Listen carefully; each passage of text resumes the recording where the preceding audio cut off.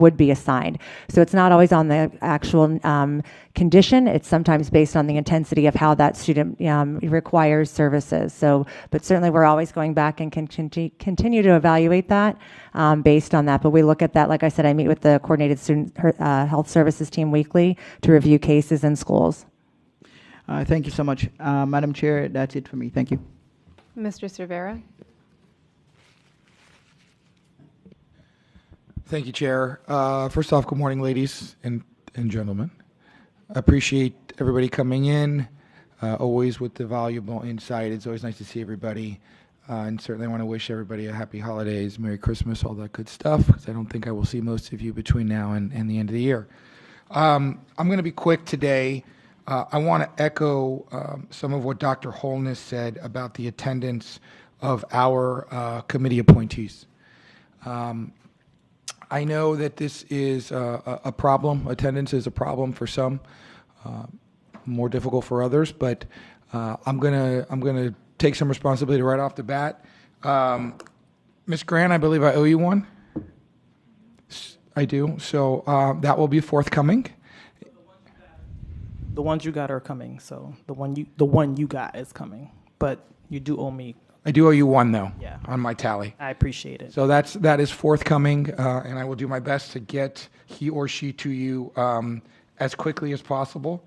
I've also heard from you, and incidentally from the Diversity Committee, I feel like you guys say this every time you're here, about board member attendance at your meetings and how you'd like for board members to attend. I would love it. Okay. When's your next meeting? Next year. I'll be there. I appreciate it. Okay. Thank you. Before you leave, you'll have my cell phone number. You're going to call me. I'm gonna make sure I'm there. Thank you. I do my best to attend committee meetings. Jackie, I've been to a couple of yours. With all due respect, next month I'm going to go to diversity, if that's okay. Okay. So I'm going to do my part to start making myself a little bit more available for some of these committee meetings. So please feel free, anybody up there, to hold my feet to the fire about attendance. Anybody want to reach out to me, invite me, I'll make arrangements with my wife so she won't kill me. So I appreciate that. That being said, you guys do a lot of valuable work for us, and we are appreciative. And I know sometimes folks feel that their voices are not heard, but I can't speak for everyone up here, but I certainly read your emails. I certainly listen to what you guys have to say. I know this is a huge time commitment. It takes you away from your spouses, from your families, from your kids, to other commitments. So I do appreciate the work that you do. And I would be remiss if I did not specifically call out Ms. Moorhorn. I love your outfit. It's very, very festive. We are in the Christmas spirit. So kudos to you. So thanks, everybody. Ms. Rupert. Thank you. Thank you all for being here. I listen every time you're here, but more importantly, I take action on what you're saying. One of the questions that I actually have for the superintendent, I forgot who'd said Hazel Health. Is there an update on Hazel Health? Are they still with us? What are the conditions that we're getting somebody else? Ms. Hollingsworth. Yes, good afternoon, or good morning again. Yes, when I reported to the DAC, Hazel Health, they had been bought out. They've been merged with, it's called, I think, Little Otter. So the individuals that we were communicating with at the local level are not the leadership team. However, nothing has changed. They are still here. Families have to sign consent to access that. And I know there was questions about the billing. So part of that Hazel consent is that when a family signs that, they do bill insurance, but there's no out-of-pocket cost to the families. However, schools have to have a 20% threshold of consent to be able to access that. So we're still continuing to try to get families to engage with that. So, but they're still here and still doing the good work. And I think we're over 300 plus instructional hours saved at this point in time. Nice, very nice. Kind of on that same topic, do you have an update on the health hubs that we're working with Community Connections? They were pulled out of our two areas. What have we done about that? So the health hubs with at Dandy as well as And Ely, Blanchard, right? yes. So they're still there. I mean, community-based connections is there. I know that they were working with another organization for the health piece, but our team is there and working with community-based connections to re-engage with that. But we're working through that. Okay, so the other ones are gone. Would- And It was the medical yes, team the that medical right. part, but we've already replaced. We're working on that with Okay. community-based connections because that's through them. Yes, can I, emphasize, we got to be full and ready to go in January. It's, of course, the superintendent gives you direction, but having these two wonderful places for our communities and our teachers and staff is extremely important, and it's a model that we used, 20 years ago, 15 years ago. So I look forward to actually having that process up and running again. Everybody else already asked about the Social Security cards. We're going to get an answer on that. 140 tests in kindergarten. The number just blew my mind, but I definitely want to go down a few levels and see what exactly are those tests. What is it that they're looking for? Because that just sounds crazy to me. Yeah. And chairs, our committee chairs, still saying that they haven't got the computers and the training, or they got the computers and they haven't had the training. We need an update on when we're going to get this actually 100% done. Mr. Superintendent. Yes, finally. No, I thought they said they didn't. They We were- don't want no computers. Right. Okay. We don't need computers. We're good. You need the training. You need the training. it was Training, Just email. training. no access. No computers. And we're talking, to clarify, I don't think some of us are asking whether we want training. Some might, but Yes. our liaisons were meant to be trained, and there was meant to be a training curriculum, and there was meant to be a round table with us to formulate that curriculum.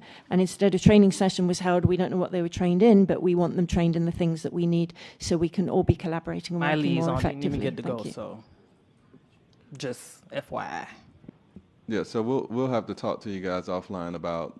So we train their liaisons, but you want them to be trained in something more specific for your. My liaison didn't get to go, FYI. But I'm hearing from Ms. Lupscomb about something else. Yeah, as I far think as this training. takes us to the broader issue of there are still lots of outstanding recommendations from the Superintendent Task Force on committee structure that you set up and that haven't been advanced. And one of those was drawing up with us a training curriculum. One came out, but it wasn't drawn up in collaboration with us. There was then meant to be a round table to discuss it further. And then the next thing we heard was that a liaison training had been held.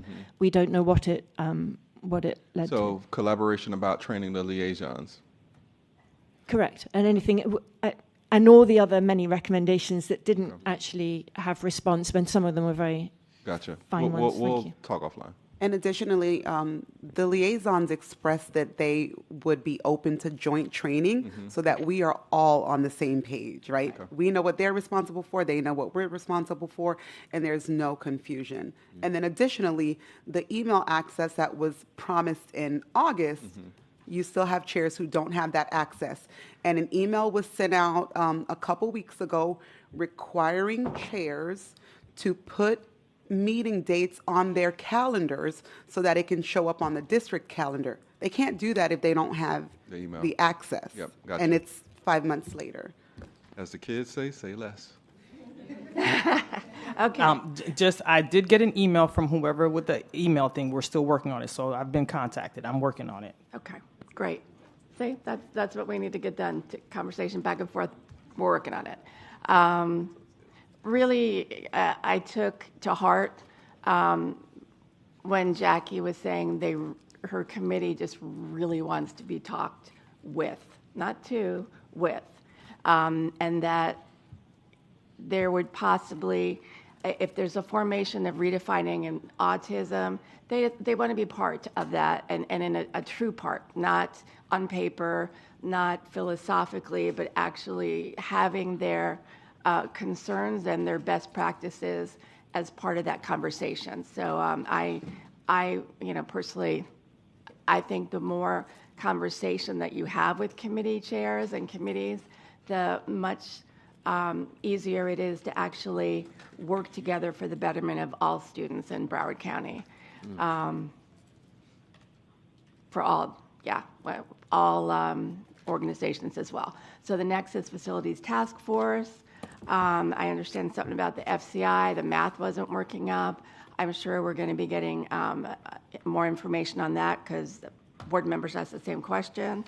And I guess specifically to Ms. Paul via the superintendent, if possible, we get information on the aging report, and can it be in the Excel report style? Ms. Paul. I'm sorry, the aging report? Or what was the request for? It sounded like they said aging report. Facilities and how old they are. Oh, okay, yes, absolutely. Okay, great. And from somebody, I think up here, I might be the only one that actually remembers this as a parent and also a teacher and a board member. Way back to what real looping looked like. A lot of people don't know, and it kind of fell by the wayside in the last 10 years or so. But it makes our job easier, and not that that is a goal of mine to make my job easier, but it facilitates true engagement and actually the feeling of being a partner, not someone that we're just basically saying come to the party, but there's no input at the party, there's no seat at the table for real. So for me, whenever I hear that looping isn't done, I cringe a little bit because it is a valuable tool, and you won't hear so many, my belief, you won't hear so many complaints about miscommunication or lack thereof of communication because that process actually happened. What I would recommend would be, we need a workshop on what true policy looping looks like so we board members can understand that, but also so we can get back into that process, which was super, super successful for decades. And that's my soapbox spot there, but it's very important, and it's something I've said every time this has come up. Yeah. Nurses at threshold. Madam Chair, on that point. Yep, Ms. Madam Alduff. Chair, on that point. Yeah, can you just wait till Ms. Rupert's done? I'm almost done, sorry. And then we talked about nurse threshold, definitely supportive for that, and I'm very interested in finding out more about digital hygiene training, so those things. But thank you. Merry Christmas to you guys. Happy Hanukkah, Happy Kwanzaa, Happy New Year. Much health and happiness, and thank you for always being in the fight for our kids. So thank you. Mrs. Alhadeff, on the looping piece? Yeah, so with the looping piece, a few years back, there was a board member follow-up that thoroughly explains the different looping methods or processes. So I would just recommend if Dr. Hepburn can resend out that memo to the board regarding looping so they can thoroughly understand what looping is. Thank you. Thank you, Ms. Thompson. Thank you, Chair, and I'll try to be brief since I know we're behind schedule. I just wanted to clarify some of the comments made around the mental health professionals in our school, and I think there might have been a misunderstanding because school counselors are trained to deal with mental health crises. They're not trained to be long-term therapists because that would not be appropriate in a school setting. However, to disseminate information that we don't have trained professionals that can take care of our mental health situations in schools is inaccurate, and I just wanted to quickly address that. The other component, there was conversation about social workers. There is an area in our district called an innovation, I believe it's called the innovation zone, where they are allowed to have social workers hired specifically by the school that has to meet certain criteria for it, but they are still served by a district social worker. So it's not that they don't have a social, just to clarify, that happens. I would agree with 504 being included in the ESE meeting notices, and I'm glad that it's going to be sent to all parents. There was a question about IB transportation, and with us sunsetting the program, will the students currently in the IB program still be getting transportation to those programs? Superintendent. Turn the mic off. So we normally kind of transition out students when we sunset programs. Perfect. And then I just wanted to highlight and reiterate what Sarah said about dual language and trying to include it into our pre-K classrooms as well. I think it is a phenomenal idea. I think we all know brain development with younger kids can pick up different languages faster than we can. It's something that other facilities do not offer and our competitors do not offer. So as we are creating these innovation zones, particularly I think Lakeside Elementary would be fantastic for a pre-K program that is a dual language program. And that is it. Thank you. Thank you, Dr. Zeman. Thanks, Chair. I really appreciate, I'm sorry, a little bit of a cold here today, but the comments from several of you about communications duplex, talking to you, hearing from you, and back and forth. And to me, that's really been the greatest advantage of advisory committee. So, yesterday at our school board meeting, we made kind of a pretty big announcement about trying to find $94 million between January and June of this year. It's a massive amount of money. You may have heard the superintendent talk about 1,000 positions he's looking to unfund for the future of education in Broward County. It is a dire fiscal urgency, however you want to describe it. And in coincident with that, yesterday 7 schools identified for closure next year. So that is kind of a big context for all of the work that's being done in Broward County schools, and I think it's important to note that again today. On the tech side, just so that you're aware, Linda, there is going to be an addition at the chair's request yesterday with concurrence of the board on AI, particularly as it relates to students. And so I think that'll be interesting if you have any input into what kinds of things that we ought to be hearing from the staff. It would be valuable to hear back from you. On the diversity stuff, Narnik, I heard, and I may have misheard, I'm sorry about that, but is there an issue related to the hiring freeze with diversity?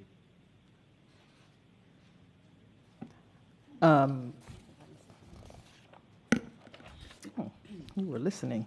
I mentioned that we were having You issues say that with surprise, Narnik. Come on, man. Because I know you don't like me. I don't miss much. I don't know that. But anywho, you did hear correctly. I said that we were seeing issues prior to the hiring freeze of the lack of resources and personnel, and now we believe after the mention of the superintendent yesterday that this will be exacerbated throughout the district. So yes, and as we do our site visits, we'll be cognizant of that, making sure that when we do see things, we understand that it's because of financial straits why the district is in the position that it's in. I appreciate the thoughts. If in fact you think there might be, and I can hear a theory of this, which is it's not unlikely in our Title I and high minority schools that there's greater turnover.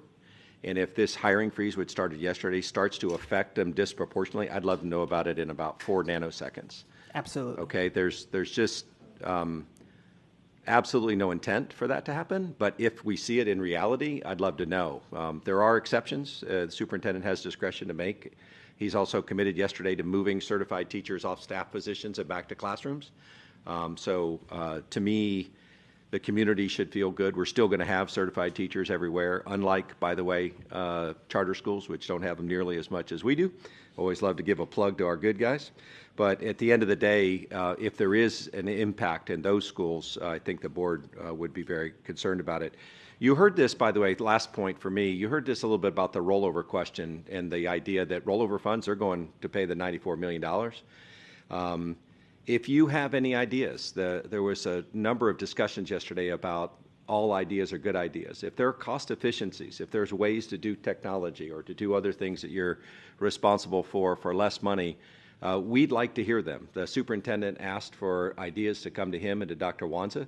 And so if you have any of those would certainly get a lot of attention in the very near term. And thanks again for your service, all of you. Ms. Bowman? Thanks, Chair.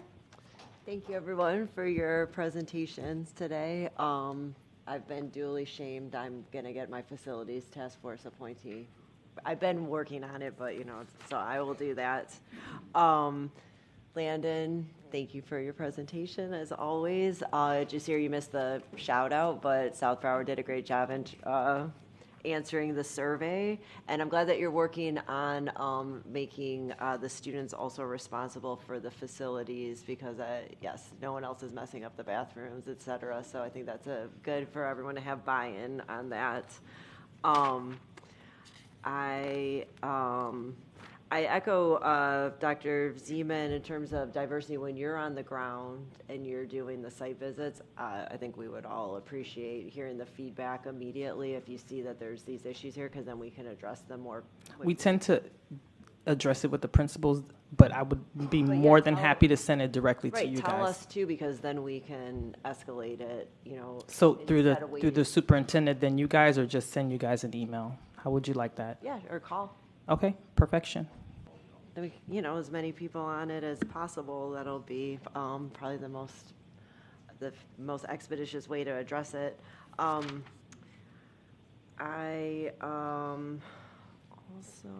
Human Relations Committee.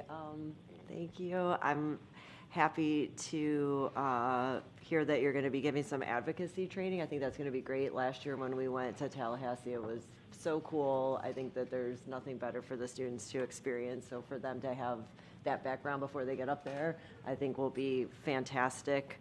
I'm happy to hear that the Gulfstream Academy is a model for the dual language, and I agree with Ms. Thompson. We can put this in other parts of the county because I think it's like a huge selling point and no one else is offering that, so that's fantastic.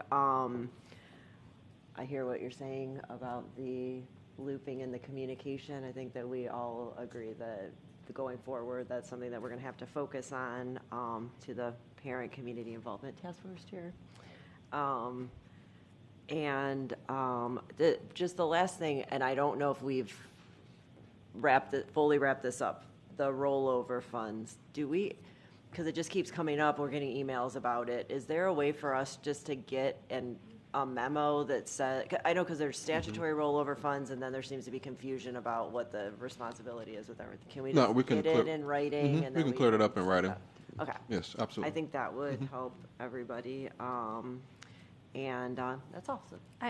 Can I just say something about that? Because I think that what isn't understood is that the schools didn't just have buckets of money left over. What happened was the state said that they may not fully fund the accelerated programs.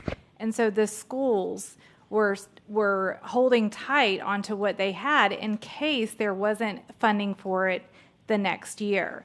And so they were very frugal in how they were spending and cautious that they had the money for the students for the next year. And the state fully funded it.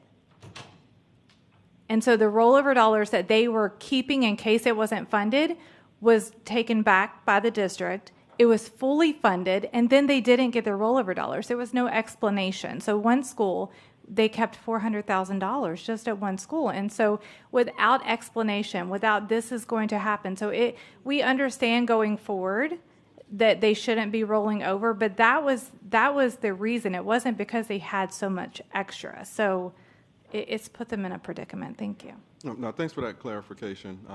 We've met with our principals before about contacting us so they can get what they need instead of some of the purchasing that happens per school. I would love to be a vendor sometimes because if I go to 30 different schools instead of going to the district to purchase, I'm wasting money. But one of the issues of why this was a problem before, and thanks to our local state legislators that went to Tallahassee and advocated on our behalf, is that because schools have been rolling over, the people in Tallahassee and also the feds look at, oh, you don't need the money because you keep rolling it over every year. This isn't a one-year problem when it's been just rolled over this year. It's been an ongoing problem. And so as a result of that, you're telling people who are providing funding to schools that, oh, you don't need this money because every year you're only using a portion of it and you're rolling it over every year, and it just compounds. The same with title grants that we saw with the freezing of title grants over the summer. The same issue for many school districts across the country. They kept rolling over, and you're telling the people who are funding public ed that you don't need this money because you only use a portion of it each year and then you roll it over. We're saying that we need to change our stance and we need to utilize all the money that is being received, and that if it's not going to roll over in the future. It's not going to roll over. So just a high-level view of some of the decision-making from the federal government and also our state government, too. I think that's super helpful. We've just been asking for the communication as to why. If we just understand why, we just haven't gotten the answers, and so it feels like it was, kind of sneaky. Thank you. Yeah, I think so. If we can get that in writing, and like the overarching theme of this year's money goes to this year's kids, which I think is what we're trying to, instead of if the money's allocated for this year for the kids for this year, it should be spent on the kids for this year. And I think if you can get that message out, then people have a better understanding of what's happening. Okay, thank you very much. Thanks, guys. Have a great holiday. Ms. Hickson? Thank you, and I apologize for being late. Corey had a doctor's appointment, so I only caught some of the committee things as I was driving in, but I did hear the multi-language one, and I just wanted to comment on that. So my son is 2.5. My grandson is 2.5, and he goes to a dual language preschool program, and he can speak both English and Spanish, and sometimes I can't keep up because he starts in English and then goes to Spanish. So I agree 100%. I actually have had the conversation with the superintendent because of my own personal experience with that. So I do hope that we look at what that looks like in a variety of places, because our students, regardless if it's Spanish or Portugal or Haitian Creole or whatever it is, they really need that to survive in the business world today. So I appreciate you doing a study on that and for bringing that to our attention, because I think it's really, really important. So thank you. Thank you. I appreciated the comments from the student advisor on our non-traditional schools, and I had a question, especially at the Witten Rogers Siegel community meeting a few weeks ago. The issue of marketing and bringing in more students into our non-traditional schools came up, and I'm wondering if you have any ideas around that, on how to advertise the incredible services and opportunities for students at our non-traditional schools. Mm-hmm. I think a lot of it is debunking the idea of non-traditional, right? Because at the end of the day, it's a non-traditional experience, but that doesn't make it a bad experience. And I think, for us, when we talk with students, and I know Jasir had a really good, I don't want to speak for him, but had a really good experience at Linear James as well when he was able to go and do a tour there. So it's I wonder if we need to rebrand it in the context of students, of saying, and I don't know exactly what the right word is, but of saying it's a specialized or personalized or something like that, but also having the student marketing across the district, non-traditional and traditional, is so desperately needed. And I can't say it enough that when we hear things from our peers, we're more likely to act upon it, right? And even I want to give a shout out to, and I'm sorry, I'm deviating from your question a little bit, but I want to give a shout out to Mr. Howard at MacArthur and Ms. Reese at South Plantation, because they had their administrators and students collaborate on social media trends when it comes to attendance. Those videos blew up, and students are highly engaged in that now. So that's a perfect example of when we, to quote Dr. Hepburn, say less. Although kids don't say that, sir. No, we do not. Mr. Sullivan and I were, as Mr. Sullivan says, the youngest cabinet member. We were Teach me the new word then, because y'all move too fast for me. But anyway, Dr. Hepburn went viral with his 6-7 as well. So anyway, to answer your question, student-led marketing and redefining that would really be successful. Sorry, Dr. Hepburn. All right, Mr. President. No offense. I would just agree as well. I've been running the social media for the student advisor page. We've had thousands and thousands of views just alone from off of that. And just showing that community of schools by reposting not just your school, but other schools shows that community, because people want to come to a school based off of community. If we are saying that one school is better than the other or just posting our own schools, nothing is going to change because we're creating that sense of divide. So if we have an open community where it's just not one school posting, but hey, I'm from South Plantation, but I'm going to repost Hollandale, or I'm from Hollandale and I'm going to repost MacArthur. It shows a form of community and commitment. So yes. I love that. And I'm not online a lot, but I have seen the MacArthur videos, so like organically. So it's really, really fun. Thank you for sharing that. And I think we've spoken about the importance of like student-led marketing as opposed to, the more traditional. If I can add to that conversation, Chair. So one of the things, so thanks for Landon and his continued engagement with us as a cabinet. One of the things that we did, we partnered with Tamara Rodriguez from Island TV to work with our media or our TV programs, whatever the term I'm missing right now. And so they are creating student-generated led content for specific things. So that's certainly one more we can actually add. We have them working on like mental health, attendance, and things like that. So there's certainly one more we can add. And they're leveraging the Beacon Studios to do this, right? So with a real professional in the industry. Awesome, thank you. Yeah, and also to Landon's point, and I think staff is maybe better equipped to do this, but like, yeah, rethinking how we talk about our non-traditional schools, because there is sometimes a perception that it's bad, and it's really not. Like, there are really, really incredible special things happening at those schools. The issue of performance matters continues to come up. So help me understand how we're working through the different barriers that have been identified. And I'll have Dr. Cohn go over that and kind of like the high-level synopsis of what it is, what it's used for, and where the confusion may lie. So go ahead, Dr. Cohn. Sure. I think most of the confusion, as I said earlier, I think is suggesting to a new system or assessment platform that differs from what teachers were used to. So I'll give you an example. With Performance Matters, it's a district-used assessment that allows us to really look at school-by-school data, teacher-by-teacher data, and provide support at various degrees based on if students or schools are struggling in specific content areas. So it affords us a lot of global access and opportunity.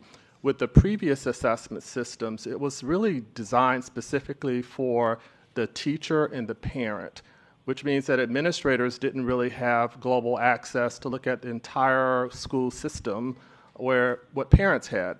Performance Matters allows the principal to not only look at all of their students, all of their teachers by grade, by content area, but also helps them to determine specific types of interventions and instruction, such as small group instruction, such as extended learning opportunities after school, push in and pull out.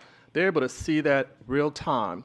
The district is able to look at that school by school and also determine how they quickly dispatch and provide support in real time.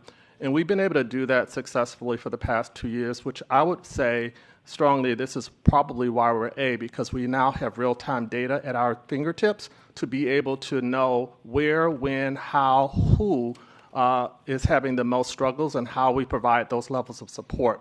We did not have that information with the previous assessment system platform we had, nor did we have that information with our domain-specific platforms. The other thing I think is really important is, as you know, we typically go through an adoption cycle 3 to 4 years. Parents may not even have those options when we come through an adoption cycle because that goes through a procurement method. And so those specific platforms change every 4 years, whereas something like a Performance Matters is standalone. It allows us to be very focused in there. And the other thing that we're also doing, in addition to trying to address some of the issues that parents are having in terms of what they would like to have access to, this system allows us to collaborate across multiple districts using similar assessments, so we could actually see how well other districts are doing using the same assessment systems or instruments to be able to share some best practices. And our domain-specific platform did not do that because not every district adopts the same curriculum and instructional materials. So it provides us with a crisp level of detail that we certainly did not have before. Thank you. It's funny, I do recall like several years ago during school visits, principals complaining about the previous assessment system not being able to see the data. So I appreciate the extra perspective that we have now. I think a comment that I've heard in speaking with parents about technology in the district specifically is just like a lack of familiarity or any kind of introduction to any of our software or programs or apps or any of that. And some schools like Bayview do like a technology night where they bring the parents in and they walk them through like these are all of the things your child will be using and helps the parents understand how to use them. And so that made me think of this because it seems like, you said that the program was designed for like administrators to view, and the previous assessment system was for like more tailored towards students and teachers. And so I hope that moving forward we can try to like bridge the communication gap and help everyone get on the same page in terms of how to use these things and try to eliminate some of the barriers. I wanted to flag the issues with the school lunches, but I think we can do that in the next workshop. I was alarmed to hear that Siegel is without a social worker, so I'm wondering if we can get some update on that, what's going on, because that school specifically really needs a social worker. So I want to know if that's true, and B, want to know what we're doing to make sure that we provide the services. Yeah, we can have the team research that while we're in the meeting and provide a follow-up during the meeting. Thank you. How long does the looping process typically take? Go ahead, Ms. Sullivan. I know the looping actually is initiated by the board. Yeah, so it just depends. The looping policy states that it's looped at the request of the board or the direction of the superintendent. So it just depends how many committees they want the board or the superintendent wants that looped in. Sometimes it's more appropriate for just one committee. Sometimes it's appropriate for multiple committees. So it just depends on the item. Okay, so next time we want to look at something and get feedback from the community, the board would initiate that, say we want this issue to be looped. These are the committees we would like it to be looped through. So usually that would take place during the first workshop that the board sees the policy. So before it comes for final adoption, the board can direct us to loop it and then bring it back to the board, or we loop it at the direction of the superintendent. Right. So, but with so for instance, block scheduling was the issue that was raised. That wasn't a policy that was. I don't believe that was something that you would loop, especially with the timeline that we were facing. Okay. So I do agree that, and I think we can all say there were like lessons learned with how that was done. Looping might not necessarily be the appropriate tool, but I guess I'm wondering from staff, like what did we learn in terms of how to better involve community input in something like that? Well, I think multiple things. You could loop in with committees, especially like the region committees where we know there's a plethora of parents that are there. Also, regional town halls. leveraging technology to have some town halls via Zoom, working with our students and things like that. Not Zoom, but Teams. We've done those type of things where you do a live with the students and to engage them so they can ask some questions. So we have tons of engagement processes. I think next time, I think the biggest lessons learned is to really be mindful of the timeline and back it out so you can have those opportunities to do all of that. I think from the moment of that meeting to the timeline of a vote at the school was probably about 3 weeks tops, and I think there was a few days off in between that. So I think the timeline was the largest variable that kind of unhinged the process. But we have tons of engagement processes, leveraging Teams, leveraging Twitter Live, Instagram Live, all those things that we do with our students, and also things that we do with our parents, and also leveraging the committees that have a plethora of parents that come to those meetings very readily. And I'm wondering also, because block scheduling was brought up and that was being done in part because of a budget issue, I'm wondering if, given the situation that we're in, if there's a way for us to engage the community to talk about like cost-saving measures and get their ideas for that. Because a lot of, like, even with redefining, a lot of the best ideas did come from our community.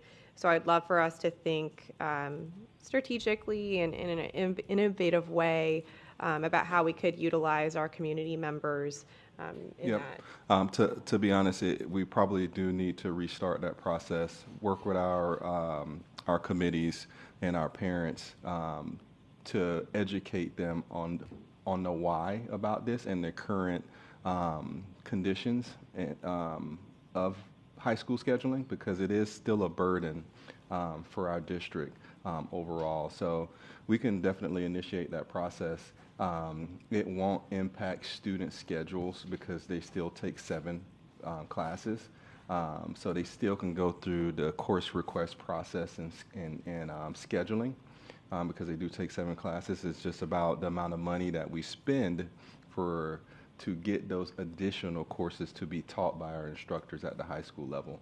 That I don't think a lot of people understand that because we didn't have the vehicle at the time due to the timeline to really educate the public about that. So yes, we can initiate that process. So I want to be clear. I wasn't talking about returning to the block scheduling. I tried.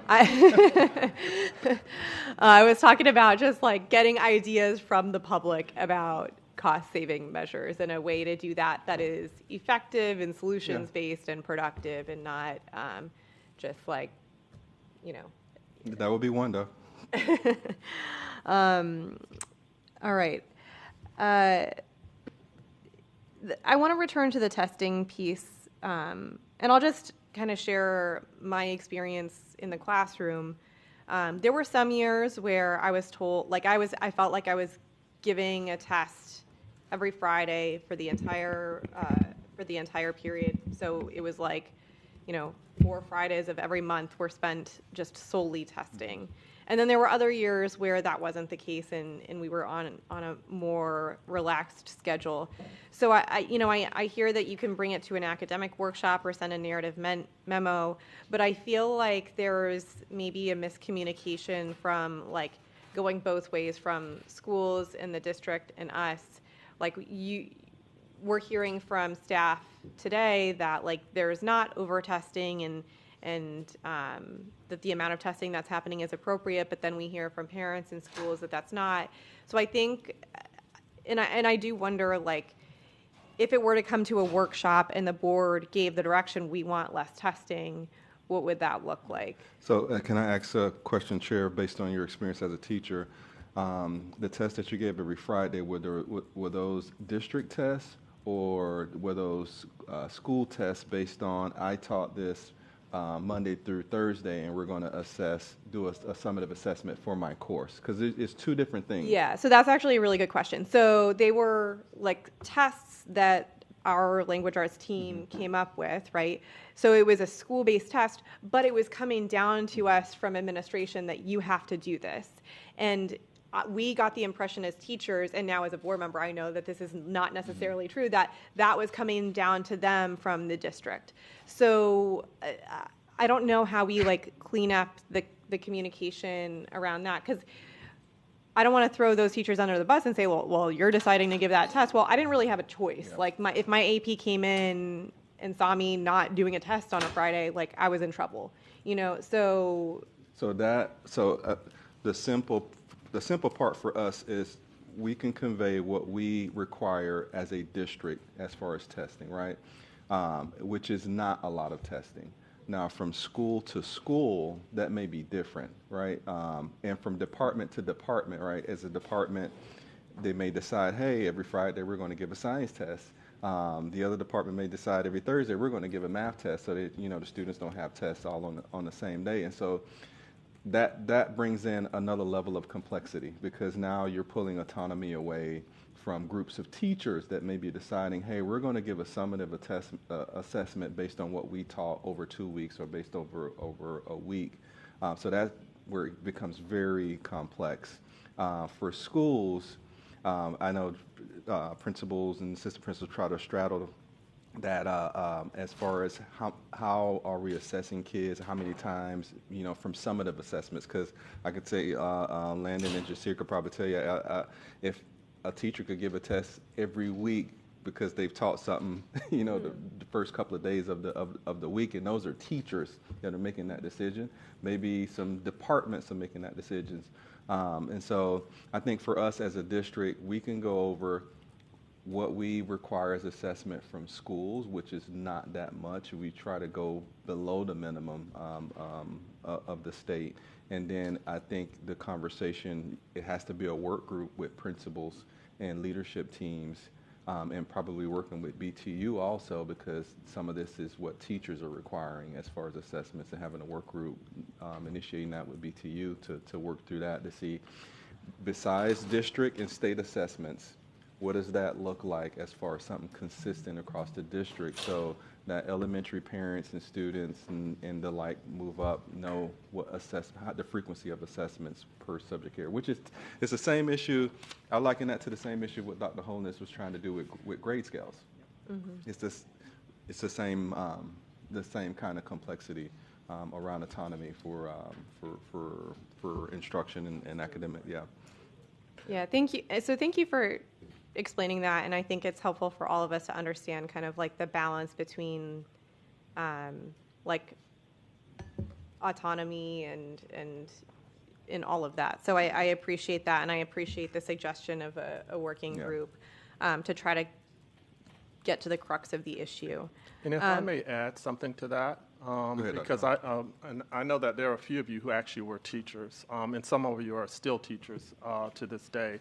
I think the whole discussion around testing is very complex because teachers use assessments also to determine small group instructions, which students that didn't master what they taught in that given week or a period of time, and they use these for flexible, fluid groups.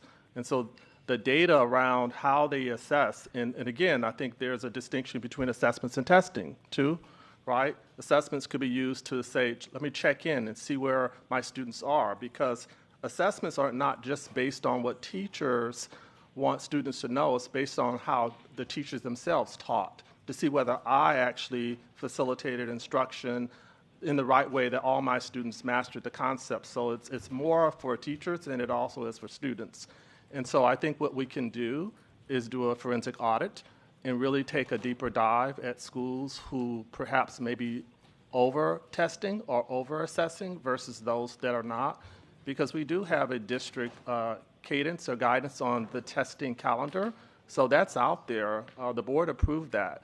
Now what we're discussing now is those that are going above and beyond what we've already put out there, and why are they doing that? Because there are going to be some schools, some teachers that have students that 80% of their students aren't proficient.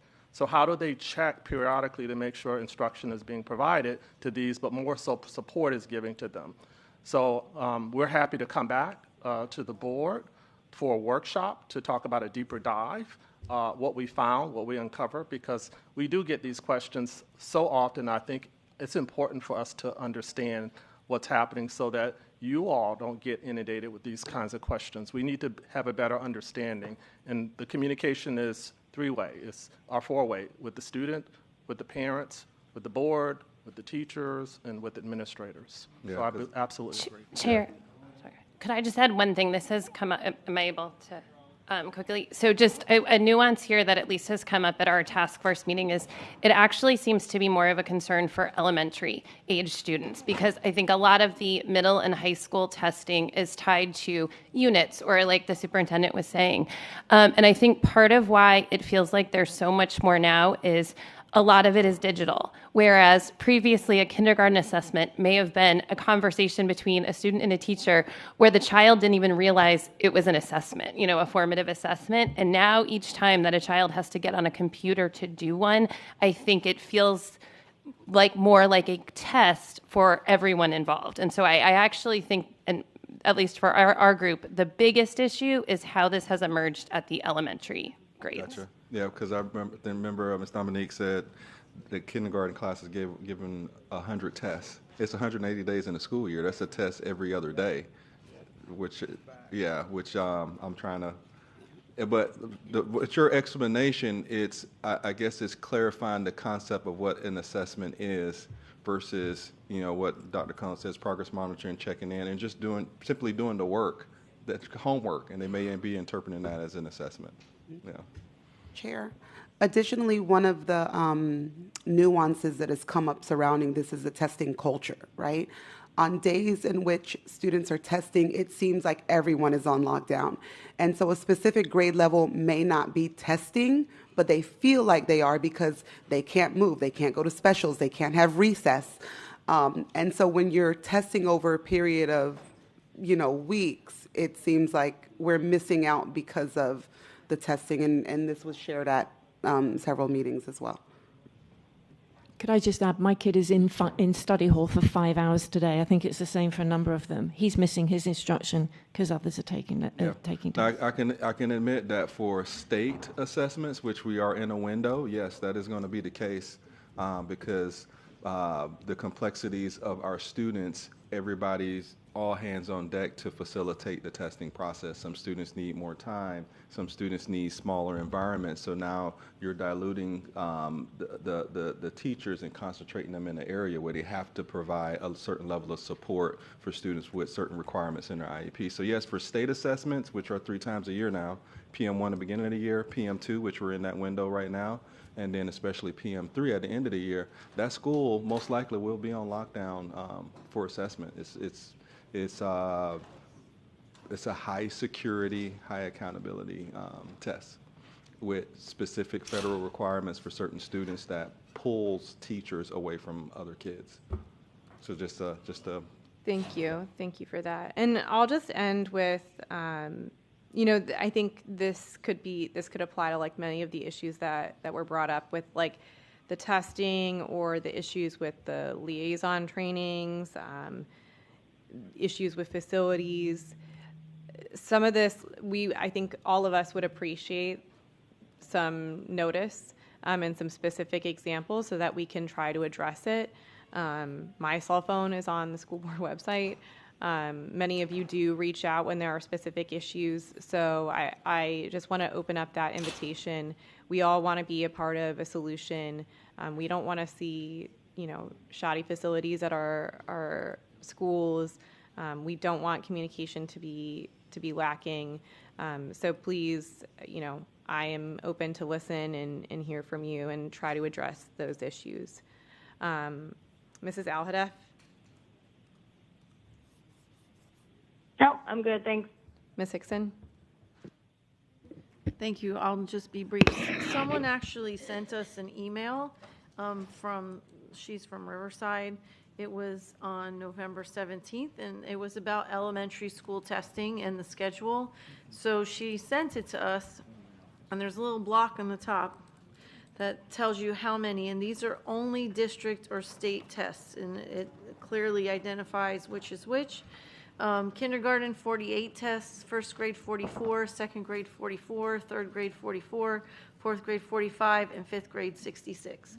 And those are only state and district tests. So I can send this to whoever, I guess Dr. Hepburn, but she somehow got this, I'm guessing it's from our website somewhere, that shows the testing window and the actual dates and whether it's Performance Matters, Progressive Learning, iReady.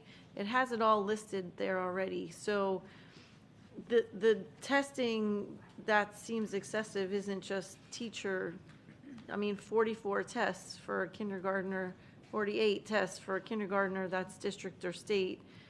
I don't know, like, if the district could reduce some of that or not, but I think it's important to look at this particular document. I also had a teacher from Beachside reach out, and I had sent that to Dr.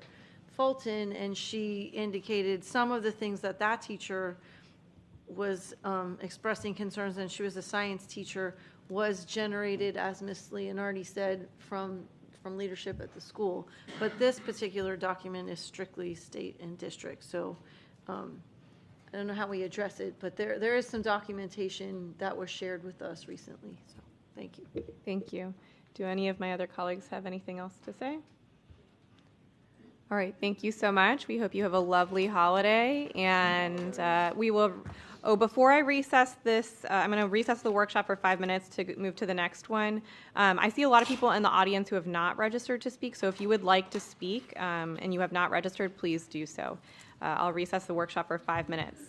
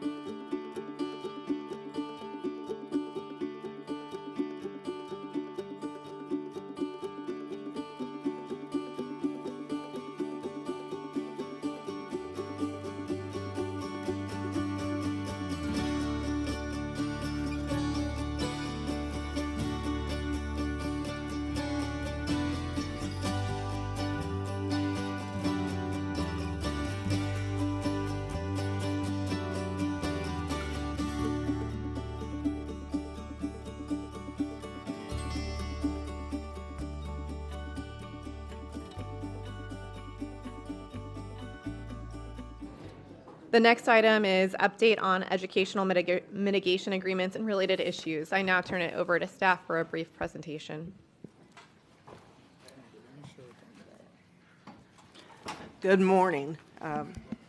I have here with me, I'm Wanda Paul, Chief Operations Officer. We have Mr. Chris Hakabusu, the Director of Facility and Planning and Real Estate.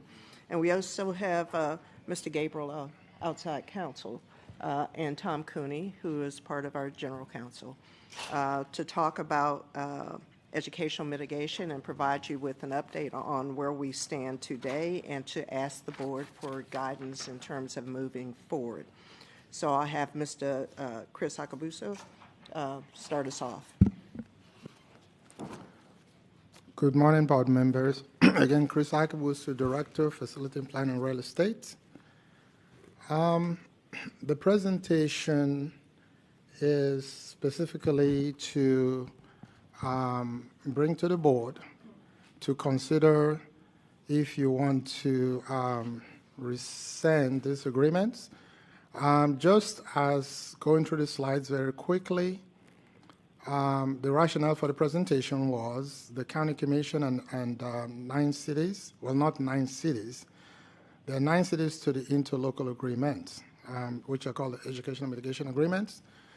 Some of the cities passed resolutions to pretty much, some of them are using the word terminate, but pretty much to get rid of the agreements. And then the purpose of the agreements, as you know, is, again, for the board to consider that. As we go through the slides, the position is for the school board to discuss the matter, and then based on the presentation, hopefully you give the staff directive. On slide number 2, it's hypothetical at this point in time. Okay, there we go. It's hypothetical at this point in time in terms of a potential financial impact.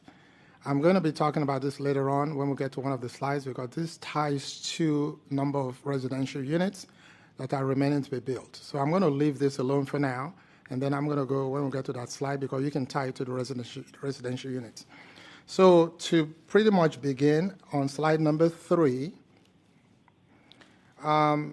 they are in the 2000s. They're about in 2004 to 2007. And 2007, because in 2008, public school concurrency became effective in Broward County, a bunch of cities, 9 cities, wanted to incentivize development in their cities. So they took advantage of the county new land use categories called local activity center, regional activity center, which is to enable mixed use. A lot of the units you see in Fort Lauderdale downtown, those are part of those units, to change the land use from various land use, right? To enable developers to kind of skip that step.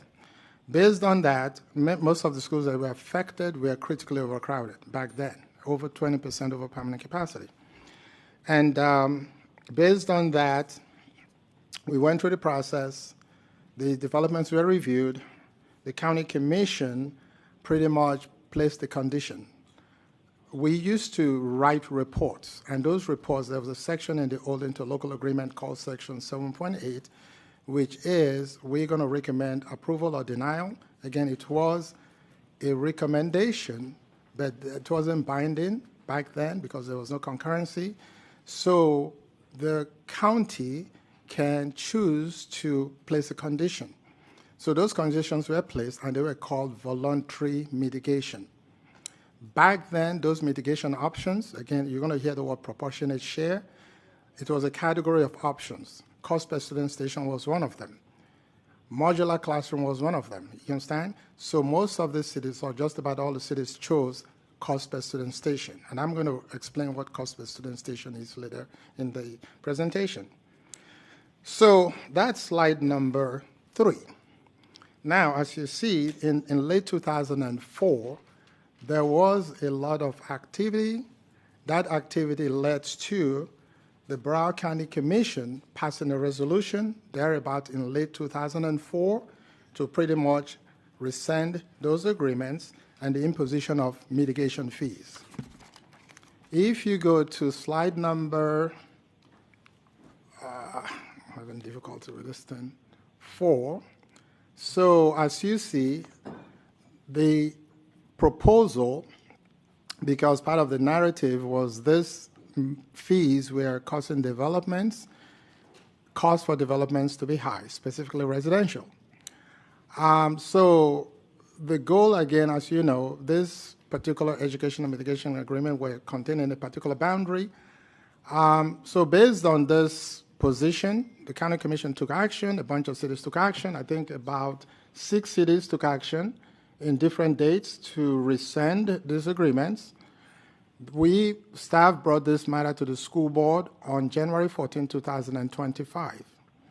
Part of that presentation, there was a recommendation. The recommendation was, because again, the narrative was it was affecting housing affordability, was okay, we've been offering to the cities, you can choose. Broward County has a certification process for affordable housing, and then you lock it in for like 30 years, right? We said, okay, if you choose to do that, then we are okay for impact fees to be paid. Now I'm going to be very clear. It was an administrative conversation at that point. Nothing came to the board as an official action, but that was presented to the board at that workshop. That was the recommendation. So the takeaway from that workshop was the board said to work collaboratively with the cities, form a group, and then come to a resolution. One of the key outcomes was to reach a revenue-neutral solution. So that was the directive. Thereabout, we started meeting, again on slide number 4. The first meeting took place on February 18th, 2025. There's 13 members for that group, working group. We intentionally call it a working group. There's 3 co-chairs, 1 representing the city, me representing Broward County Public Schools, and then the Director of Planning representing Broward County. We met collectively for a time, which I'm going to get to later. But before I get to that, on slide number 5 is school impact fees and cost per student station. So school impact fees, I'm going to read it, is pretty much, I think you got some opinion from Mr. Gabriel, who's sitting to my right, regarding the imposition of school impact fee, which is, has case law. But then cost per student station is what we, regardless of what school district in Florida, you have to build to cost per student station. So one student station is a cost per student station. It's a schedule that the state generates periodically. It goes, I think right now it may go to 2028, 29, and it changes month by month. So the cost per student station, as you see there in the footnote, includes architectural engineering fees, building construction costs, furniture and equipment costs, right? So impact fees are derived based on the study. The cost per student station is part of the formula, but then there's some credits that are applied based on monies gotten from the state. So that's the rub. But the cost per student station is the one-for-one. That's what it costs to you to provide a student station. So the narrative from the beginning has been, you generate 1 student, then please, we want you 100% to provide our student station in what is costing the school board. So that's the key. So I'm going to go to slide number 6. So this is just to give you, I'm going to go through this very quickly. On slide number 6 is the meetings we had. I want to specifically go through each meeting. The first meeting was February 18. This is what we call the Educational Mitigation Agreement Working Group, the 13 members. So we had a meeting, or we had a bunch of meetings, and as you see there, the goal was to discuss options towards utilizing those options to resolve the stated issues, right? And again, it was a revenue-neutral solution. That was the directive from the board. So we had the first meeting on February 18th. Then on April the 3rd, we had this thing is, okay. Can you please move the slides for me? Because he told me he can do it. Can you go to slide number 7, please? Okay. So April 3rd, we had the second meeting. At that meeting, we were looking at the options, right? The members were requested to provide options that we can discuss to potentially, again, reach that revenue-neutral solution. So those options are listed there, right? Majority or just about all of the options from all of the cities, and especially the cities who passed this resolution, was, again, to continually rescind the agreements. Broward County Public Schools' offer was, can you, because the statement was made that developers have walked away from cities. And because they walked away, residential developments could not take place. And because that didn't take place, if they had been built, you will have realized property taxes and then more than potentially we could get, and then that will have provided the additional revenue we needed. Unfortunately, the cities could not provide that data. So we had the second meeting, the options were discussed. Please go to slide number 8. We had the third meeting on August the 7th. We continued to discuss the issues. Again, as we had that first second bullet stated, the minister acknowledged it was not feasible to provide the data regarding developers that walked away. Okay, so we couldn't get that information. Again, as you see at this, again, the meeting, the consistency again was get rid of the agreements. Senate bill, you're going to hear about Senate bill 1080 later. When I transition to Mr. Gabriel, was discussed, right? It was discussed. I think the city of Oakland Park brought that up, and I'm going to make a point here, right? We started meeting February. The board gave us directive in January. In March, the beginnings of Senate bill started. It was introduced into Broward County in March of 2025. That was the beginnings of Senate Bill 1080, okay? That was the beginnings. It's a fact. So that bill was discussed. Mr. Gabriel was at those meetings. The deputy county attorney was at those meetings. At that meeting, it was acknowledged that the group wasn't making considerable progress towards reaching the directive from the school board.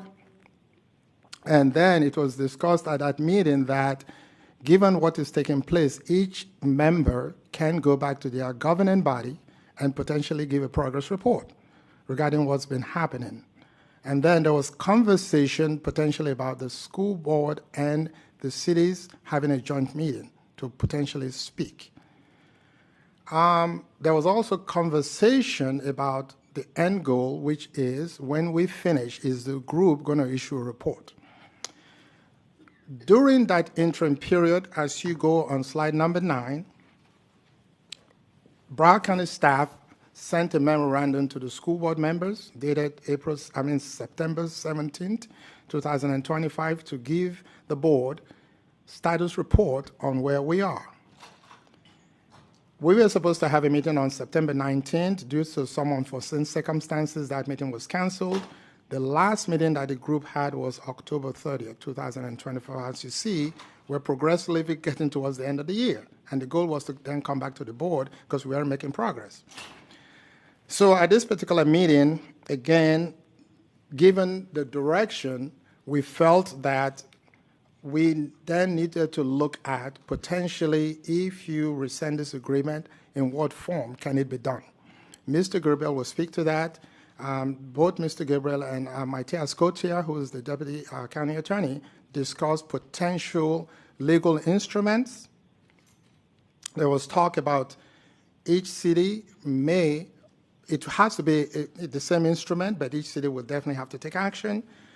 And then it was very clear, and it was insisted that we make sure that if those agreements are rescinded, right now, all of the 9 cities and the units that they're entitled to build are vested for public school concurrency. If these agreements are rescinded, those units will not be vested. And what vesting means is, right now, the right is if we have capacity, we don't have capacities, those developments will go through because they were grandfathered. But if those agreements are rescinded, then that vesting goes away. Those cities are going to stand in line like everybody else. Why? Because public school concurrency is still effective in Broward County, meaning if we don't have capacity, those developers, we can recommend denial. That's why Broward County School Board, 27 cities, and the County Commission is a party to what you call the trialer, and we have the authority to deny. So I just want to make that statement. So that was discussed. Then you go to slide number 10.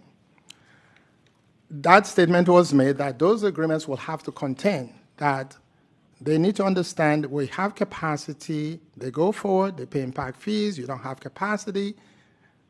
Public school concurrency, you have to do what you call proportionate share mitigation. So there's the word mitigation, and it's proportionate. You're going to hear the word rational nexus because both the voluntary mitigation and proportionate share mitigation, they meet the rational nexus test, which ties to 1080. Mr. Gabriel is going to talk about that. And at this last meeting, we wanted to do a head count to make sure what cities are in favor of getting rid of these agreements. The city manager, our wonderful colleague, was very clear. And the minutes, I think the school board, you requested the minutes, you requested the transcript, we provided them to you. These minutes were recorded also, all right? Recording, transcripts, minutes. We took a head count. 2 cities didn't attend. The cities that attended said they should be rescinded. I, as your representative, abstained because it's up to the school board to take the position, which we are coming to you today, so I didn't vote. We talked about the formal process and timeline to pretty much, Mr. Gabriel, they're using the word rescind or amend the agreements, and then the nature, again, if there was a report to the board. Now we're giving you this report. So the findings from that meeting technically is what I'm presenting to you. Again, the key takeaway was rescind the agreements, come up with a agreeable instrument, which Mr. Gabriel is going to refer to if we choose to go, and depends on what our board does. Now, on slide number 11, what we wanted to quickly tell you is these agreements, majority of them came into effect in 2005 to 2007. The beginnings of this process started in 2004. We had a formal process to amend those agreements because residential units that were approved by the county were different types of residential units. Through time, because of the development or the demand for housing type, those cities could amend those agreements, right? And a lot of cities did. And the process was you amend the agreement, you indicate to us, either Mr. Gabriel or to our office, this is the unit type. We go through the process. We then calculate what the new student generation will be. The mitigation option remains the same, cost per student station. And then once we're all in agreement, Mr. Gabriel sends it to the county does it, meaning the county staff. We're all on board, then the cities, and that's what on slide number 11, will then go forward and then present before the commission. They take action first. School board takes action next, the county takes action last, then those agreements are the new unit mix and are recognized, and then the city then records those agreements. So it's on record what unit type is allowed. That was the process. That process has worked diligently from the beginning until, nothing against the city of Oakland Park, we all work collectively. The city, and again, it's nothing about the city of Oakland Park, started I think thereabout in 2002, 2003, the city of Oakland Park has 1,187 residential units. That was part of their agreement. 6 garden apartments, 1,181 townhouse.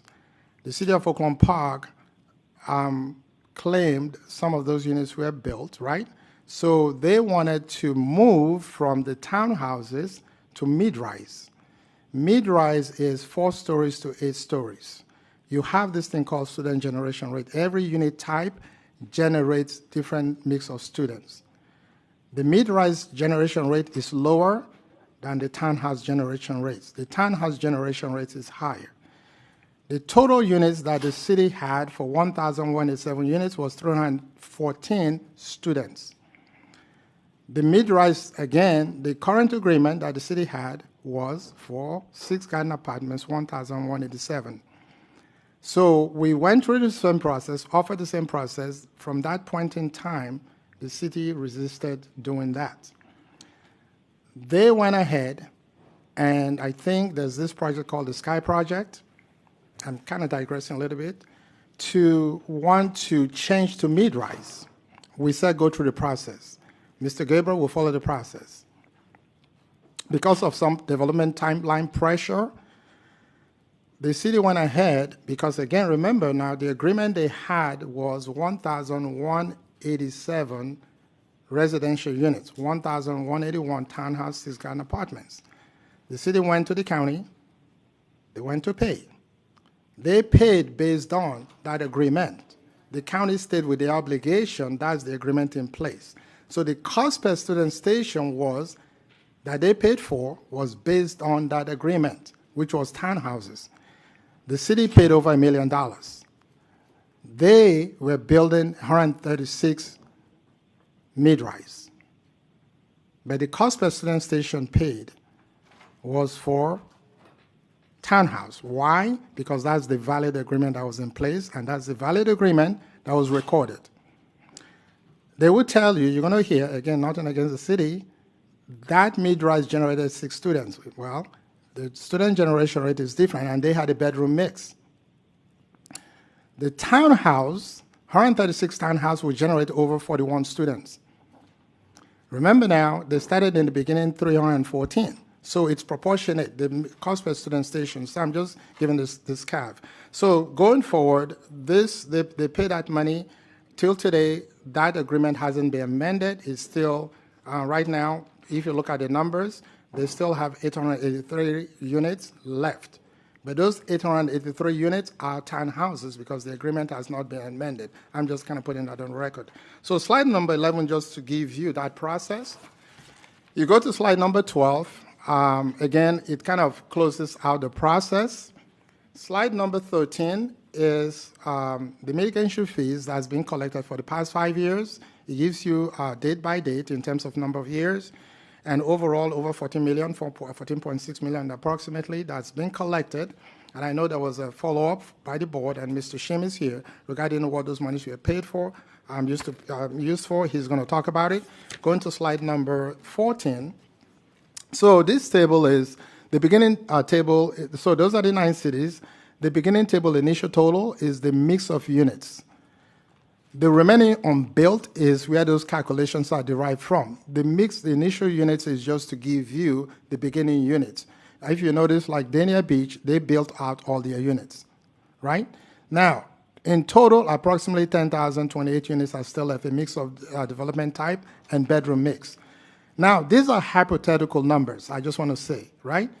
The assumption is the mitigation due, again, assumption, if these units are built today. These units are going to be built over time. You're going to get approximately 94 million. In impact fees, you're going to get 64 million. The difference is about 29 million or 30 million.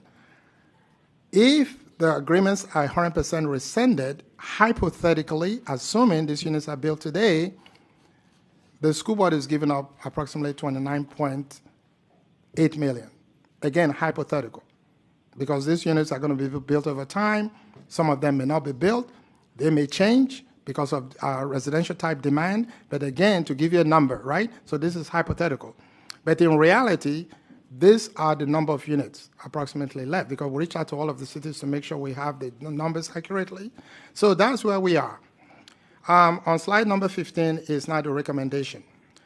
And I will talk about the recommendation, but then before I guess the board is going to then discuss, but then Mr. Gabriel, I'll transition to Mr. Gabriel. But what I wanted to say is that during this period, as you notice, we didn't specifically talk about Senate Bill 1080 in the presentation. I alluded to it. But the transitional issues that took place between January and now was 1080 had its beginnings in March. During that period also, the Attorney General's opinion came out, tied to 1080. Mr. Gabriel is going to talk about that.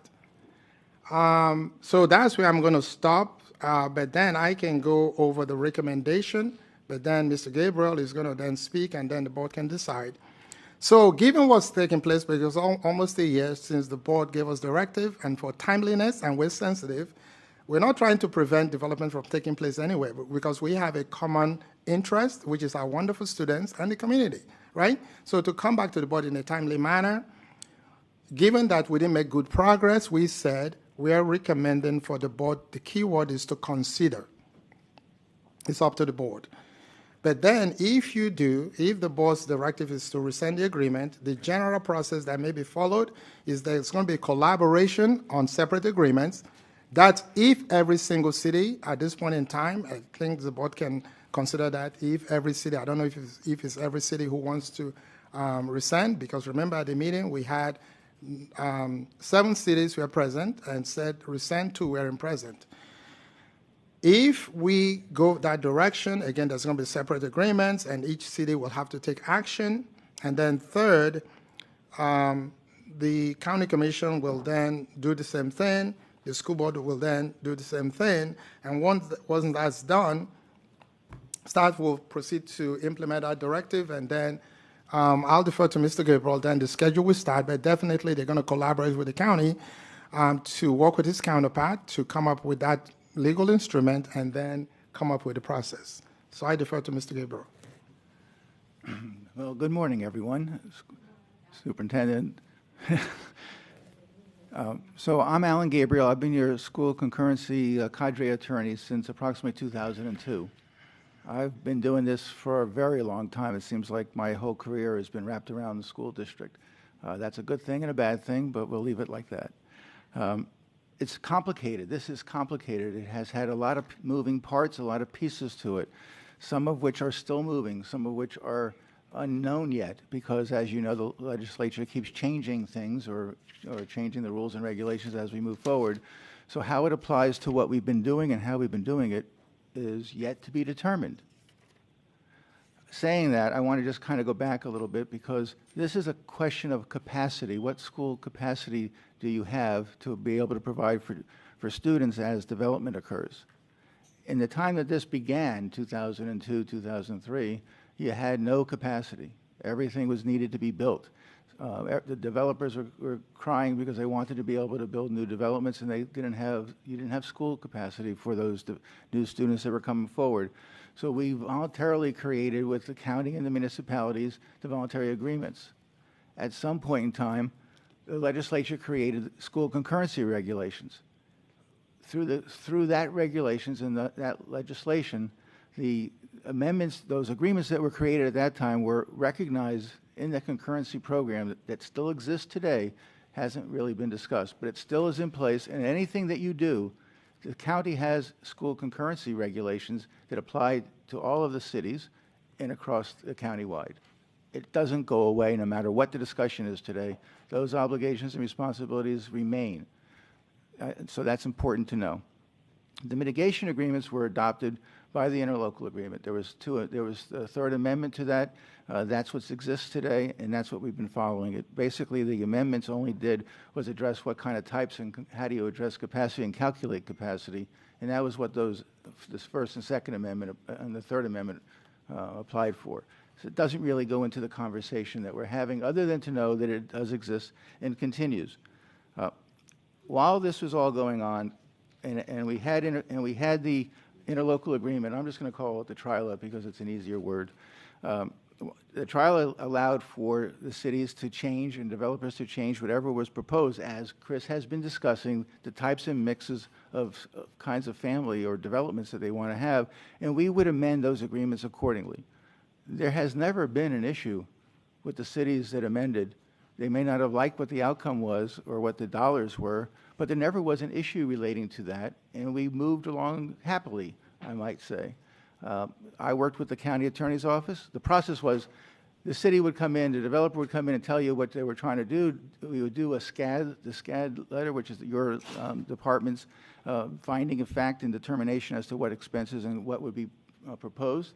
And they would take that to the developer. The developer would try to work through that. If we had capacity, they just basically paid whatever was required by those agreements. If they didn't have capacity, they paid student station fees. That was the proportionate share. That was what was agreed to at the time.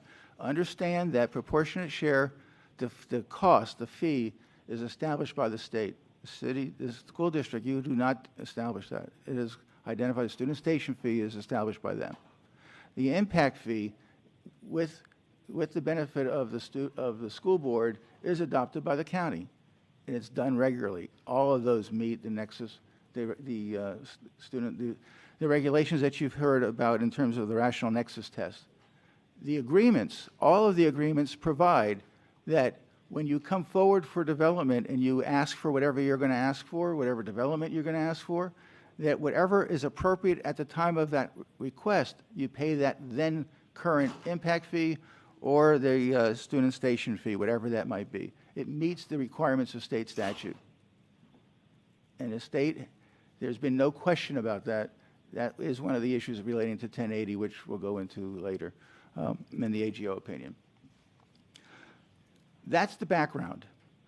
Chris has been making the comment about coming forward and asking for you to consider I guess he's used the rescind the agreements. Frankly, that's not the word that I would use.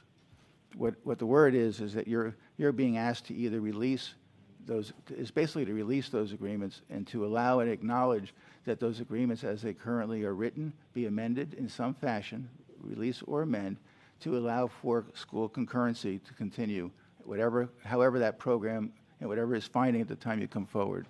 So we're not suggesting that you just forget those agreements. That is not what's being asked. So it would be either to formally the contracts themselves, those tri-party agreements, identify that you release them, release parts of those agreements, and do it formally. It is in conversation with the county attorney's office. I've had many, as you can understand, relating to this. They do not have an issue internally as to what that process would be. We have drafted a proposed document internally, myself and the county attorney's office, that would address releasing potentially the agreements as they presently exist, but requiring the school concurrency program to continue in whatever fashion would be appropriate when you come forward. And Chris has explained what that would be. If you have capacity, you go forward and pay impact fees. If you don't, you would have to pay some kind of student station fee or potentially some other kind of development, whether it be, depending upon how big the difference was, whether you had to build a classroom, whether you had to pay the student station fee or whatever that might be. That's the program that's in place. That's what's being suggested you continue, because that's what that TRILA provides for. It's not, no one is asking for that to be removed, modified, or whatever that might be, because the county has a concurrency program in place, and that stays. No matter what happens and whatever this discussion is, that TRILA is not the discussion. Okay, saying all that, the question that you have before you is with the Attorney General opinion in the Senate Bill 1080. So first, Senate Bill 1080 basically says that you are required to follow the law with regard to the development of impact fees and the rational nexus test. As I've already indicated, they have, and we continue to do that. That has not changed. The Attorney General opinion, there's assumptions that's made. First of all, that opinion is not a published opinion. It was provided by a letter format. We never had the benefit of seeing what the request was that was sent to the Attorney General's office. So I don't know what they were provided in terms of, this is the information, please respond. We've not seen that. Because it wasn't published, it's not available. The question then became, there is nothing in that Attorney General opinion that indicates that what we're doing and that the agreements are invalid. It just says that you must follow the law as it relates to impact fees and regulating and creating those. And my position is we have continued to do and will do what's necessary to follow the law with regard to those. If we were to change the mitigation agreements, it has always been our position, as we have been moving forward, to whatever is existing in terms of factual basis, whether it be capacity, those kinds of questions, to amend the agreements according to what's happening at the time. We've never had a problem with addressing that with whether it be the lawyers, the cities, the developers, whatever that might be, because we worked it through collectively to make it work. And it was not till this incident with the City of Oakland Park that we ran into a difficulty because they didn't want to amend it.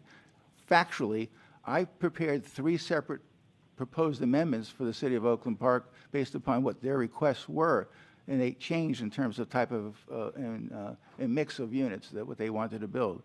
And that was done, but it was never proceeded. They never took any formal action with that. I don't know the answer why. I just can tell you that that's factually the answer to what happened. At this point in time, the question to you is whether or not we take action to formally release or make action to amend those agreements. Chris had indicated that you could do all of them. I'm going to suggest to you that you look at each one separately because each agreement with each city is different. They all have the same basic facts, the same legalese in them, but technically, as it relates to the mix and whatever else and what they're required to do and what they had in the ground at the time is different.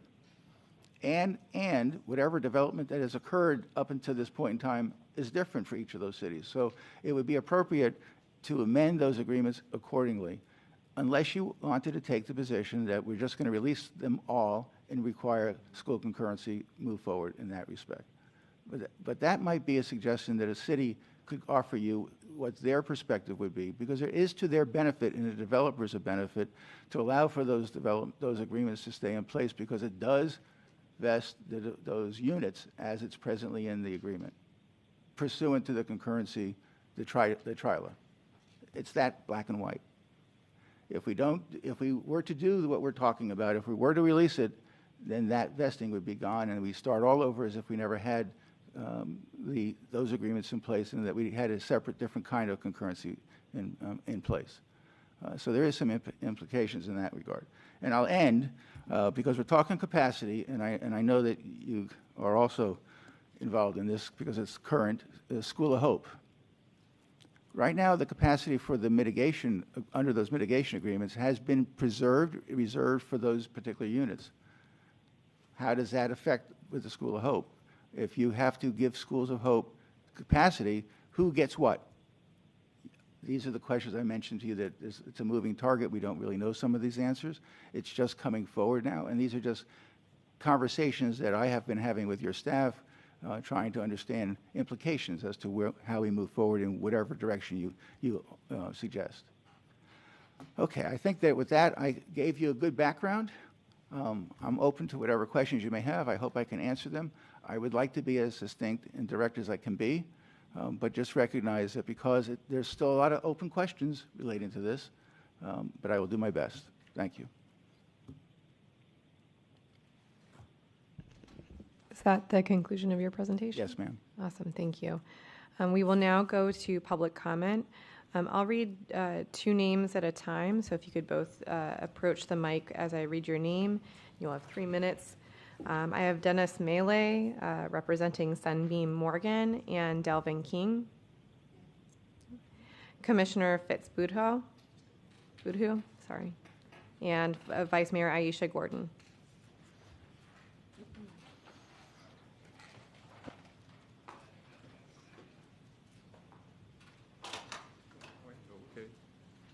You want to go first?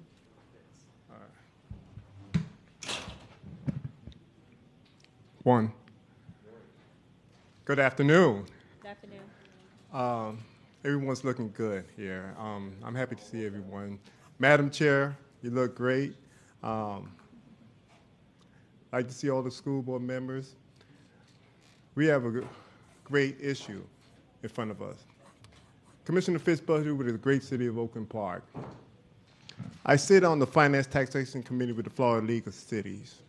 I've been going to to Orlando for a couple of months. And our committee is charged to evaluate the proposed upcoming amendments of property taxes, okay? And all the cities in the state of Florida, we come together to craft where we know something's gonna pass that's gonna affect all our local municipalities and counties, but we have to be proactive. This is part of our due diligence, being proactive in the city for the past couple of years. You know where I stand, because I have grade 5 public schools in Oakland Park. Thank you for fighting for Rickers, James S. Rickers, for me, because I was there leading the fight within the North Area Advisory Committee, and you supported us. All right, this body always supported Oakland Park, but right now, I have to put families in homes, and we are going to a massive amount of growth in Oakland Park, and this mitigation fee has been a hamper to that at times, okay? And I asked the city manager, I said, listen, I saw all the emails. Everybody got all the information. You received it. I have all of it. So I'm here speaking as a parent, as just an elected official for over a year, and understanding how important this mitigation fee for us to rescind it, okay? So we both be able to reap the benefits of it in the long run. With our impact, it's going to generate a cost of $38 million in the next 20 years, over $75 million in 30 years. It was mentioned share proportion there.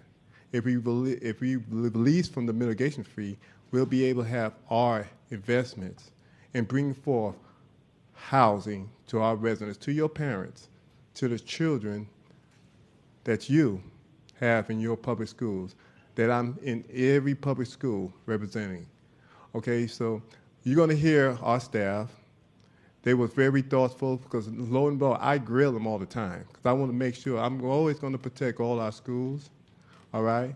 I'm not here trying to kowtow for any developers, but we have responsible developers that took a chance on Oakland Park to provide homes to family, and I'm going to maintain that relationship. And part of this is creating all the economic activity I need, and this is why we are here this afternoon. With that said, my team will come up after me, and thank you for your time, Madam Chair, fellow school board members. It was great seeing all of you. Continue giving me all the resources I have for all my 5 schools in Oakland Park, because I'm happy with each and every one of them. Thank you so much. Thank you so much. Vice Mayor Aisha Gordon, then Commissioner Tim Lonergan.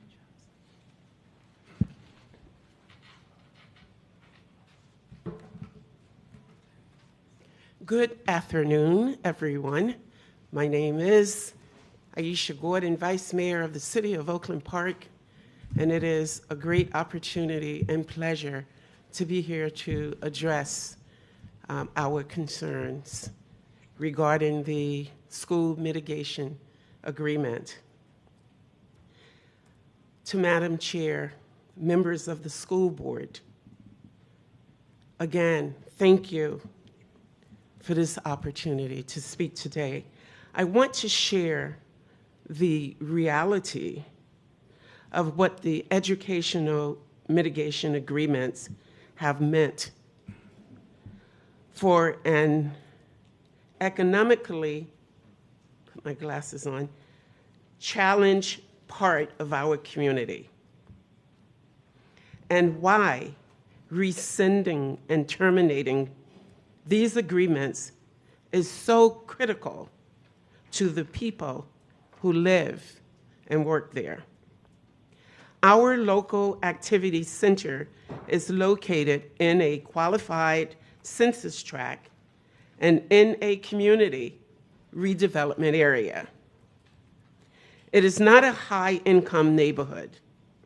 This area has lived for decades with economic hardship, disinvestment, and vacant, contaminated land. It is also the heart of our downtown, which means that its future determines the future of our entire city. For many years, the city was the largest property owner within this district. We held abandoned, polluted lots and aging municipal buildings that prevented any type of meaningful redevelopment. If we wanted progress, we had to lead it ourselves. And so the city undertook the work no private developer was willing to do. We remediated contaminated properties. We relocated major municipal operations. And in the case of the Sky Project, our new building, we even guaranteed the city as the landmark tenant just to attract a development partner willing to take a chance on an untested market. Thank you so much.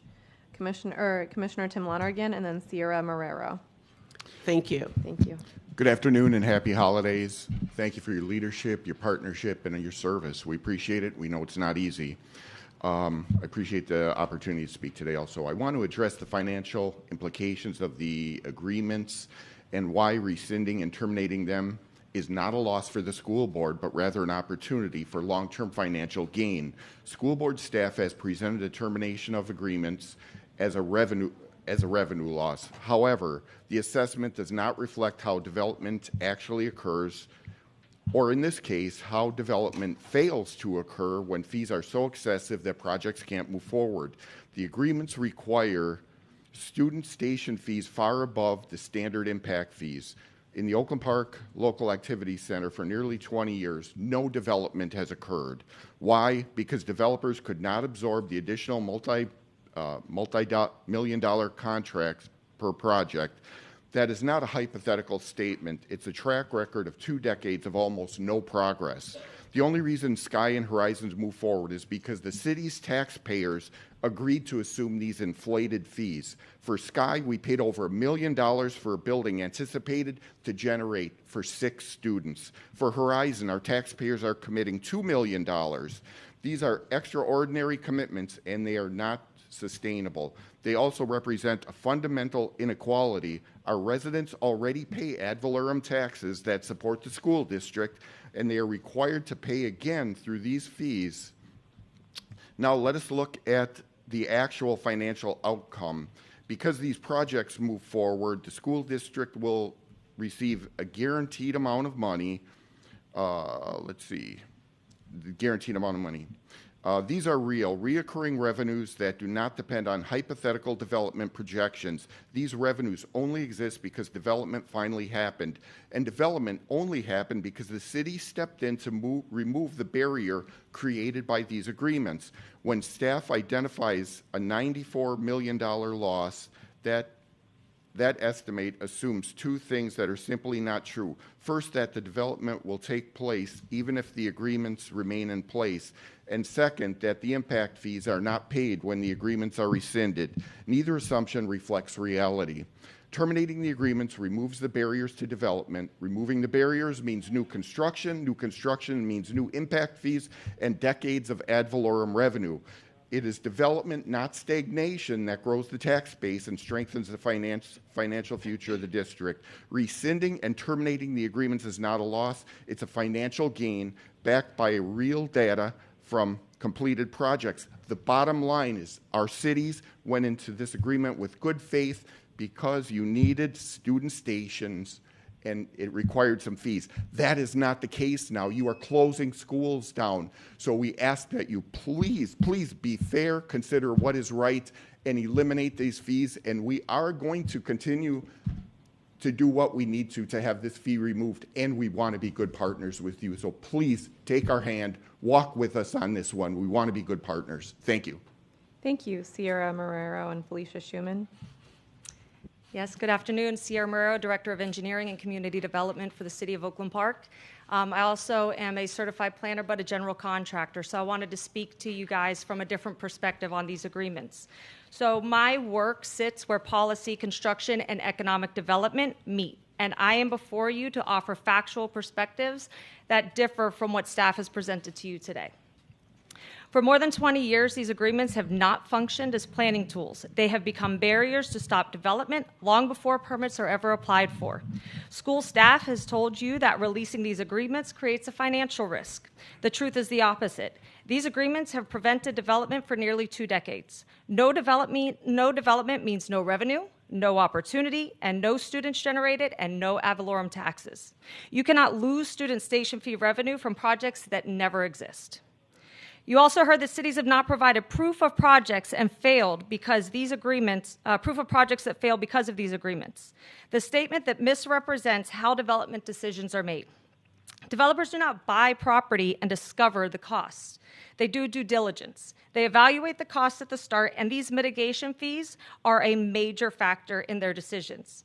When a 1-bedroom mid-rise unit inside a mitigation agreement area can cost almost $8,500 per unit, The same unit outside the area carries a standard fee of around $375 a unit. Those are real numbers. So the decision for developers is very obvious. Why build inside of these mitigation areas when I can build outside?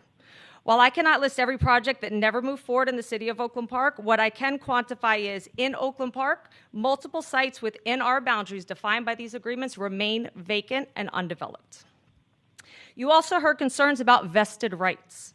Tied to the units identified in the agreements. That phrasing tends to create a lot of confusion. So I want to set this straight. The residential units assigned to cities with mitigation agreements were established through adopted land use plans, such as local activity centers or the regional activity centers. Those unit allocations do not come from these agreements. They are not lost if these agreements end. What staff is calling vested is simply the student capacity associated with those planned units for long-range planning. We have available capacity at our schools, so at that point, that is not a limiting factor to the cities.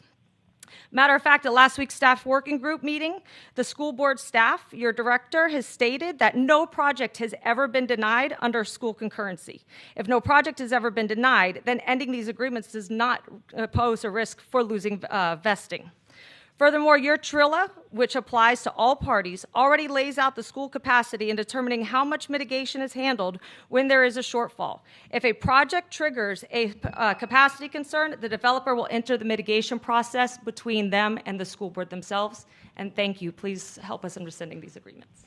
Thank you, Felicia Schuman, then Susan Grant.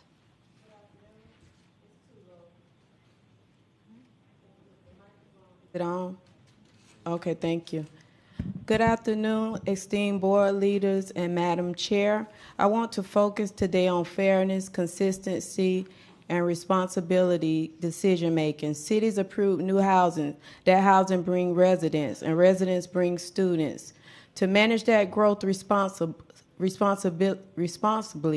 educational mitigation agreements were established so schools could keep pace as development moved forward.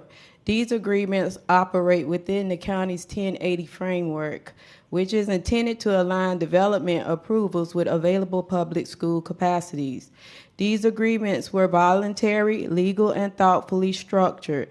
They already include an amendment process that allows adjustments if conditions or numbers change. What is being discussed now goes beyond adjustment. It is the complete undoing of agreements after development approvals have already been granted. The issue is simple. The housing remains, the students still arrive, but the mitigation funding intended to support classrooms, teachers, and schools' capacity will no longer be available. This is not growth management. This is cost shifting. This isn't about choosing sides. It's about understanding that mitigation fees are a one-time opportunity to address long-term impact, and undoing them shift that impact into schools and taxpayers. Think of it this way. When a city approves new development, it requires infrastructure such as roads, drainage, or utilities. Those requirements does not disappear after the building goes up. The impact was created, and the responsibility remains. Educational mitigation works the same way. Fairness means applying the same standards to everyone. It means no full rescissions, only amendments. Adjustments should be tied to real development, activity be temporary rather than permanent, and include safeguards to protect the district. Some municipalities have already benefited from changes which make consistency moving forward even more important. Most importantly, fully undoing these agreements places Broward County Public Schools at real financial risk. It exposes the district to unfunded capacity needs, limits long-term planning, and increase the likelihood that future impacts would be addressed through borrowing. Delayed projects are shifting resources away from classrooms. That is preventable risk. Protecting these agreements while allowing reasonable and measured amendment is how we maintain fairness, financial stability, and accountability for our students, educators, and taxpayers. Thank you for your time and consideration. Thank you, Susan Grant, then David Hebert. Good afternoon, school board members. Susan Grant, and I'm with the City of Fort Lauderdale. We're here today just for two simple messages. Number one, that we support and concur with the comments made with our colleagues from the City of Oakland Park. And also to remind you, in November of 2024, the City of Fort Lauderdale did pass a resolution urging the school board to release not just the City of Fort Lauderdale, but the other 9 cities from these education mitigation agreements. With that, thank you very much for your time. Thank you. I don't believe Mr. Hebert is in the audience. I will now turn it over to board discussion. I don't see anyone's. Would anyone like? Go ahead, Dr. Zeman. Oh, thanks so much, Chair. It wouldn't be kind or appropriate to ignore all the people who came here today, and I appreciate that very much. My favorite comment, though, is that this is complicated. This is a difficult situation, and I want to shed some light maybe on some things that haven't been addressed explicitly. To my knowledge, education mitigation agreements, impact fees are in addition to fees that cities charge their developers as well. And I want to make sure that we understand kind of what we're talking about in terms of scale. These fees have been estimated by our staff at $8,400, $8,500 to some of the speakers. Those are legitimate fees. I think it's an open question on whether or not that kind of fee is going to impact development. There's many reasons why development hasn't happened in some of these LACs and some of these RACs, but they have happened in others, to the point where we've collected $22 million in education mitigation agreement fees, and we have spent that $22 million on enhancing schools in LACs and RACs. I'm anxious to hear from my colleagues about what they think about this. There's kind of 2 levels of response, I think. One is there some advantage to Broward County schools, to the cities, and to the county in terms of coming up with a better and different agreement? Whole hog? And secondly, is there something that we want to be explicit about related to affordable and workforce housing? I am very, very sympathetic on the second, and I'm open to hearing from my colleagues on round 1 on the first. But again, there's a very complicated process here in terms of development. There are all kinds of fees that are charged by cities. There are all kinds of fees that are in long-term agreements. I feel good that the money that has come in on education mitigation agreements are equal, almost to the dollar for the amount of money that has gone out, and that's $22 million in, $22 million out.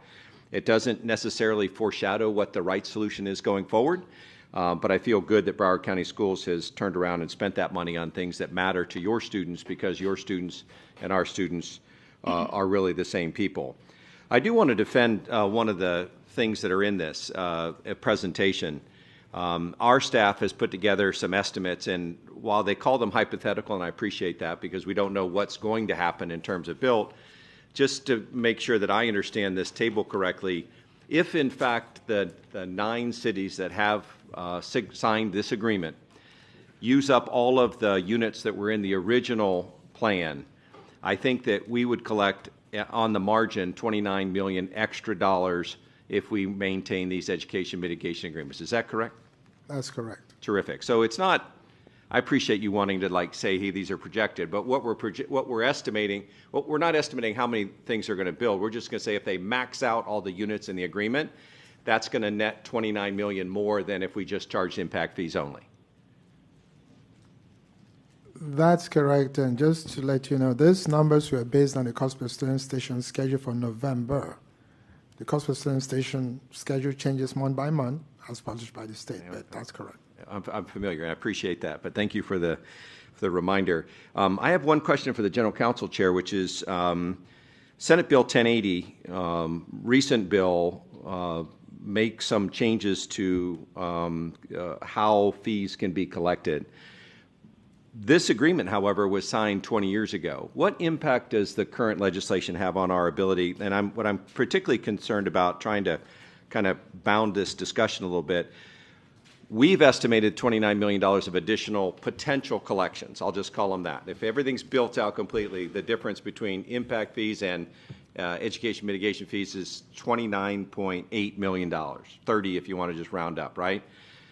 General Counsel, if you've looked at Senate Bill 1080 and you've looked at an existing agreement that had been signed by us, the county, and the 9 cities, how does that legislation affect that number? Does it change that number at all? The agreements that were signed were done pursuant to the law as it was at the time.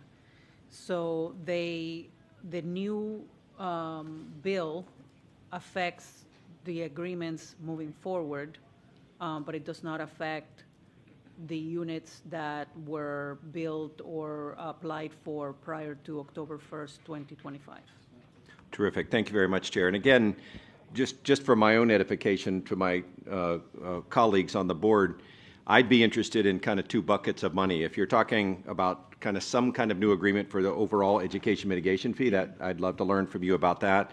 And I'd love to learn from you your thoughts too about affordable or workforce housing, the certified affordable workforce housing. That's the one where the county looks at it and the developer, the city, the county sign an agreement that says for 30 years this is going to stay within certain ranges of median household income. And so I'd love to hear from you about in those 2 categories, and then look forward to round 2. Thanks, Chair. Thank you, Dr. Holness. Thank you, Madam Chair. So I have a few questions, and thank you to our staff for presenting information, and thank you to our city officials who came out as well to speak on this issue. I do have some questions. Dr. Fulton, do you believe, and I guess the staff can answer, the cities have reasonable rationale to release them from these fees? Staff.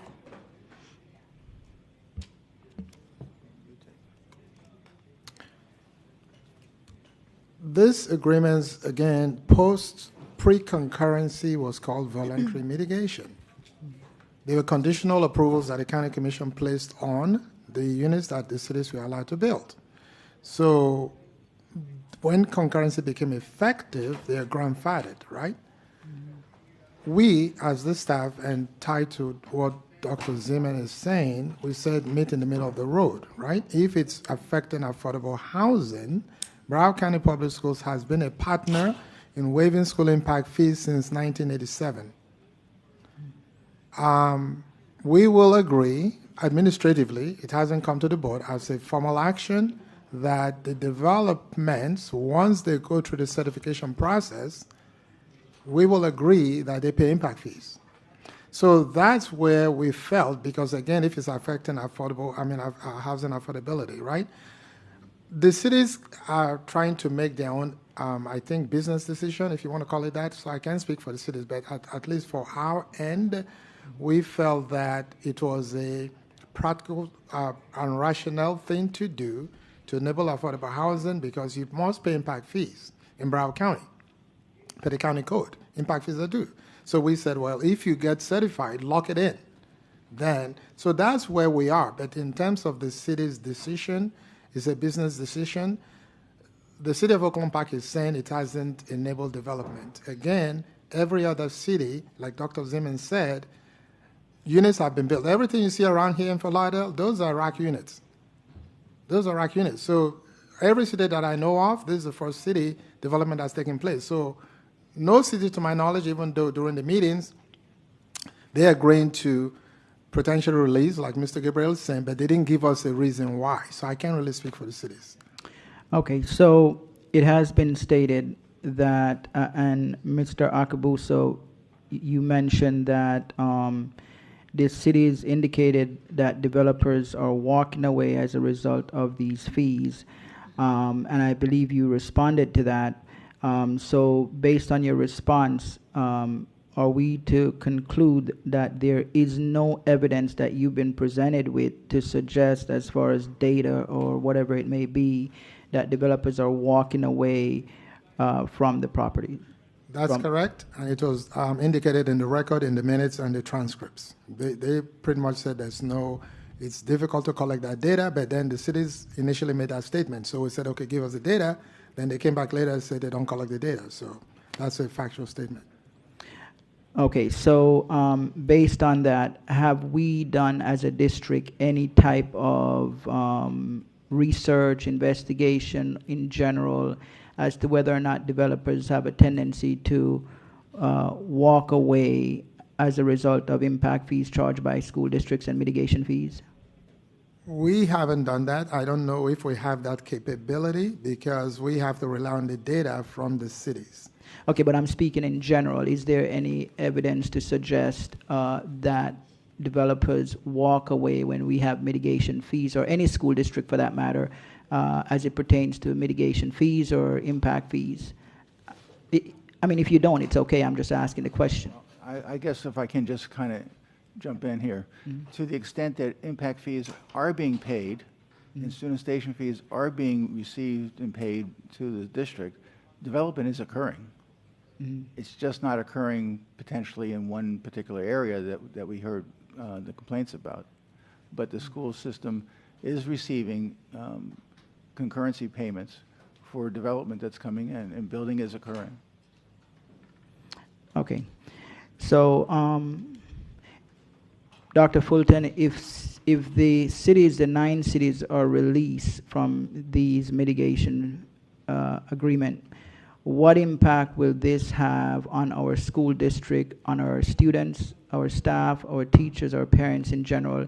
Give me a broad picture of how this will impact if we should completely release these 9 cities from these agreements. Thank you. Staff, you can respond. I think that question may be alluding to a financial impact, if I can quantify it properly. So I may have to defer to Mr. Shim, because we're stating the hypothetical number. So I guess that's going to be tied to, I don't know, Ms. Omar, if you want to. Okay, Dr. Fulton, if I may, I know there's a financial impact, and certainly he will give us what he deemed to be the estimated financial impact. But can you expound, Dr. Fulton, through staff, on these fees, what they're used for, how it impacts our students, our staff, our district in general, if we no longer have these fees?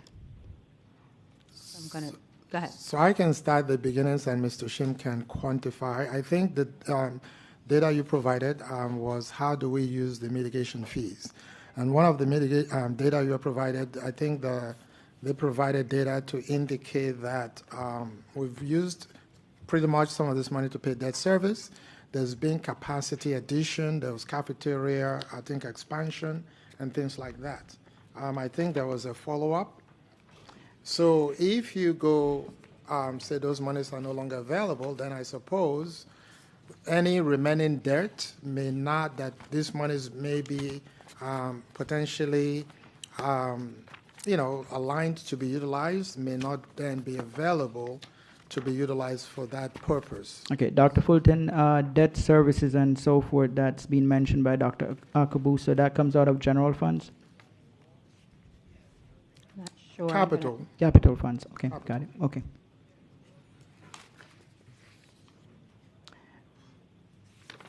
Mr. Akabuso, were you going to continue, or? I just want to say the follow-up that was provided to you, follow-up number 26-014, was requested by Dr. Zeman, and it had an attachment from capital budget.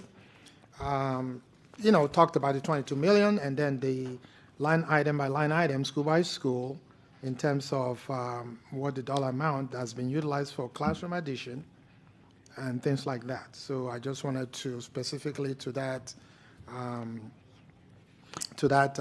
item, line item. Understand. So would it be fair, Dr. Fulton, to say that should we not be able to, or should we decide not to collect these fees, it will have some degree of impact on various schools? I would say yes, but I'm going to make sure staff to appropriately weigh in on that. Yes. So again, I'm going to ask Mr. Shim to kind of jump in here. So again, I don't know how much debt is left to be paid. I don't have that data. and that's going to be Mr. Shim.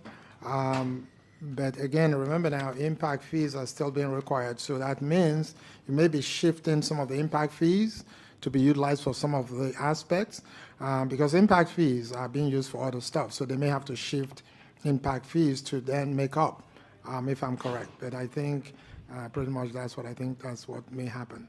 So Omar, I don't know if you want to add any additional. Thank you. Omar Shim, Director of Capital Budget. Yes, in that follow-up, it shows that we've paid about $23 million since 2003. And I know that that's a large amount of money, but you have to understand that that's over a long period of time is what we collected and distributed to pay for debt and other capacity additions that occurred at that time, primarily at that time. So really, when we estimate what's in our budget for mitigation fees and impact fees, we really look more about what we've received historically. And so therefore we collectively look at what the trend is and not necessarily try to predict when these things are going to come online. So we look more historically. And so that's why you were provided with sort of the historical look at what mitigation fees have done. And then the other information we provided in terms of, what it went towards. So that's really what the impact would be, is that we would lose that incremental amount in what we would pay for debt for those particular improvements. Understand. So just looking at the attachment presented to me here, Board Anderson High School, for example, based on mitigation fees, receive a new kitchen, cafeteria, classroom addition for some schools like Driftwood, Cooper City, and so on. So, Mr. Akabuso, I just want the public to understand how we spend mitigation fees that we collect. These are specific to schools. Miramar, for example, classroom addition, PE facilities for Taravella, all across the district, right? So are these the normal expenditures for mitigation fees that are collected? Is this fair to say? Is that how we use the funds, or in addition to debt service? I think it's fair to say, because mitigation and impact fees typically is for capacity addition, new schools, buying land, again, towards, but then in the county code, which is still effective in Broward County Land Development Code, you can use it for other ancillary. I think, if I'm correct, something like buses and things like that. Okay. So if you notice in the... That's okay. You don't have... I just wanted specific. Sure. So I have a few more questions. Dr. Fulton, we talk about the School of Hope and the impact on capacity.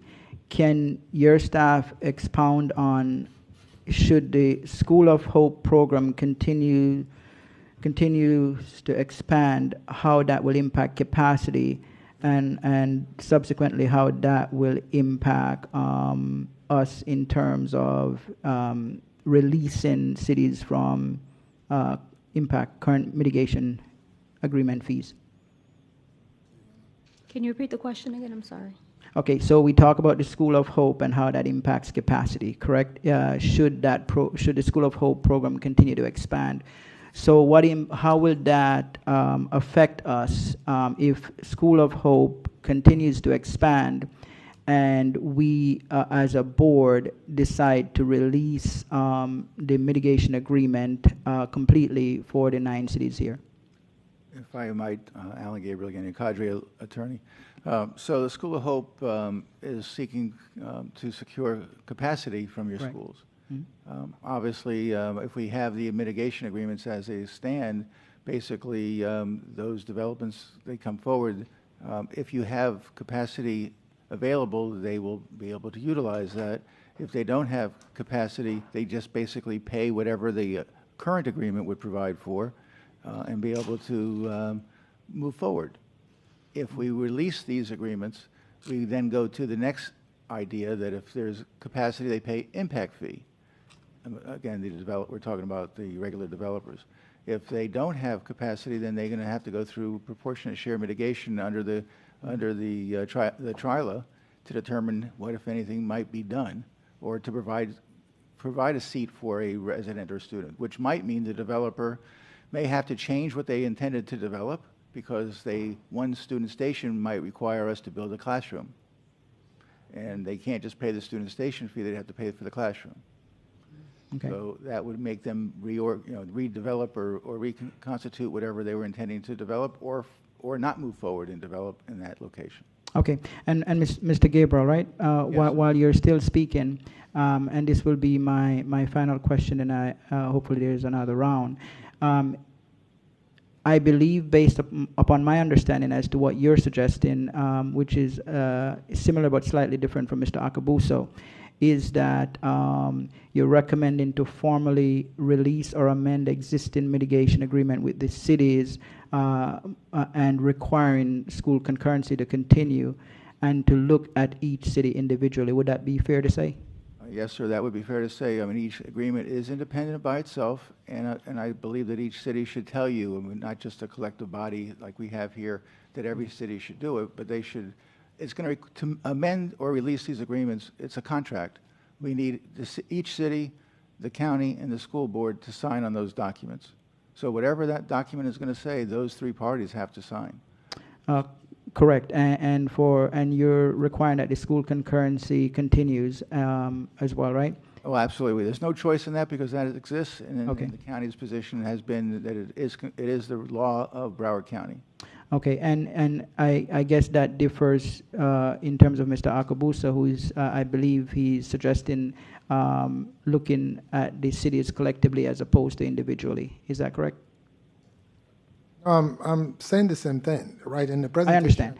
Each has to be a separate agreement to release or rescind or amend. It's a separate because it's individual cities has individual agreements with the city, the school board, and the county, right?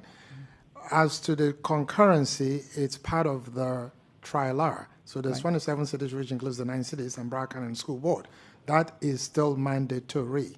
So again, I'm in alignment with what he's saying. I'm not saying anything separate, but each individual agreement and each individual city will have to make their decision, and based on that decision, then those agreements will be done, whatever, released, whatever, individually, not collectively. Got it. Okay.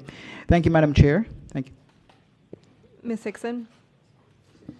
Thank you. I just had one question because as you look at the chart, there's a lot of development that hasn't happened, and based on the discussions from the city, that hasn't happened because of the mitigation fees. So part of their discussion on that was about the tax ad valorem. So have we calculated what the taxes would be from that? Because you gave us the information about what we would lose in between, but we would be gaining taxes. So I'm just wondering what that number would look like. We don't, again, that's why that information was requested from the city, because as you know, taxes are based on, if you go to property appraiser's website, the taxable value of a structure, you can get it. But these things haven't been built, right? So the narrative was the developers were going to build some of these units or all of these units, but then they walked away. We can get that data. We requested the data, so there's no way for the school, Broward County Public Schools, to get the data. Okay, I just want to say that we would be, some of that 29 million that we feel that we're losing would be made up by taxes because they're not developing, because they can't afford it, so we're not getting those taxes. So I think there's a balance there. So that's why I was asking the question. So thank you. Thank you. Mr. Cervera? Thank you, Chair. First and foremost, I do want to recognize the elected officials who came and spoke to us today, took time out of their day and their busy schedules. Commissioner Tim, Commissioner Fitz, and Vice Mayor Gordon, thank you for coming and appearing before the board this morning, or now this afternoon. If I may, I want to start, and I'm going to be brief. Ms. Batista, we heard Mr. Gabriel talk about Senate Bill 1080 a bunch. Senate Bill 1080 has now been codified into laws at 163.3180 that became effective on October 1st of 2025, correct? That is correct. Okay, so it is now the law of the land, as I understand it. That being said, I just want to make sure that myself and all my colleagues up here are clear. If in fact we decide to rescind these agreements or release these cities from these agreements and enter into new agreements or whatever we're going to do, moving forward, we would be bound by this particular subsection of Chapter 163. If we decide not to, that portion of the statute that was amended will not affect us because that is not retroactive, correct? That is correct. There is no language in the statute to make it retroactive. Okay. So the only way 163 comes into play, or I should say 163, 3180 would come into play for us would be if we enter into new agreements. So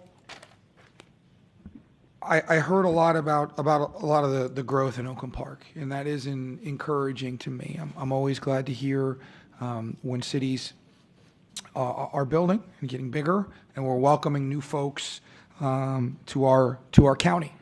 Not just because I want new neighbors, but also because I'm hopeful that those folks will bring children to our schools, and we will be able to have the opportunity to educate them within our school systems. I do see the predicament that we find ourselves in. Apparently, I'm hearing that developers don't want to come in and develop because they don't want to pay these fees, and therefore maybe they're looking at other parts of town or maybe other counties or different parts of the state, which is problematic, especially for smaller cities like the city of Oakland Park. So I understand the predicament. Surely everyone also understands the predicament that this district is in. We're hemorrhaging money. I'm not going to go into all those details. I think we discussed that ad nauseum at our workshop yesterday. But clearly, this district has been fiscally irresponsible for a very, very long time. And we are starting to see the very real effects of that. So I have a question. And Madam Chair, if it's okay with you, I'd like to pose it to one of the elected officials from Oakland Park. I'm looking at the presentation. And I believe the balance, if you will, that is owed from the city of Oakland Park is approximately $10 million, if I'm looking at the two subcategories correctly. Someone please stop me if I'm using the wrong numbers.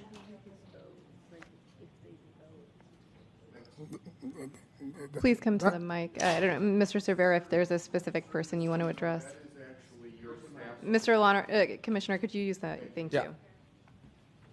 Sir, those are actually your staff's numbers and presentation. That does not necessarily match our information. Do you agree?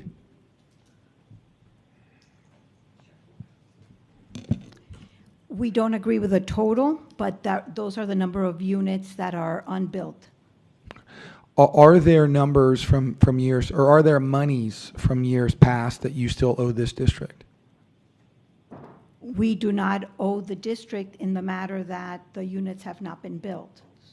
But there's no outstanding balance or anything of that nature? There's outstanding units that haven't been built, so to the point I think that you were speaking, and development having not occurred, there's still, as part of the mitigation agreement, over 10,000 units that are still unbuilt as part of this, of all the cities. So perhaps let me ask this in a different way to our general counsel, just to make sure I fully understand. Based on the mitigation agreement that's currently in place right now, that the city is asking a release from, is this district owed any amount of money today pursuant to the agreement that has been in place with these cities for 10 plus years at this point? I'm going to defer to Mr. Gabriel and Mr. Acabuso because it depends whether these units were permitted.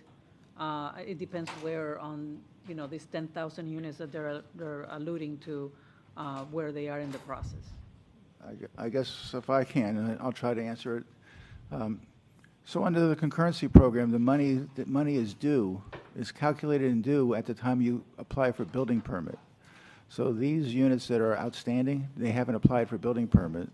So there's no, and you can't calculate what the number would be because at time of building permit, you calculate then whatever the impact fee would be or student station fee would be because it changes on a regular basis on the dual nexus concept. So what I'm trying to get at, and for my benefit, and perhaps most importantly for the benefit of the public, if we were to, let's say hypothetically speaking, release the city of Oakland Park for, and I'm just using them as a hypothetical because they were nice enough to show up today, and I want to give them that respect. If we were to use the city of Oakland Park as an example and release them from their agreement and work out some new arrangement, okay? There is no quote-unquote debt that would be owed to this district as of today. If we voted hypothetically today to release them from the agreement, would there be any debt that would be owed to this district from years past? So I would answer, you're correct, there would not be any debt, but that assumes that there's nobody coming forward and submitting for building permits that owes a payment. I just don't know that. But if it's contingent on a permit application, which hasn't happened yet, There's no debt. right? There's no debt. There's no payment. So if it's released today and then they move for permit applications tomorrow, there would be no debt, right? They'd owe impact fees according to concurrency. Okay, but No debt under the agreement. Okay, that's really where I'm getting. I thank you for the clarification. I apologize if it took a little long to get to the point. It was probably my fault. Thank you. No worries. Well, if you want to take the blame, I'll take I'll the shift blame. it. That's why I'm here. Thank you, Mrs. Alda. Thank you. I have a question on page 13. In 2025, from comparing 2024 to 2025, there's a drastic difference with the mitigation fees. Can anyone explain why? Dr. Fulton. Go ahead, staff. I'll start. Those are factual numbers, and the source is the Broward County data. As you noticed, we had covert in 2020, but we collected 2.9 million. Then there was it started dropping from that number. The significant number is 2022. Now, there's no specific explanation, but again, it may be that the developments that were, meaning no building permits, were being pulled for units or residential units that required mitigation. So maybe they just paid impact fees. So that's the only explanation I can give. And Omar, I don't know if you have any additional. And we don't know if there was a COVID impact. We don't know if it kind of lagged to 2022. But again, I think the primary may be that some residential unit permits that were pulled during that year maybe didn't require mitigation fees. Okay, and are these mitigation fees for all 31 cities in Broward County? It's 9 cities, not 31 cities, 9 cities. No, Yeah. but Yeah, it's for the you're total- speaking about the 10 cities on page 14? Correct, it's Or not- you're talking about the 31 cities in Broward County? No, we're talking about these mitigation fees are applicable to just the 9 cities. Okay, so, okay, understand. Now on page 14, I know you keep saying 9, but I see 10. 9 and 10. Because Oakland, So, what? I'm sorry, board member, Oakland Park has 2 local activity centers. So there's 9 and 10. They're 2 separate, so that's why you have 10. So you can't do Oakland Park as 2, but it's actually 9 cities. Got it. So I understand these 9 cities have come forward to ask for us to rescind their agreement, but what about the other 21 cities? I mean, if we say, yes, we rescind these agreements, tomorrow, I'm assuming 21 cities will also come back to ask for the same thing. How do you then decide to allow these 9 and not the other 21? We would have to do all of the cities in Broward County to rescind the agreements. And then what is the financial impact of that? $100 million? Ma'am, if I can, Alan Gabriel, So the listing of 10, there's 10 separate agreements that have, that we've been talking about, the mitigation agreements. Those other cities, the other cities do not have separate mitigation agreements, and that's why you don't see them listed. And it wouldn't be applicable for them, the mitigation agreements wouldn't be applicable, the discussion wouldn't be, but everyone, all of the cities and the county are required to pay impact fees for any development that might occur within the district. That's the difference. So there's no additional cities that have been left out on this list. It's a separate. Okay, so, all right, but it kind of also opens up the can of worms. So if you rescind this for mitigation, then aren't they going to come back and say, well, what about the impact fees? Rescind that too. No, ma'am. They are responsible. Every city, everyone is responsible for paying minimum impact fees under the county mitigation and I guess the interlocal agreements, the concurrency agreements that we have in place. The TRILA, as it's called, and you've heard that. So if we rescind this on page 14, we'll lose close to $30 million? That's a hypothetical number, first of all, and the answer really is that you're still going to collect, assuming everything gets developed, you're still collecting impact fees. So it's hard to pinpoint a number for that place.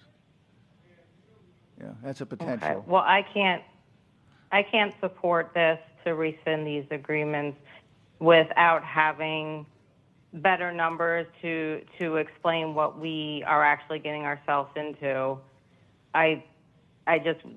We're in a really bad financial state. We can't afford to lose $1 million. So at this point in time, this is I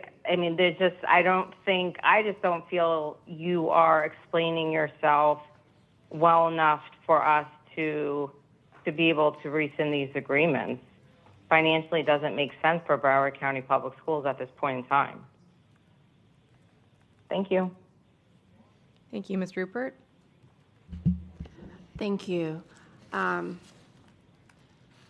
support releasing the 9 cities of the mitigation fees that they have. We will still be getting the impact fees moving forward, and the impact fees for the other 21 cities will still be in effect. Am I correct on that? Yes. Thank you. I was like, which way do I turn? Okay, so yes, and you don't have a figure. For example, we've done this a year, or no, that would be like apples to horses instead of apples to apples. Well, development occurs on an irregular basis, so it's hard to be able to say that from one year to another. I mean, you're seeing the mitigation information that Mr. Akabuso provided. It's just different every year. Right. Okay, so I don't want to belabor the fact, but I do agree with dropping the mitigation fees that have been for these 9 cities and continuing on with the impact fees. Thank you so much. If I can just throw out, so what would end up happening if we do proceed in that release or whatever that change would be in a document, it does come back to the board in whatever fashion it would be so for board approval.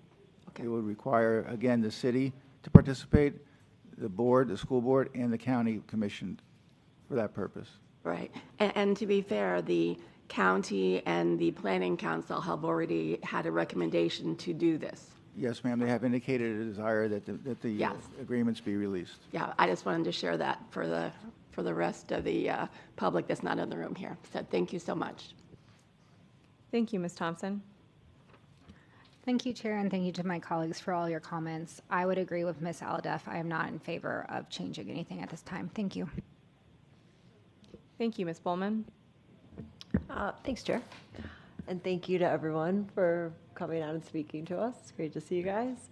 I'm having a hard time with this because it's not clear to me really where the conflict. Dr. Zeman brought up the fact that the city is also charging impact fees. We're charging impact fees.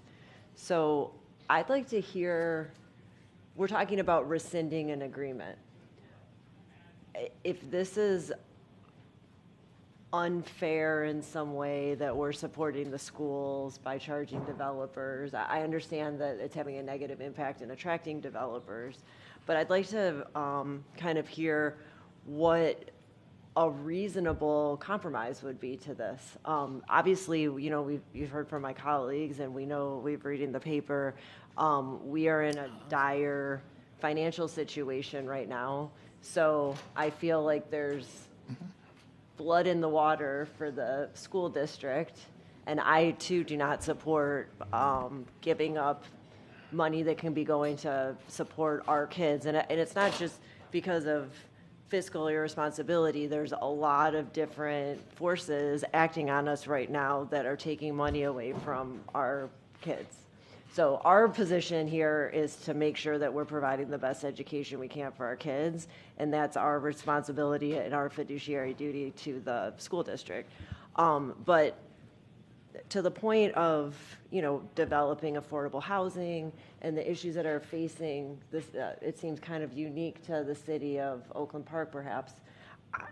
Does anyone have a suggestion for what would be a compromise? Because, you know, if the city is going to continue to collect their impact fees, but they want us to get rid of ours, I don't see how that works. Can I clarify? I think, I'm not going to speak for Dr. Zeman.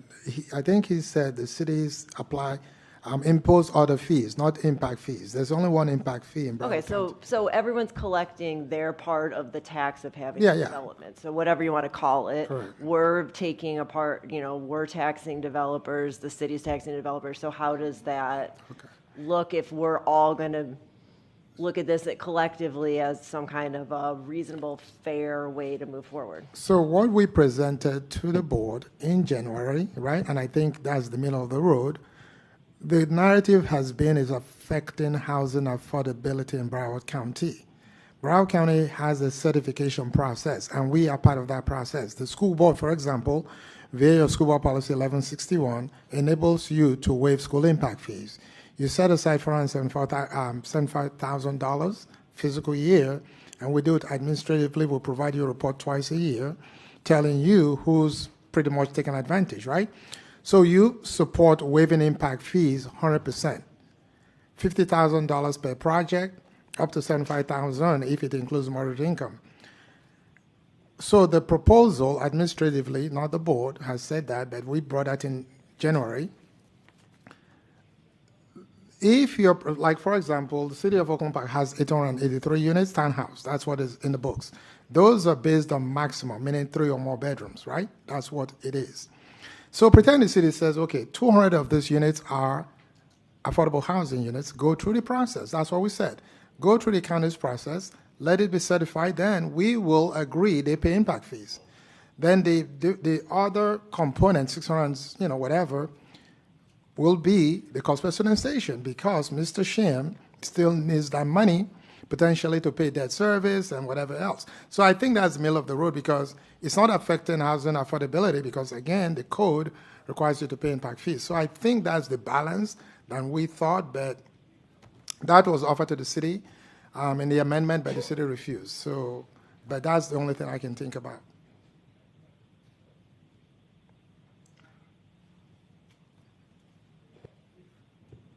So, and I apologize if this has already been asked and answered. The affordable housing portion of it, this is impacted by this as well as how it stands right now? If you're developing affordable housing versus?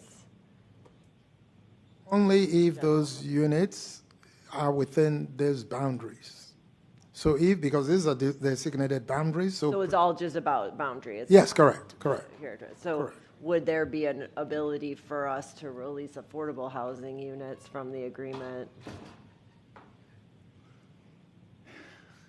He's looking. Just He's looking at me. throwing it out there. So to answer, so this is the conversation that we've had internally.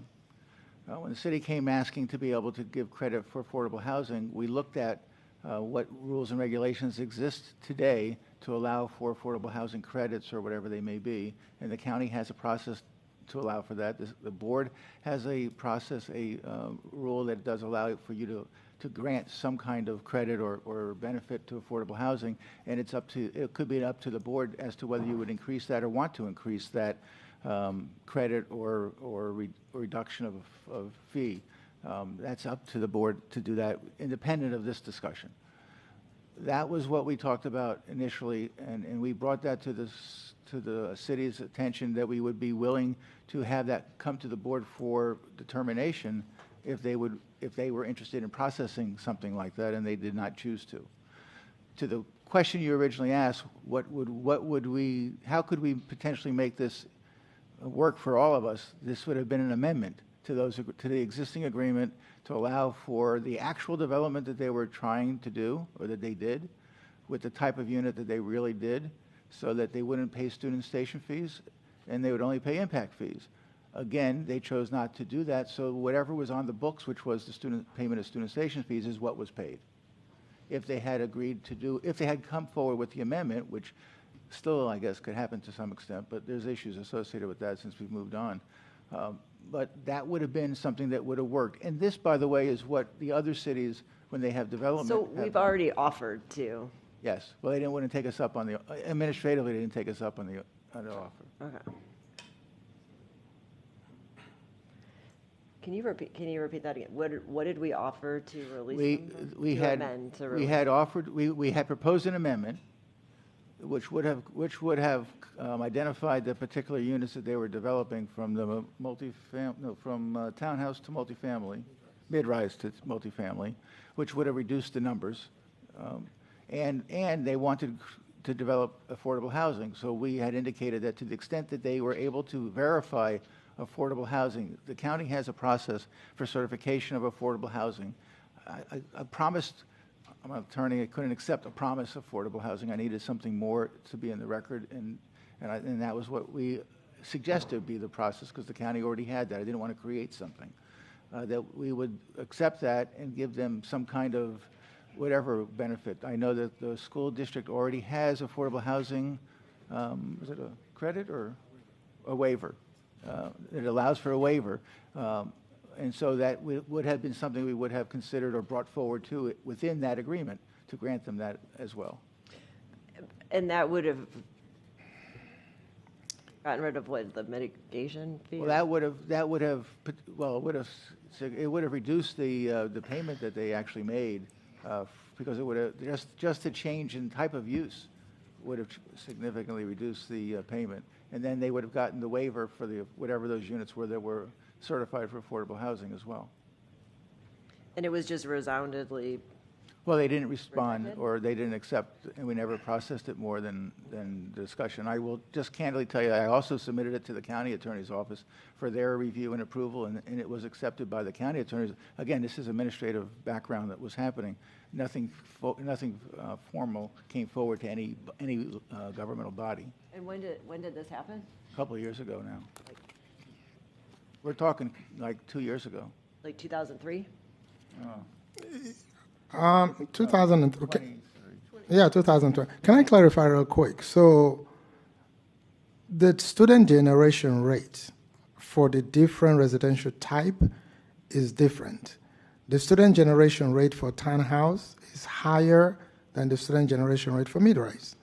So the students generated by, for example, the current 883 units that the city has for mid-rise is going to be 53 students based on their bedroom mix, if I'm correct, if it's maximum. The student generation rate because again, they have not amended the agreement for 883 townhouses will generate 265 students. 883, the same number, different residential type. Why? The student generation rate is different. So the student generation rate is in the calculation. So the cost per dwelling unit for the mid-rise if they had done the amendment, the current cost per dwelling unit, I'm going to go for, say, December, is about $2,046 per unit. The cost per student station for townhouse, for the same number of units for December, is, and again, these are the state numbers, is $10,287. So what Mr. Gabriel is alluding to, if they had amended the agreement to reflect the mid-rise, because of the student generation rate and the number of students generated, their total number of mitigation fees will have been lower because it's a derivative of the student generation rate. So I'm just trying to, and again, everything is based on the student station cost. So the cost per dwelling unit for townhouse today, maximum units is $10,000 per unit. For mid-rise, the same December is $2,000 plus. So that's what it's alluding to. So again, it's a derivation, and then the student generation. So nobody's doing anything. It's just that. So if they had amended, then they will have paid. Moving forward, you pay a lower cost. Right. So basically, offering to amend to reflect what's actually being built now, what was projected 20 years ago. Correct, because the student... Which would reduce in a significantly less impact or less fees to the city. Correct, and the that's developer. in addition to, if you then take some of the units and say it's affordable, then we will say, okay, you don't have to pay that cost per dwelling, you pay impact fees. On top of that, the school board will then waive the school impact fee, and that was offered. That seems reasonable to me. Is there a rebuttal of why that's not? I mean, just in the interest of trying to, not that we're negotiating this right now, but I would love to just know why this. I is will not go rejected. into all the details that occurred. You know, I think my attorneys would do that better than I do. But there was offers on the table as far as the mitigation from the city that were not taken up by the school board also. Just to give you an example, the $2,000 fee, if you instead look at an impact fee for a mid-rise units, one bedroom, which is the majority of the units, over 60% of the units that are being built, is $375 per unit. So it's still a substantial increase. And the certified affordable housing is over a 30-year period with certain criteria, which may not be a marketable option for developers in certain areas. Our area is already a lower income area, as you're aware, so that would also have an impact. So I will leave it at that for now. Thank you. All right, so I'll just leave.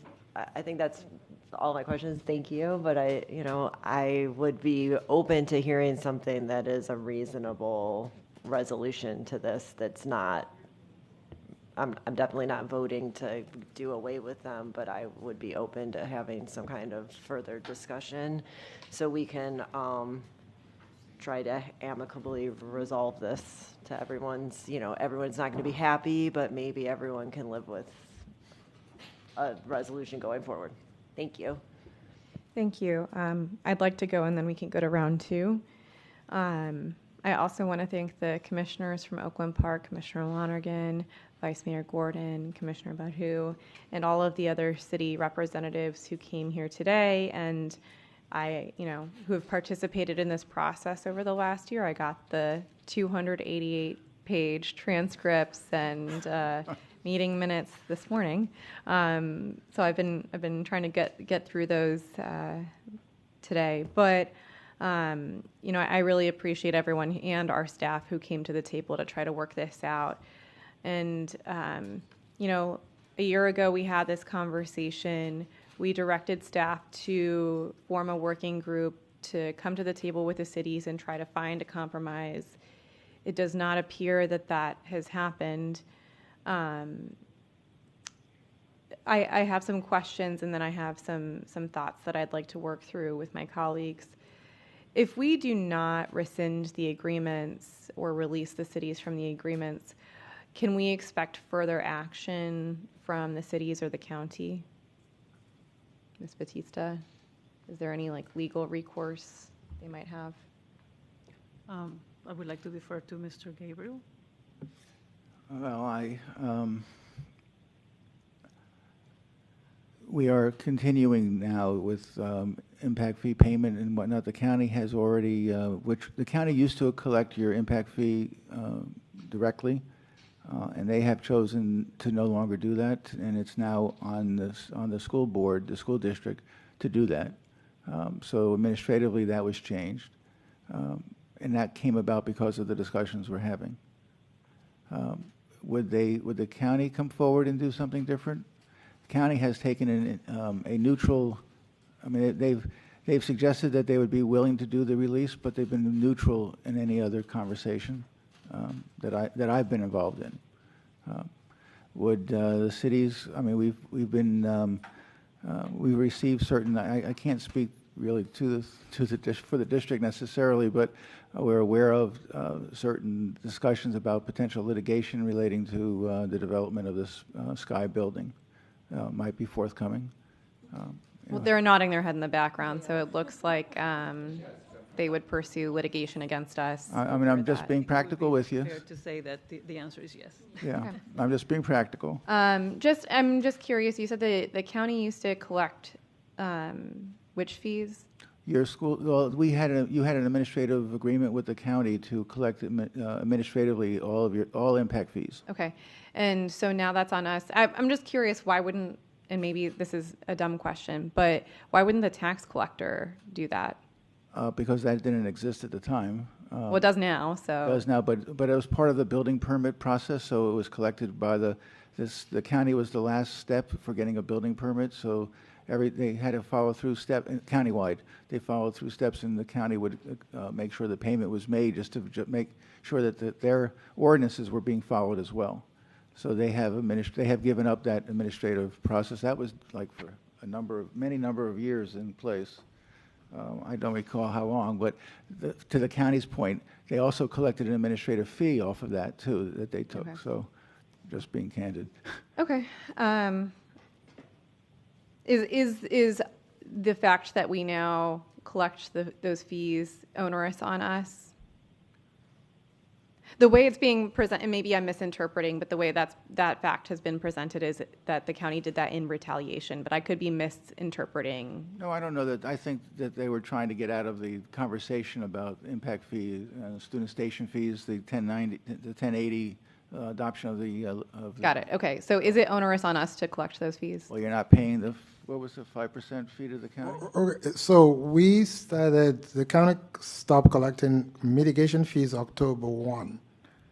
They stopped collecting impact fee November 19th. So we worked diligently with the county, and we have set up a process, and I think the payments have been made directly. It's a three-legged stool, I call it. It starts with the treasurer's office, my office gets involved, and then capital budget. So we worked with the county, had meetings with the developers. That's going very well.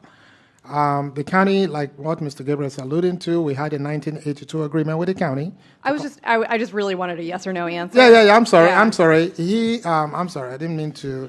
We're 72% administrative fee that the county was charging when they were collecting. So Okay, technically, I guess my question was have we had to hire extra staff to process these fees? not at this point in time. Okay, thank you.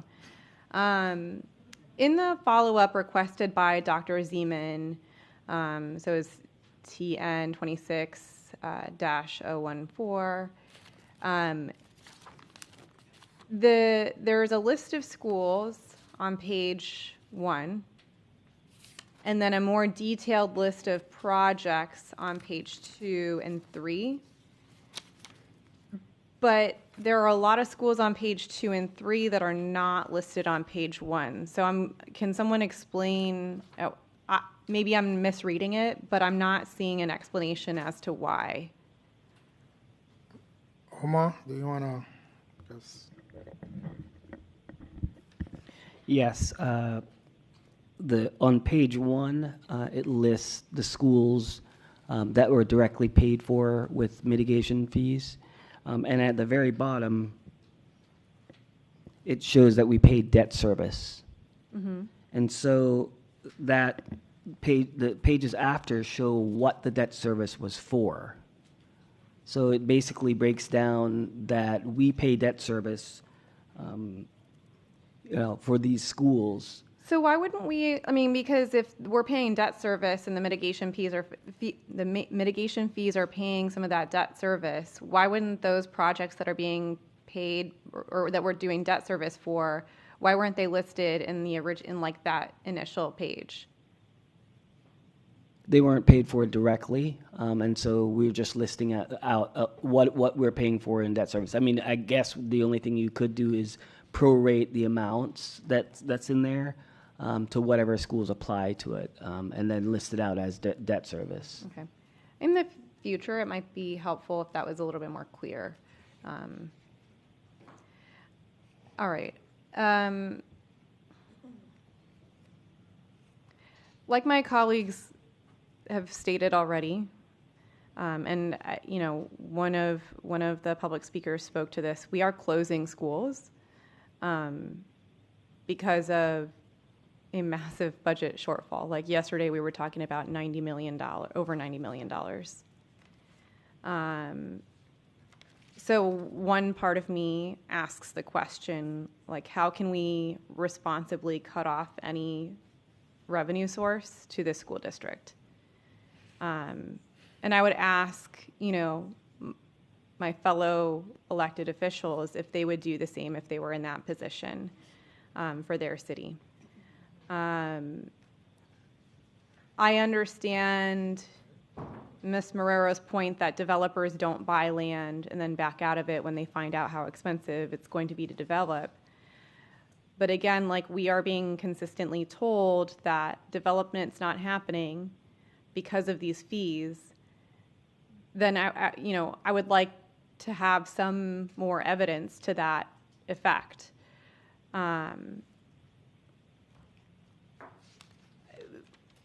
Does development increase or decrease during an economic slowdown or a recession? Dr. Fulton? Hi, staff.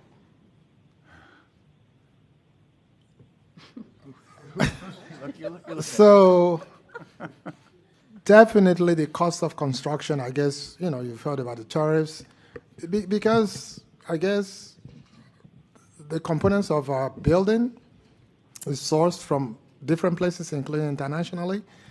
So, I mean, I'm not an economist, right? I think Dr. Zeman has some. So let's have someone from our budget Dr. office Zeman has that answer. background, so maybe. I feel like I know the answer. I'm asking for some feedback, though.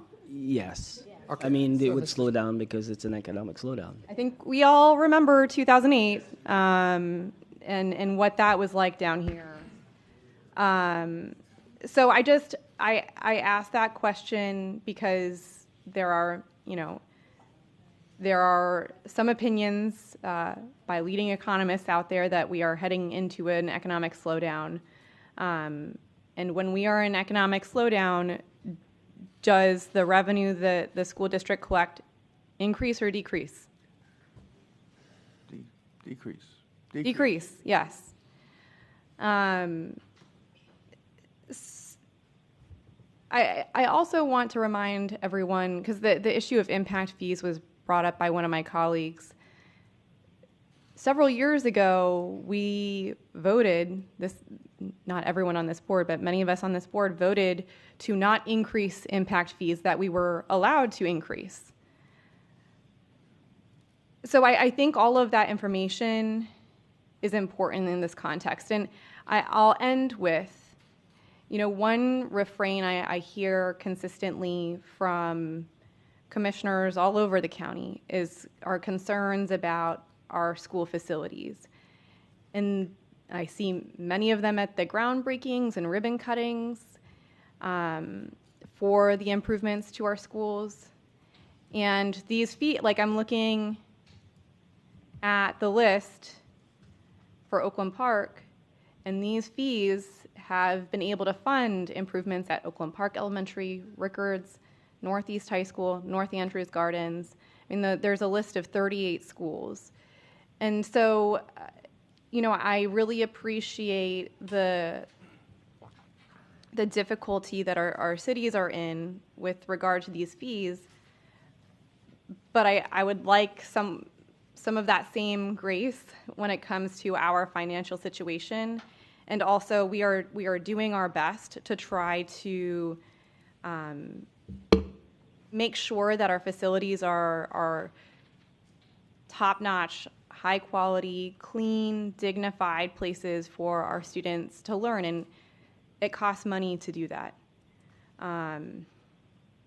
So, I wish that the working group had been able to come to some sort of agreement and compromise, as Ms. Bowman has been talking about. I really don't know where we go from here. A year has been spent on this.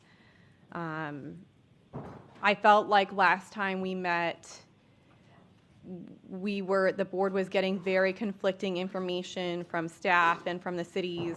I feel less so now, this time around. But I don't know. Again, I asked the question, like, how can we responsibly cut a source of revenue when we were in a $90 million shortfall? I have Ms. Hickson up to speak. Thank you. And then Dr. Zeman, if anyone else would like a second round. I have a thought, suggestion, and I'll explain why.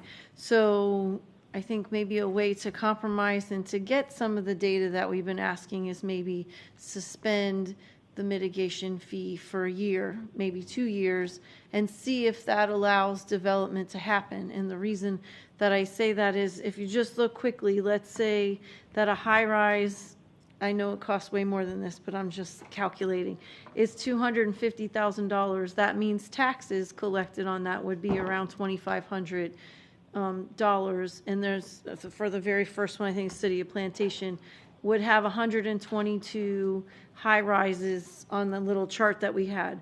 So they would collect $305,000. That's per year. So if the mitigation fees are the reason why we're not developing, let's give them a year or two to see if suspending them brings in more development, which would then give us taxes, which balances, because right now we're not getting anything because no one's developing according to the cities based on the mitigation fees. So if we were to just do a little experiment and say, okay, for the next year or two, we'll suspend them, we're not going to get rid of them completely, and if development happens, then we could come back and have this discussion again, because we'd have data that we released the mitigation fees and now development's happening. Because I think nothing's happening right now. We could talk about it forever, keep the mitigation fees, but you'll see only the city of Dania and the city of Fort Lauderdale have even moved to the zero possible developing units, because everyone else, according to what we're hearing, the fees are keeping that from happening. So I would be okay with maybe suspending them for a year, maybe 2 years, to see if that changes it, and then come back and have this discussion. Again, if nothing changes, then you would get rid of that whole argument, well, the mitigation fees are what are causing them not to develop. But we can't really look at that, but we're not getting anything right now because no one's developing. So I would like to offer that as maybe a suggestion for a compromise. Thank you, Dr. Zeman. Thanks so much, Chair. I just want to really be clear here. We've collected $22 million worth of education mitigation agreement fees. There's been building going on. So unfortunately, there's maybe this took a long time and it invited a whole bunch of emotion and invective into this conversation, but we have collected a lot of these things. What I'd be interested in finding out from the board right now is whether or not, we want to, there's kind of two options besides waiving these fees, and I can count to 5. So I don't see the board wanting to waive or rescind these fees, but there is two kind of responsible policy options. One that I'd propose, Chair, is that we change the policy that we have right now on certified affordable housing to increase the credit equal to the amount of the education mitigation agreement. I think to Mr. Severa's point, that would be kind of a cute way to change a policy without having to rewrite the contract and not trigger the new legislation. But I believe personally that every organization in Broward County ought to be doing everything they can to accelerate affordable housing. That also benefits our teachers and our staff and other people. If there are lack and rack properties that are in low-income areas, maybe they're eligible for developers to do that. But I think that that's one option. The second option is also to be honest with the cities. I don't understand, frankly, why they're paying an education mitigation agreement fee on a townhouse when they're building mid-rise units. I'm kind of tired of getting beaten up by, county commissioners that call me and say they're paying $8,500 like they're building a townhouse, but they're building one bedroom. So to Ms. Bowman's point, I'd be interested if the boards be willing to do that as well. Like, I'd like to be honest with the cities. If you're building mid-rise, pay a mid-rise fee. Don't pay the townhouse fee. And I like being honest with my partners in Broward County. I don't like charging an exorbitant fee. By the way, that cuts the fee by 75% if I did my math correct, Mr. Gabriel. So to me, Chair, there's kind of two options going forward besides just saying yes or no on the rescission. One would be to change our policy to increase the credit equal to the amount of the education mitigation agreement amount. So all they wouldn't, I'm sorry, Mr. Acabuso, are they paying the impact fee for certified affordable housing? No, those are being, per school board policy, those are being waived 100%. I love that. And again, it's really, really, really hard to get a developer to find land that does affordable housing, particularly in a downtown area like these lacks and racks. But if in fact somebody can do it, and I know we're doing it in Pompano Beach with the Dave Thomas Center. We've got a P3 going, and we're building 90-something, 94, 96, I forgot the number, affordable housing units specifically for Broward County employees. That's going to be a hell of a project. But, Chair, I think that we could see if we have consensus on those two as a form of compromise. The first, I think, is it's just smart for all of us to do all that we can to increase housing stock. We don't have enough housing supply in Broward County. And the second, I don't know how my colleagues would feel about this, but I would be in favor of if to Mr. Gabriel's point, I think this would be an amendment to the agreement, and it would add mid-rise units to these areas, which apparently 20 years ago we didn't envision them building, or they didn't envision, whatever. I'm not going to cast aspersions.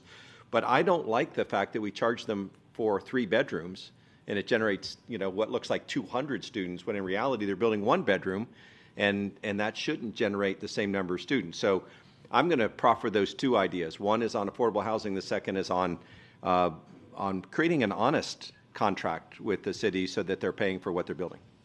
Okay, so I just, because we have several other people who would like to speak, so as you comment, if you're able to give some direction whether or not you're looking to release or not, I mean, some of you have, some of you have not, but also if you'd like to weigh in on suspending the agreements as Ms. Hickson suggested, and the credit for affordable housing and amendment to add mid-rise, as Dr. Zeman suggested. If I might just, could I clarify that if I could? So Go ahead. The suggestion really was to amend the agreement for the actual development, not necessarily for mid-rise, but for whatever the actual development is going to be being proposed. For actual units. Right. Yes, sir. Which is what we had suggested, but we'll leave that. And also, I wanted to, if the board feels that the appropriate action would be to suspend, that cannot be an unilateral agreement or change on our part. It's more than that, actually. It has to be an amendment to the agreement, of course, too, but it also goes against what would be the county's impact fee regulations. So that would require ordinance changes by them and other things. But you could suggest that, but that would take time. Okay, so just keep those things in mind as you weigh in. Dr. Zeman, I believe you wanted to... Can I vote for you just to save some time? Well, give me your feedback, yes. You don't vote. Yes, I'm sorry. My suggestion, Chair, would be no on release, no on suspend. And largely the no on suspend is because they built a lot. This is not, it's just not true that nobody's built under this agreement. And then affordable housing, yes, and yes on getting the units right. Amend for actual units to Mr. Gabriel's language. Okay, thank you. We have Ms. Bowman. Thank you, Chair. I say no on release, no on suspend, amend the agreements to reflect what's actually being built. And I agree with the affordable housing waiver. I do have a question about affordable housing. When Dr. Zeman said certified affordable housing. I know that affordable housing is a complicated concept. And so with tax credit and all the other, how are we determining what is affordable housing for this purpose? It's very simple. Part of our process, we don't determine, we just get the certification Okay, so it from has to be Broward County. certified. So All the right, county does. Okay. And just let me clarify, Mrs. Boldman. So to what Dr. Zimmerman was saying, it's not the residential type, it's the income level type. Very low income, or moderate income. And that's what's in the county code. No, I know there's tax credit, there's Yeah, different yeah. statutes So- and different ways you can get that. I'm probably getting in the weeds, so Correct. that's okay. Correct. And then I wanted to comment just very quickly on our chair's comments. I really appreciate that. Thank you for kind of painting that picture. And just to our municipalities, we're all in this together, and there's a lot of forces, like I said earlier, acting on us. Broward County, our municipalities, our school district, and everybody that plays a role in raising our children and making this a great place to live. I hope that we can all collaborate together and help each other, because we all benefit from when we're working together instead of fighting over these things. So I agree with Dr. Zeman, and hopefully we can reach a settlement. Ms. Bowman, I didn't capture it. No release, no suspend. Yes on waiver for certified affordable housing, and have the impact fees reflect what's actually Got it. the Okay. type of unit that's actually being built. Thank you. Dr. Holness? Thank you, Madam Chair.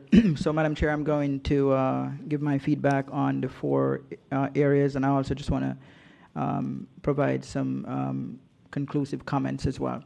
I would say no on release, no on suspend, yes on affordable housing, and also yes on amending agreement for actual units. I think it's just decent and honest that we do have agreement for the actual units, as opposed to cities having to pay for what they're not actually building. So yes on amendment for actual units. I also want to say I concur with with Chair Leonardi that everyone is aware, it is no secret, that Broward County Schools, we have a huge budget shortfall. The question remains, are we being responsible, as Board Member Leonardi mentioned, to cut any funding source when our financial problems are so grave? The school district is not against our cities. We value our cities. We value the relationship. I know in District 5, I value all of the cities in my district. I believe all of the board members share the same sentiment. We value our cities as partners in ensuring the thriving of our communities. We are connected. And as Board Member Bullman mentioned, we are in this together. A wonderful singer of mine passed away the other day, Jimmy Cliff, that says we all are one. And, as a city, as a school district, we don't function independently. We are connected. We are all one. So when schools do well, our cities do well. And when schools in your cities do well, your cities also will do well. So we're bonded together with different but similar goals. And I just want to let you know that regardless of our decision here today, just understand that we're interconnected and we value the relationship, and we want to continue to have a strong relationship with our cities. But we also want you to understand where we are as far as our financial constraints, and also understand that we are interconnected. So whatever decisions is made today also benefit our cities today and tomorrow and forward. Thank you, Madam Chair. Thank you. Ms. Thompson? Thank you, Chair, and I think my colleague said it pretty beautifully that we are interconnected. I also just find it incredibly hard to believe that it is stalling development when you drive around and you see all these high rises coming up, all these apartments throughout the county. And it's just disheartening to hear that we've tried to come to the table and the cities aren't really interested. And it's also the fact that the chair mentioned there was an opportunity for us to raise impact fees and we didn't. And if this is how we're working as a unit, then Broward County is going to fail as a whole. If it's going to be cities against cities, the county against the school board against the cities, it's not going to function, and we already have outside forces trying to tear us apart. We already have the threat of property taxes trying to tear us apart. So I understand the frustration that you guys are feeling. However, I am not interested in any changes, and we also do already offer affordable housing waiver. Is that correct? That's correct. So I don't really know what changes we could do there, but again, I am not interested, and I am a little disheartened by this whole conversation. Thank you. Thank you. So I would like some clarity around the credit for affordable, because I feel like we've heard two different things now. So we're hearing that there is a credit for affordable housing, but I believe earlier in this conversation there was something else that we could be doing around affordable housing. So first, I would just like to clarify I would like some clarity around that. So currently, the school board has a resolution, I don't have the actual number right now, whereby the school board set aside every fiscal year $475,000. It's an administrative process, first come, first serve. $50,000 per project. If it's a very low income. But if it's a very low income, moderate, then it's $75,000 per project. School impact fees. Dr. Zeman seemed to be saying increase it to include mitigation fees. So that's the clarity. So currently it's just strictly school impact fees. The difference is if you want to make that, if mitigation is due, then it covers the mitigation. Okay. And then the proposed, I'll call them amendments from Dr. Zeman. We would, so say that the majority of the board says, yeah, go ahead and pursue those amendments. Those don't just automatically happen, right? Like the city, help me walk me through that process briefly.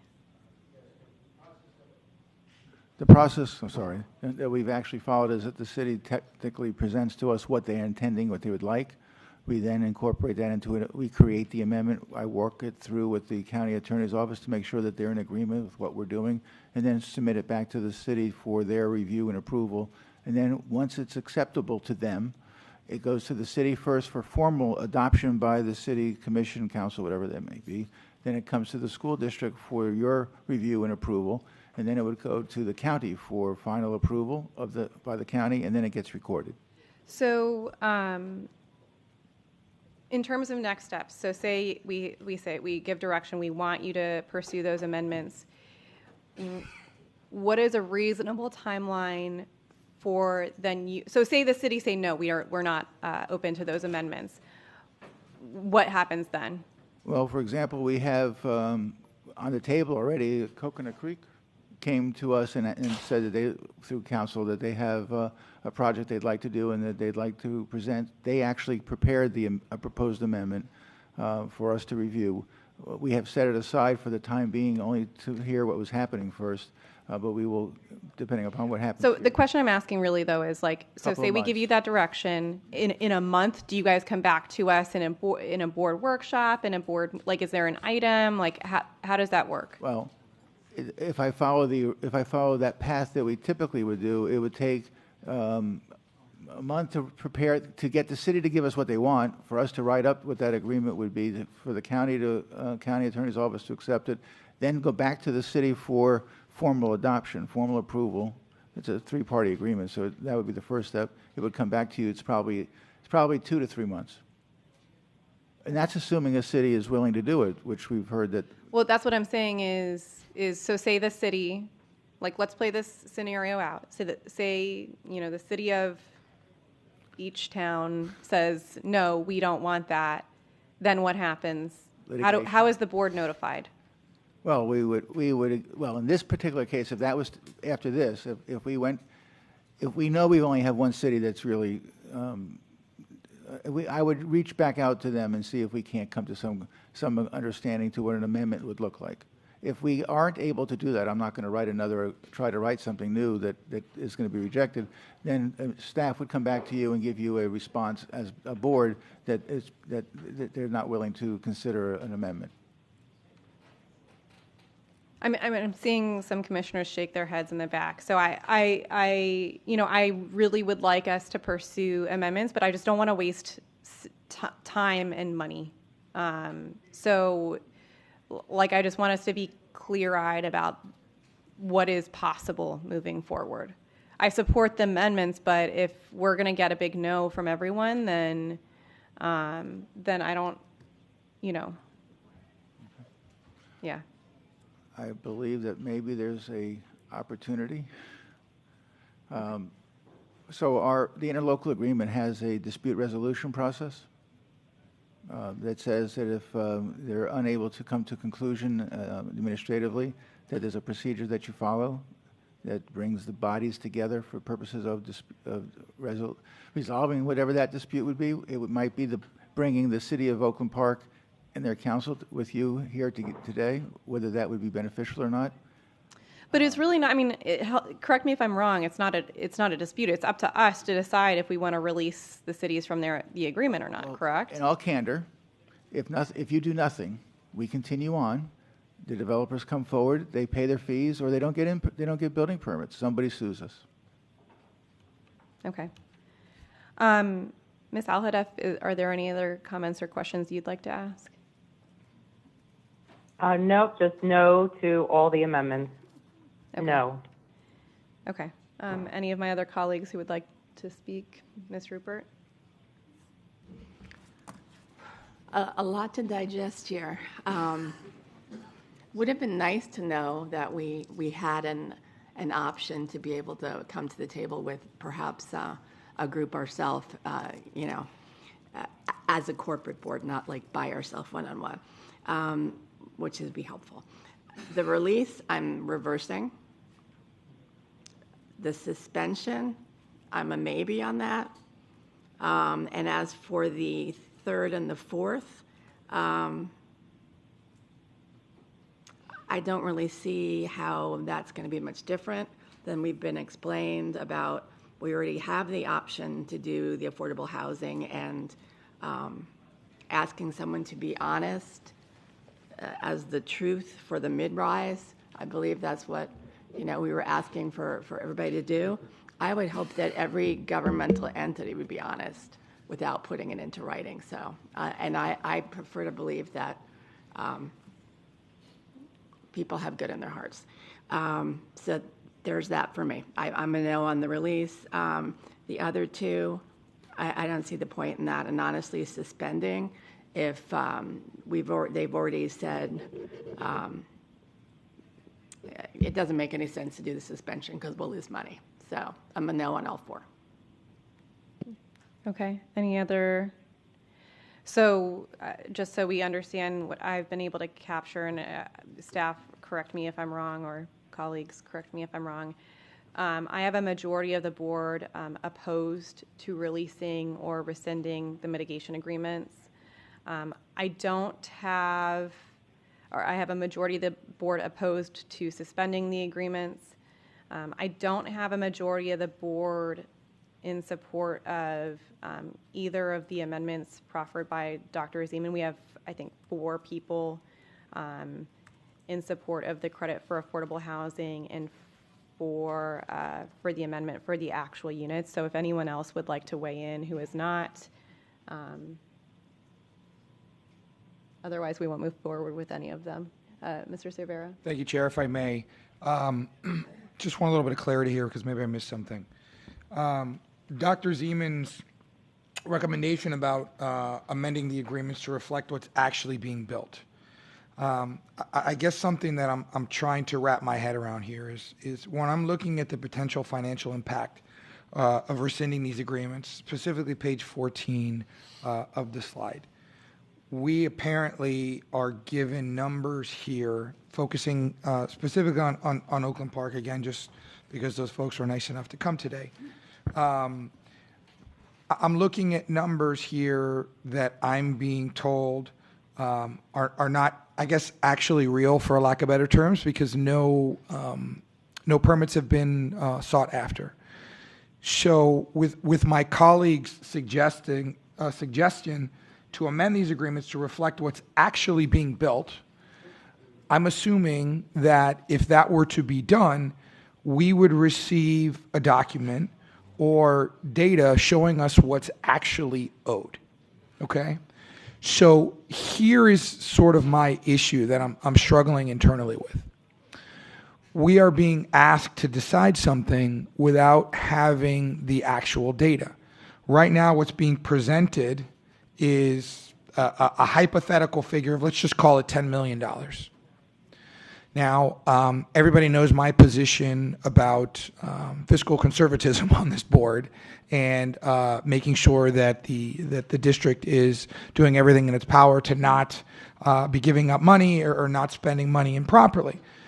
I guess the problem I'm having with this is, what if the number, when it actually comes back, is, let's say, hypothetically, $2 million, and Oakland Park says, you know what, we're willing to pay that, or we're willing to do 95% of that, or something, and we can, in exchange for that, maybe we can leave this is how it is.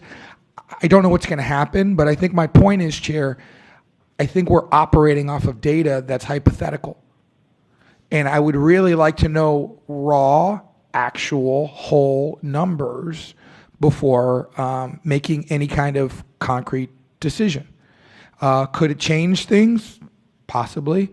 I don't know. Maybe they come back and they owe us $50 million. I have no idea. But I don't like to guess. I don't like being presented with hypothetical or numbers that are not, quite frankly, absolute.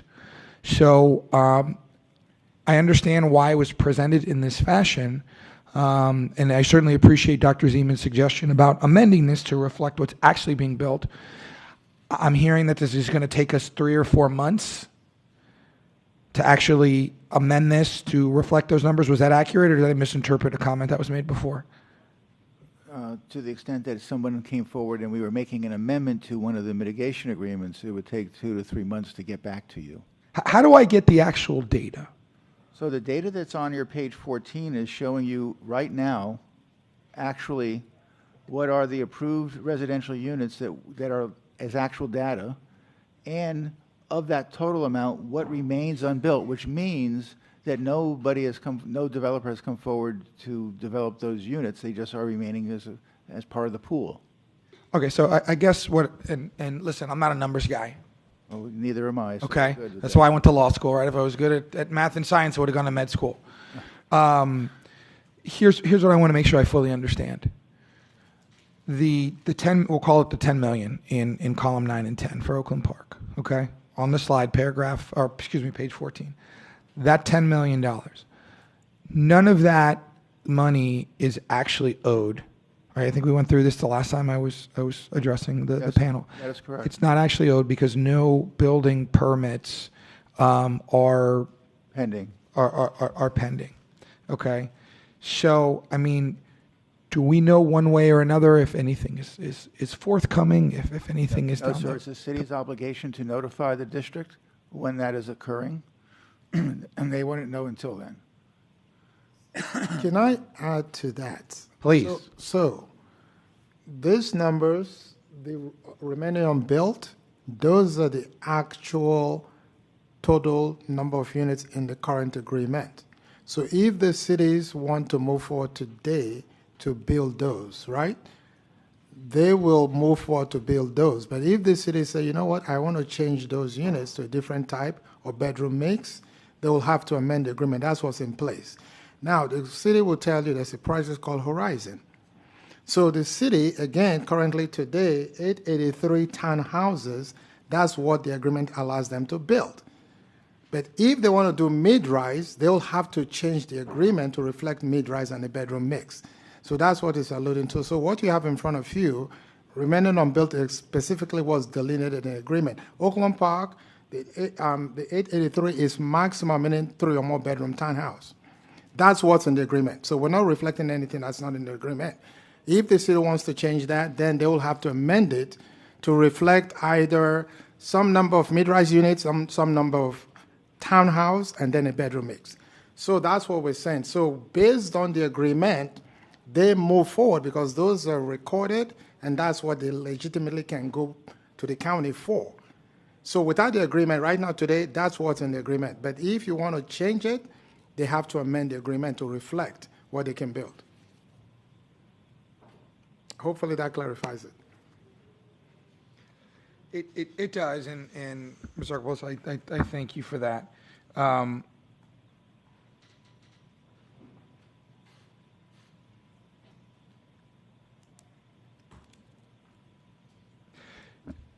Chair, here's my thoughts. I'm on the fence. I am on the fence. I'm looking at this. I'm looking at this data, and I'm hearing what our council is telling us, and I'm hearing what the city is telling us, and okay, see last portion there, and I've not made up my mind yet,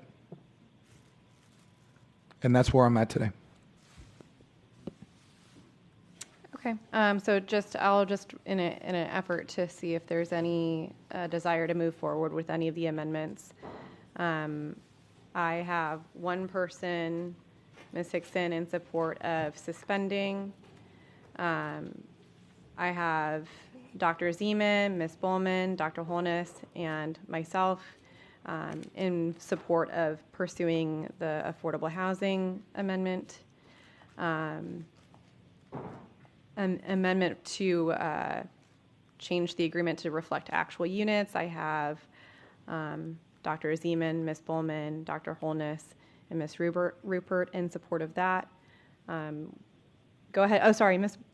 Bowman. Go ahead. Just to clarify, if we went with that particular on that avenue, to Mr. Cervera, Doctora Cervera's point here, we wouldn't know until someone comes, like a developer comes to develop. We wouldn't be amending those agreements until we actually had an offer, that they had an offer to develop something. So right now, we're not going back in the next 2 months and amending agreement for development that's not happening. It would have to be when there's actually a proposal to develop. Yes, ma'am, that's absolutely correct. So like we wouldn't get the date, like we would be doing it in real time if we were going to amend it. It would just be more, I think what we're voting on right now is more of a policy moving forward if we wanted to adopt a policy to negotiate that going forward rather than sticking with what was agreed to in 2005. Thank you. Okay.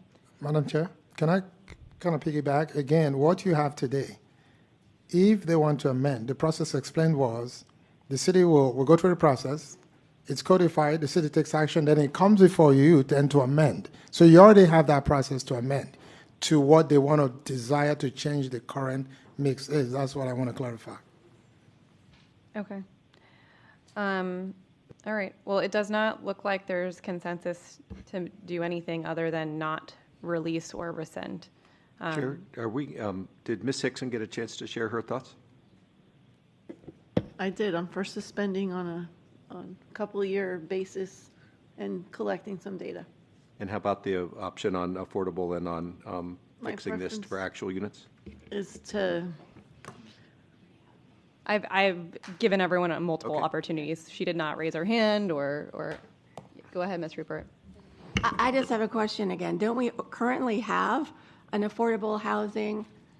I think that's been litigated multiple times. So I think we do and we don't. Okay. So That Well- is what my takeaway has been. Okay, so, yeah, I'm always up for affordable housing and would continue what we're already doing, so. If you wanted to expand it. Okay, so I guess there is now consensus to move forward with trying to seek some changes around a credit for affordable housing. Are we clear? Is staff clear on Dr. Zeman's proposal for that? Madam Chair, thanks. I need to be clear on that because number one, the current resolution, that means we will have to bring a resolution to the board to modify language in the resolution, because right now the resolution establishes the dollar amount at $475,000, right, for impact fees. So pretend that resolution says potentially increasing that dollar amount or adding language that specifically says anytime there's a mitigation fee due, they waive the mitigation fee 100%, because right now it's impact fee 100%. So that's the clarity.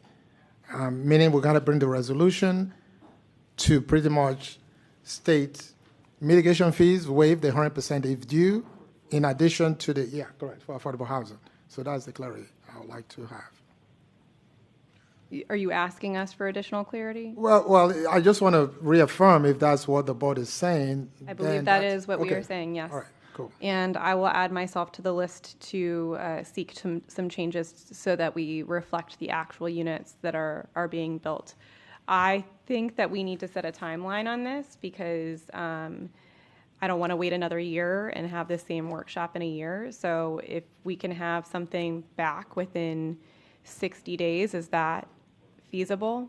Well, Have some the answers? resolution should be fine.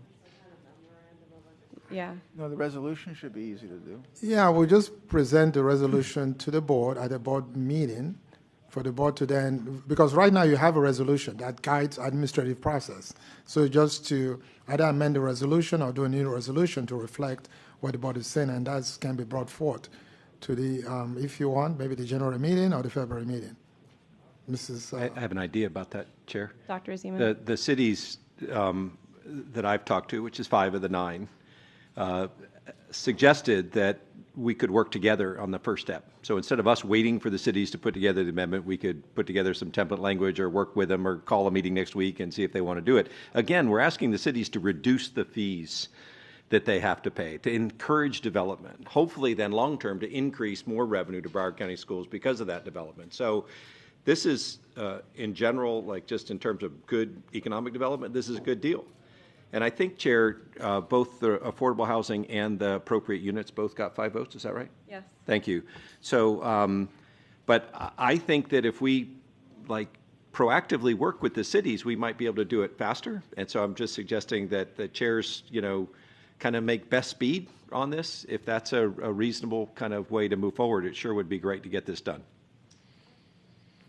Ms. Bullman? Thank you. I agree with Dr. Zeman, and I guess I think that we need to have some kind of an agreement in place with the cities that they would want to go forward with this, since we don't,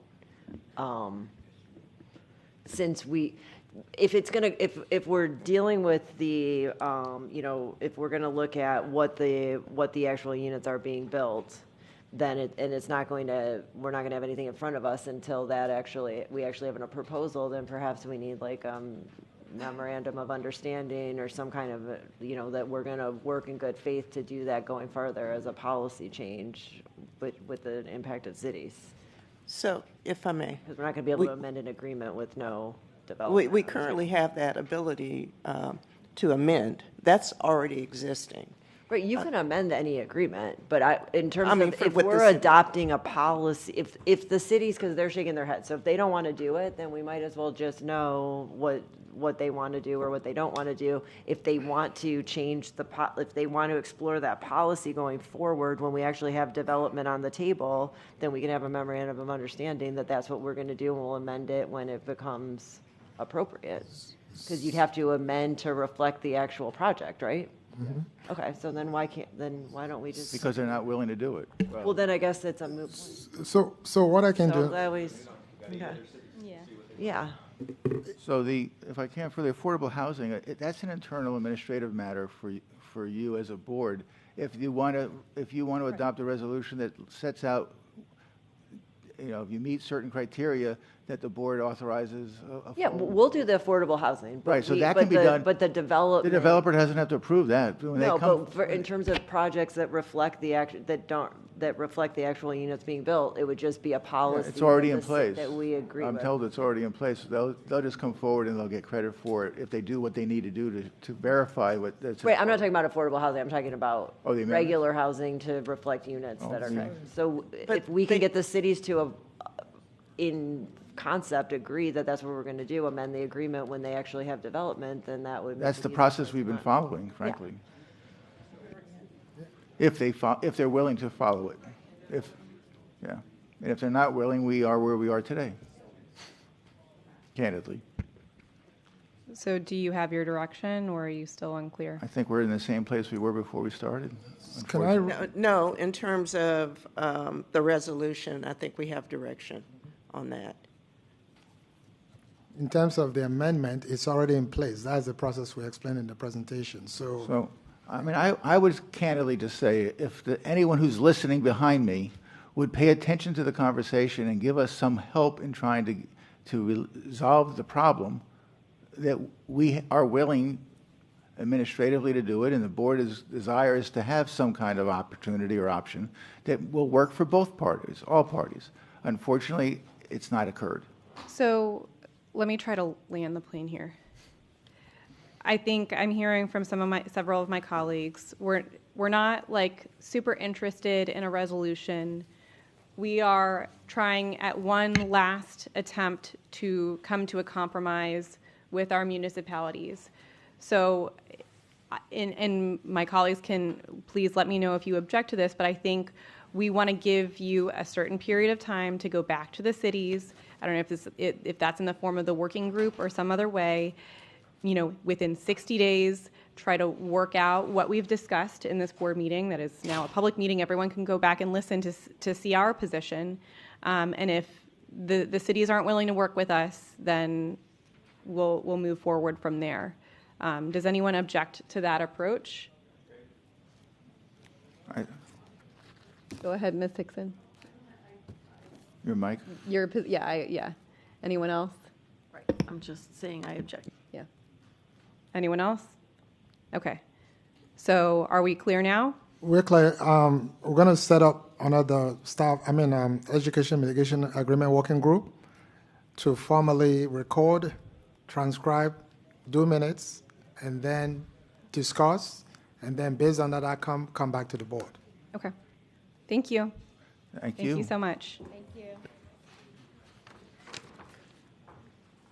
Do we need to recess the meeting, or are we ready to move to? Okay. I'm hearing that we need to recess for 5 minutes, and then we'll move on to the next workshop.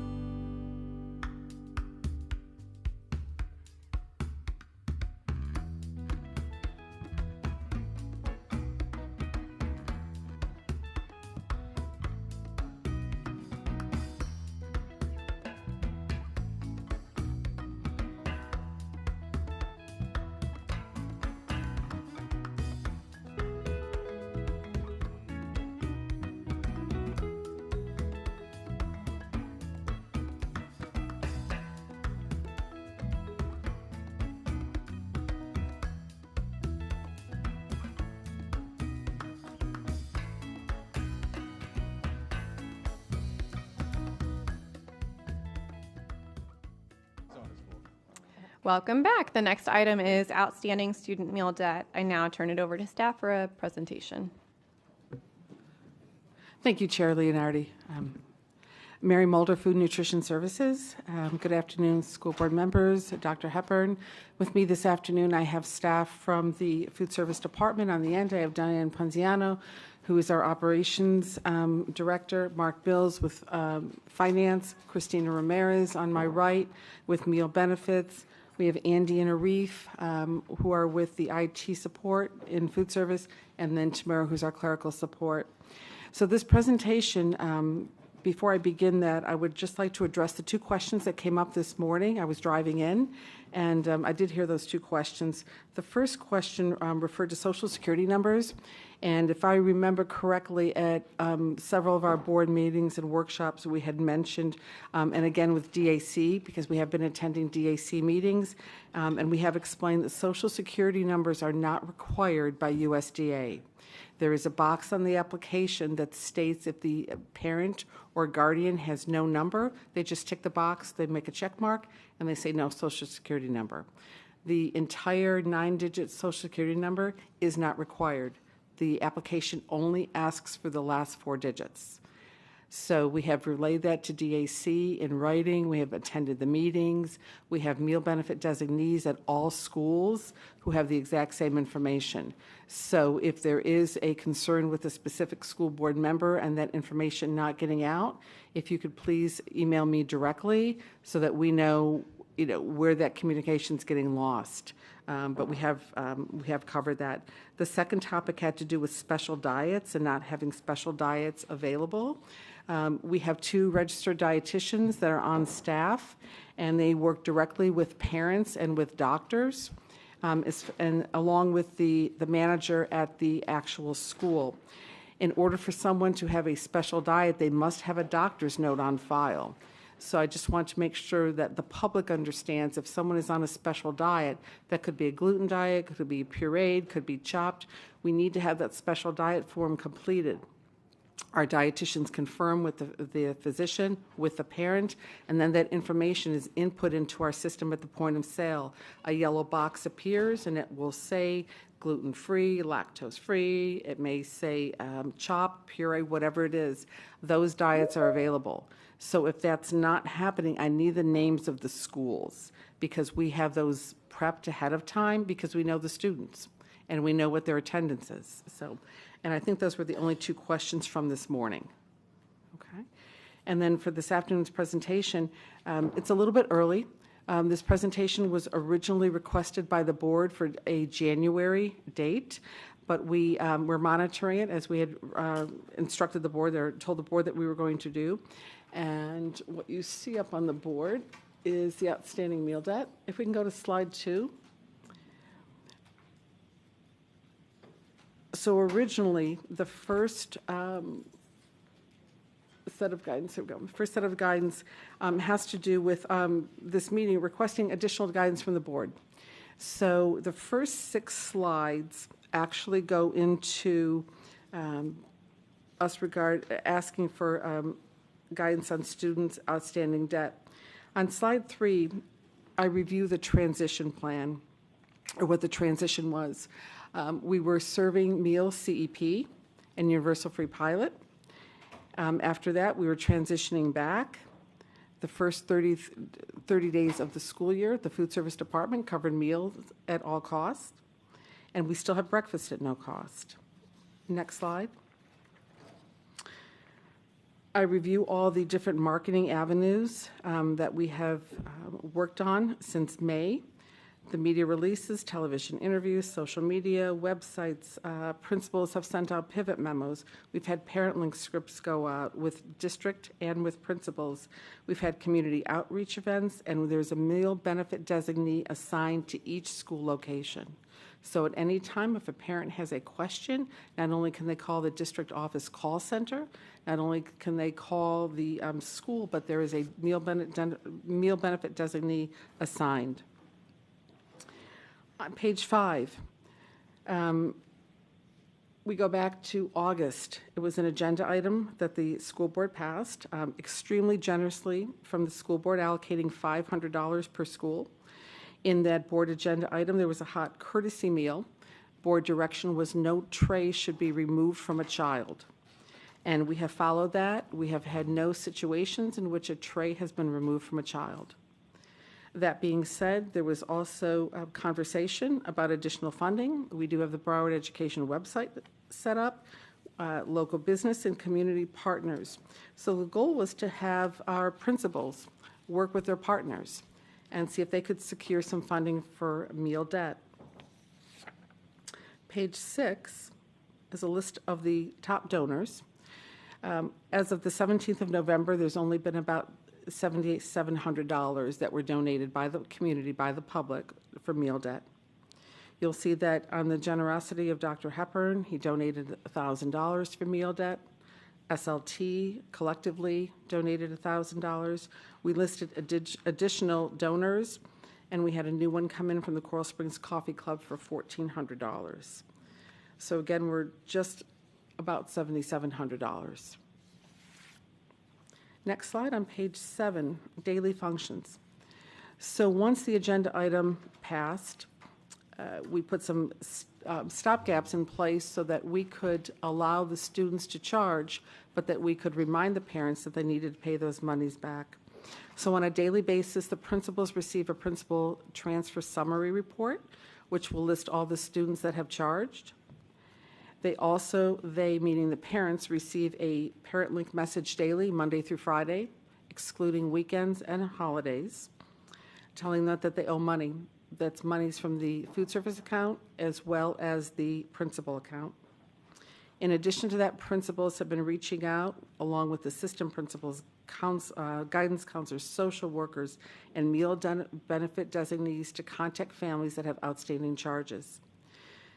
And the reason that we put that in place is because we wanted to ensure that the families understood that we were back on the plan prior to COVID, which was the National School Lunch Program, collecting meal benefit applications. We've been working over 2 months on this current plan, and we're running into some major challenges. And those challenges are becoming very difficult for our school principals, because at times they're turning into collection agencies. They continue to call families, and the families are not responsive. In addition to that, we have parents that are coming back to us saying, well, if the school board said they're not going to take a tray away, why should I pay? So it's a catch-22 situation that we're encountering. We have several principals that have asked, and level chairs that I've been working with, saying that we need to go back to student obligations because the families are beginning to take advantage of the generosity and the intention of the school board. Charges continue to increase. If we go to page 8, there is some data there, but I do have updated figures. If we look at bullet point second from the bottom, it said that the total outstanding student meal debt was $252,000. As of this morning, it's up to $307,000. So it continues to increase. Okay, and that is allowing students to charge, not taking trays away at the point of sale. Now, again, these are all paying students, meaning that they are not qualifying for SNAP, they're not qualifying for TANF, and in most cases have not completed a meal benefit application. The National School Lunch Program is optional for parents. They do not have to complete a meal benefit application. It is up to the parent whether they want to complete it. If parents choose not to complete the application, they can always pack a lunch, or they can send the money in order to pay for the lunch. On page 9, we talk about additional funding. You will see on the second bullet point, we're talking about almost $688,000 if we forecast through our model of how much additional funds would be needed in order to maintain the direction that the school board originally asked us to go to in August, which again was extremely admirable. The goal was to feed children. It's just we're running into some challenges. And it is coming, I'm sorry, it is coming out of the general fund. If you remember in August, we spoke about it in July and in August, that the food service department cannot cover the cost of a meal for students. And we did confirm that with USDA at the state level. On page 10, we speak of the recommendations, the potential of turning all the charges to obligations so that families would have to pay the charge off before non-academic activities were attended by students. This was a prior practice. This was prior to COVID, happened in all of our high schools, and we rolled over obligations in elementary and middle schools continually. We're also suggesting that in high schools we go back to a courtesy sandwich, and we use our no nut butter sandwich with an effective date of the 15th. In addition to that, the middle school principals are asking for that also because the debt keeps increasing and the families are not paying back. And then another recommendation is for the board to supply additional funding, which based on what we heard yesterday may not be the best option. What we're concerned with is that it's this catch-22 situation that we just keep spiraling, and out of the generosity of what the board, what the department, what we all had discussed, that the response from the parents is not the way that we had anticipated it would move forward. The money that was provided by the school board is in the accounts, but obviously it's already exhausted. If we go to the appendix, you'll see that there's numerous appendixes. The appendixes are information that was requested by the board, and it includes the amount of meal applications that have been processed. It includes the outstanding charges by school. In addition to the outstanding charges per school, we are also posting that on our website, and that's under meal benefits. We post every week the schools and the charges so that the public is aware of what is happening. My concern not only is for the students, student meals, but the principals are now being challenged with trying to collect monies from families, and there's been a lot of pushback on that. And that's because we did say that we would feed students, not take trays away. Again, extremely admirable, but the public is perceiving that in a different manner. So we're here today to ask the board members for guidance on how to move forward and what you would like us to implement. Again, this presentation was scheduled to occur in January, and we are early on it because we see the numbers going up. There was a board referral in October. You'll see as an attachment or an appendix. You will also see there was a memo in November because we saw things escalating. And now we are here, and again, we're requesting guidance, and we'd like to implement what the will of the board is. Thank you. Is that the conclusion? Thank you very much. Yes, thank you. Thank you for your time and your service. I have Ms. Thompson. Thank you, Chair. And thank you, staff, for all your work on this. I think, obviously, this was my original item, and it's disheartening to hear that it's not going as intended. I had some follow-up questions. So if we are switching away from a courtesy meal, would that still happen in elementary school as well? Or is there a way to maintain at the elementary school level that it's still a hot meal? So that would be the will of the board. We can go level by level, and we can transition back to high schools not having charges and offering the courtesy sandwich. We can extend that to middle schools also, and we could let elementary schools go for another month or so and see what happens. They are smaller children. They may not have that same interaction with staff, or they may not have that the ability in the family, for the family to convey what's going on. There could be a triangle happening. So we could set that aside and then just come back to the board in February with the elementary schools and just move forward with the middle and the high schools. Again, my concern is for the principals. Are you getting concerns from the principals? Like, what grade are you hearing from all of them, or what Absolutely, good question. So I speak with the level chairs, who then speak with the principal groups directly. The concern with the principal is they see these dollar amounts going up, and they don't know how they're going to be able to pay that off. Their business partners are not coming forward, and if they are coming forward, those funds are being directed in other areas. And their guidance counselors or social workers are reaching out to parents and are not getting positive feedback or no response at all. Do we know what the estimated cost for just maintaining the hot meal in elementary school? Or could that get back to us? We'd have to get back on that. It's 600, we forecasted 688,000 for the rest of the school year for elementary, middle, and high, so we'd have to break that out and see, and we could get that to you.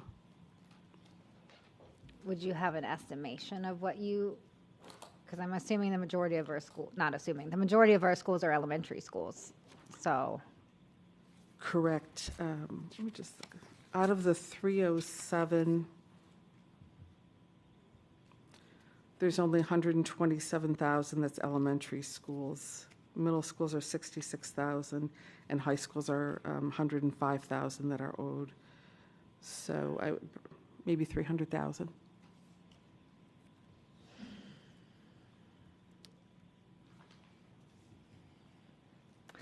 On a semi-related note, do we know, because you don't actually have to put the Social Security in, do we know if that information is flagged to any agency, or like what happens with, because it's not required to give your social, right? But if you click the box that says you don't have a social, is there any concern that that goes somewhere and could be something done with it?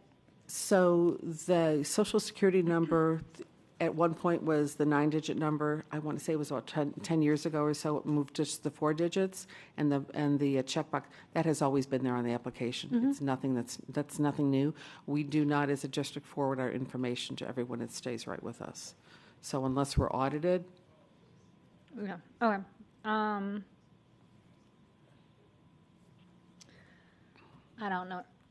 I don't really know what to say because I obviously, as the rest of my colleagues understand that we're in a financial crisis, I have a really hard time thinking that we're going to take hot food, because I know we give them a sandwich, away from kindergartners or first graders.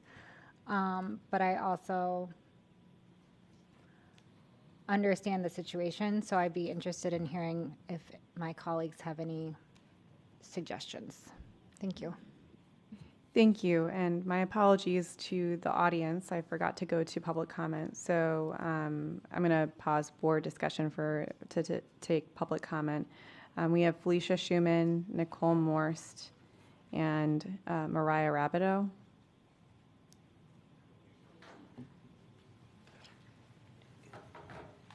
Oops, sorry.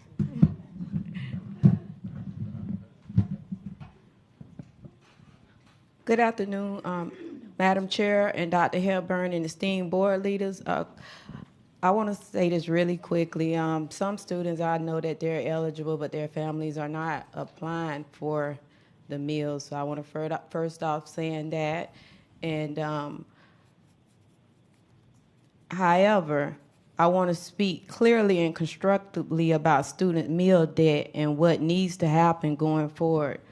I recognize that Broward County Public School already participate in direct certification using weekly or scheduled batch uploads and uses community eligibility at qualifying schools. Those tools are important, and where they are fully implemented, they work. However, the data before us shows that we still have a gap. Students are being fed daily, but documentation and accountability are not consistently aligned with eligibility. Some students are eligible for free meals, yet their parents have not completed their required application.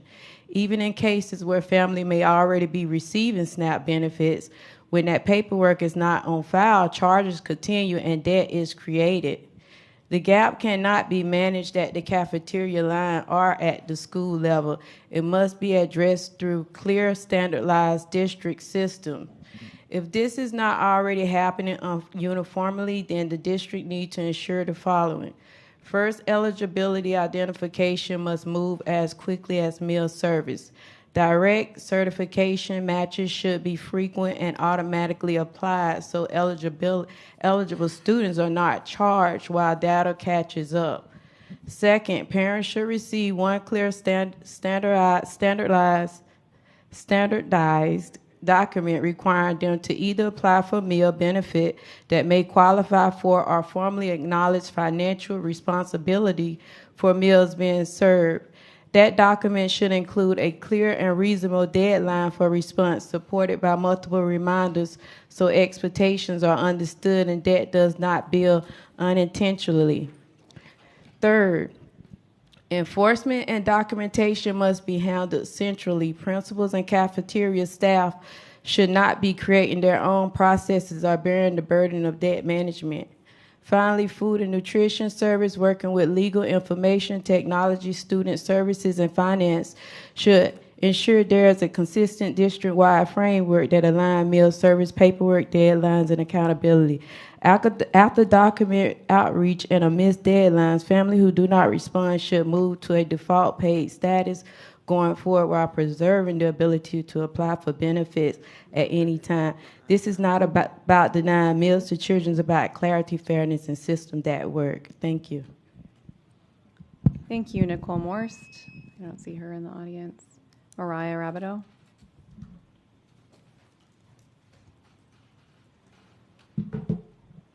Good afternoon. My name is Mariah Rabideau. I'm a Weston parent and volunteer with our PTA and our band boosters. Regarding this agenda item on student meal debt, I want to speak to the heart of this issue. This debt should not exist to begin with. We all know this.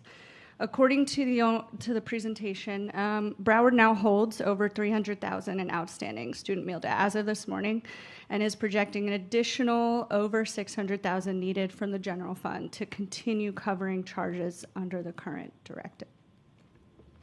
But these numbers are not simply financial. They represent children being billed to eat at school and families struggling that are unable to respond to escalating notices for whatever reason. We also saw in the data that 59.8% of the students are eligible for free or reduced lunch, and the district processed over 90,000 applications this year. These numbers make one thing clear: hunger is not an individual failure to fill out a paperwork or a sheet of paper, right? It is a systemic signal that our families are stretched beyond capacity, just like the district at this point. The district previously succeeded with CEP and universal free lunch for 2 years. Ending those programs has directly contributed to this debt spike, because families who cannot afford lunch cannot magically begin affording it after September 22nd. So a child's ability to eat during the school day should never depend on an overdue balance. And I know there's a lot of work that this board and this team has done to try to mitigate that. It also shouldn't be due to a missed application or their parents' inability to navigate the bureaucracy of where our non-digital, in some ways, system sits today. I encourage the board to view this not only as a funding question, but as a moral and educational one.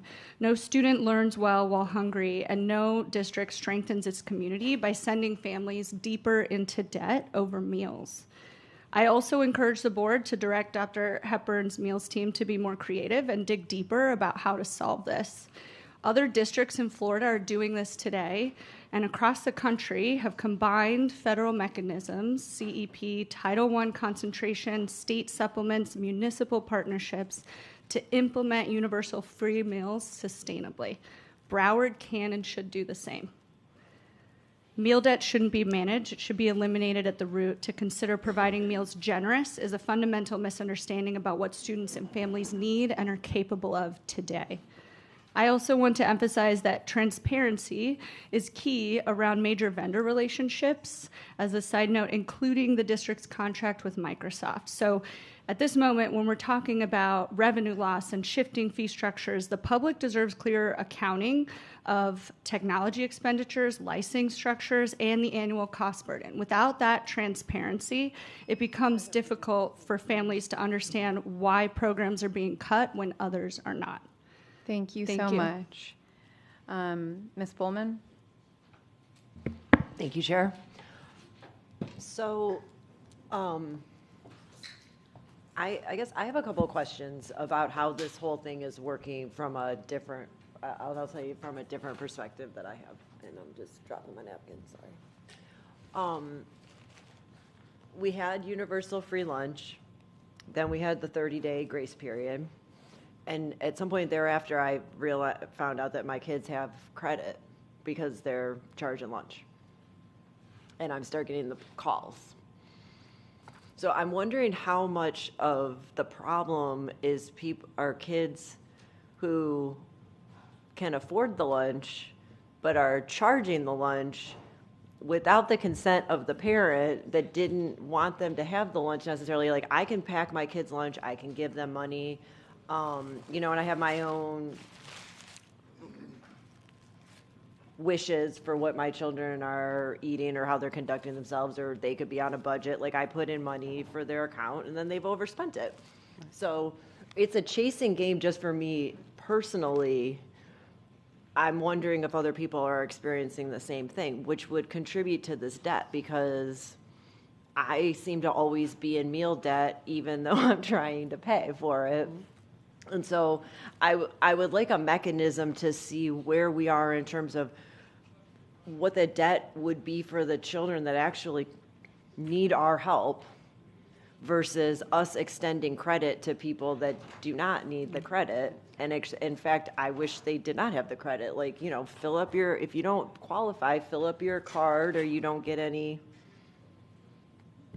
like, please don't give my kid any more Pop-Tarts on credit. Thank you. Right. He had 3 yesterday, I think. So, I mean, I'm just saying, like, that's not. Right. So, I mean, I'm half joking, but Right. I there understand. seems to be a couple different things going on here. It's not just that we're in a financial situation and we can't afford to feed the children that are like the children that really need it.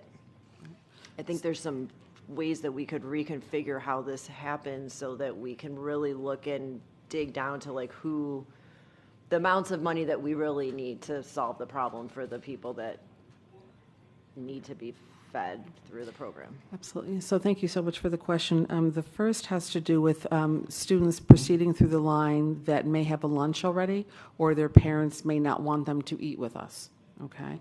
And we have been speaking with our managers, who are speaking with the principals, and are reaching out to the families that, as that charge occurs, when we make those calls at the end of the day via the principals or their guidance counselors, if we find out that those families do not want the children coming through because they do pack a lunch, we are making notations so that when those children come through, the cashiers are aware of that.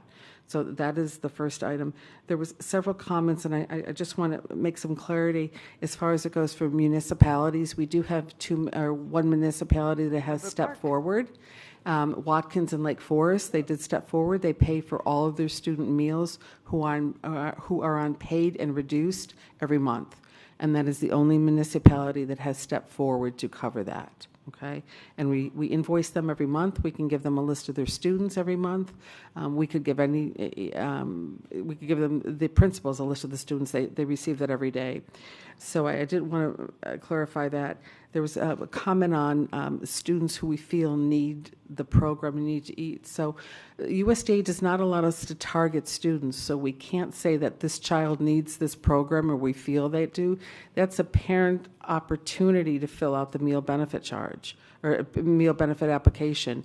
When we say the students need it, how do we know that they need it is the question. And if a child needs the program is there for the parent, meaning fill out the meal benefit application or applying for SNAP or applying for TANF.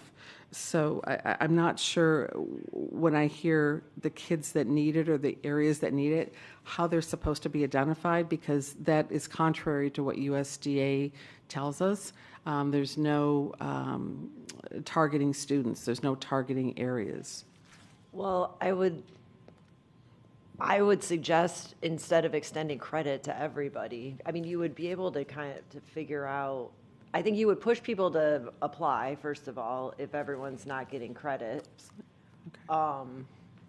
And then that would reduce our debt, because if you're not giving the credit up front, then people would have to come with money to eat the lunch. Absolutely. If Ms. Lynette. So that's what I meant. I mean, not that you're identifying Absolutely. individual Sure, people, absolutely. but it would take some people out of the equation Absolutely. that didn't intend to be in the equation in the first place. So by doing that, if it would be the will of the board, we would be able to send out a parent link, send out notifications, and then stop that extension of credit on the principal's account, and then either offer the cheese sandwich, which may mitigate those families that do not need it, or the children that go through, and just pick the lunch up because they can get it, because we're not taking a tray away from the child.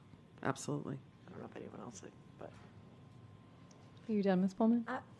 Yes, I will wait for round two to see what my colleagues And have to so as people weigh in, please weigh in on Ms. Pullman's suggestion. Yes. Okay. Ms. Hickson. Thank you. So, I kind of feel the same way Ms. Thompson said. When we set out and did this, it was to try to help a need. I don't think any of us want to see, whether you're elementary, middle, or high school, someone taking a tray away from a student and handing them a wow butter sandwich, because it's traumatizing. And almost every one of those kids, whether you're elementary through high school, you're not in that situation because of something you did, right? I mean, even in high school, they're living with their parents. The situation is not directly a result of something they've chosen to do. So I don't know how I feel about just giving a hot meal to elementary, because I think it's probably more traumatizing as a high school student having that happen. And with that being said, that was our intent, right? That we didn't want anyone to have a tray taken away, and we wanted every student to have some dignity here. But it seems as if it's like a runaway train that took off. I think we also didn't understand what that would look like. Listening to some of my board members now, and then also when we first started this, I think we believed that you could identify who needed the lunches. Like there was a way, just really based on the conversation we had a couple of weeks ago when they said, but as you've mentioned, there just is no way. We don't know what their family status is unless they fill out a form and they're eligible for it.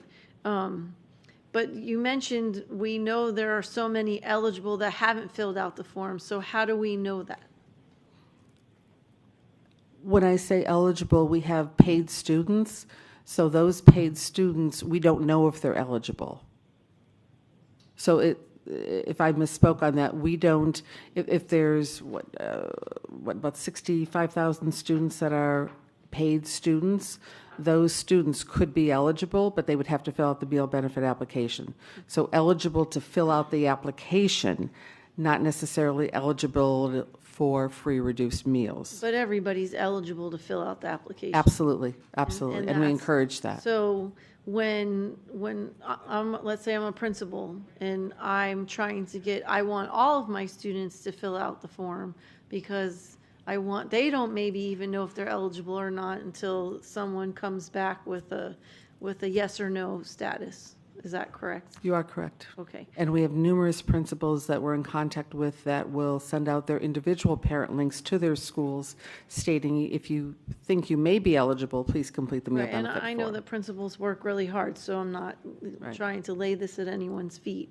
But it is a tricky situation. So I have a question, because the speaker, made a couple of suggestions, and there are other counties in the country that do pay for lunch, as we had the last couple years, only because of our ESSER money. So I want to be clear. I think people still don't understand what all of that means, right? They just know their kids didn't have to pay for anything, and they think it should continue. So I wonder how active we are in reaching out to the business community to say specifically, we would like you, because you said businesses may be donating money, but it's not going to the debt relief for lunches. So to the superintendent, are we doing an active call to action through our strategic partnership department where they're actively going to like the Rita cases and the JM families to say, you know, we have this issue. Would you be willing to adopt a school or to adopt a region, maybe even, so that we can address it? Because what we did was put it out there and hope that people would, as you did and other generous people, go online and want to help. But those $100, even the $1,000, as much as it's appreciated, aren't really going to hit the mark. We need like a big donor that believes in feeding kids. So the answer to that question is no. We haven't done anything strategic in our partnership division. We kind of depended on BEF for that. We can do that, but I know for many of the donors we engage with, it's you know, it's either this or that, right? So you risk getting support for some of the other things you've been asking for. So I know, like, we're working with Joe DiMaggio and trying to work with that Rita case for the nurses. So you know, if we ask for that, is she going to continue to support this? So we can get with Mr. Chisholm and his team to have them beat down some bushes to see if there's support for that, and continue to use BEF as the avenue to provide the funds, since they're already doing that part already. But we can work with a strategic partnership to see if we have any folks or even any municipalities kind of let the other municipalities know too, like, look, hey, look at this city and what they're doing for the schools in their communities. How about you step up to the plate? Yeah, no, I didn't mean just big companies, but just partnerships in general. Because I think at the end of the day, we're all going to land at, we want kids to have hot lunches. Kids can't learn if they aren't fed, and it won't matter. I mean, I would again venture to say high schoolers need more of that hot lunch than even elementary school, because you start to think about all of those things they're doing. But they all need it, so I don't want to argue who needs it more. But we also can all say that we can't afford this. But I still land at the place that I don't want them to walk away. I don't want someone to take a tray away from them and give them a wow sandwich, but there's no way to avoid that, because you don't know until they come up with the tray that they don't have the money to pay for it. So I don't know how to do that in any other situation to be able to do that. So I still land at, I don't want to see kids go hungry. So, and I know a wow sandwich is still food, but it's not that. And you know, maybe there's a way to also look at local farmers or people that are making it a little less costly for what we're providing, or I don't know exactly. And my other question was, there's an organization called No Kid Hungry. Is that what it's called? Do we work with them? Do we work with any organizations? It doesn't have to be that one in particular, but organizations that specifically work towards making sure children are fed in the school day. No, not specifically, no. We'll reach out to Feeding South Florida if we have a donation of some sort, and they may come to us for something. We were working with them during COVID and sending up food pantries and food lines during COVID, but no, we have not asked for any monies from them to cover this. Because I know that I think it's called No Kid Hungry is one of them, and they've come to the Florida School Board Association workshop or convention, and I know that the assistants actually also had it, and they actually come to the school with a cart of food for, let's say, breakfast, kids that miss breakfast in the morning, but they'll have a cart and they can do a grab and go. So I think that we should also look into maybe we're not providing it through our lunch line, but maybe there's a way to do it differently. I think we really have to be innovative in the way that we attack this. Okay. So as far as it goes, we did have several grants in which we were able to secure equipment, and we use that equipment to have grab-and-go breakfast at our high schools. Absolutely, we did do that, and we still have after meal breakfast. So in case a bus comes in late, we still serve breakfast, but we did have those going on after first period. Yeah, and this organization, like I said, I know that they do different things, so maybe we need to look at organizations we can partner with, and also what kind of federal funding we can look at. If other counties are doing it, we maybe need to reach out and find out how are they doing it so that we can have a different kind of conversation. So, thank you.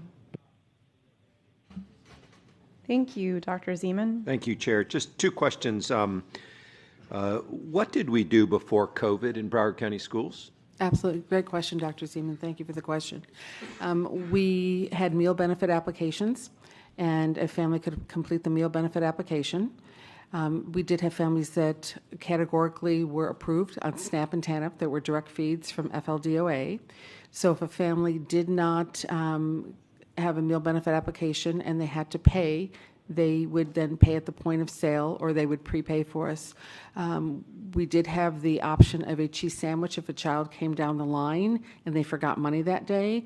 In that case, the principals had a principal account in which they would have minimal balances, maybe $50 or $100, to cover the cost of that cheese sandwich.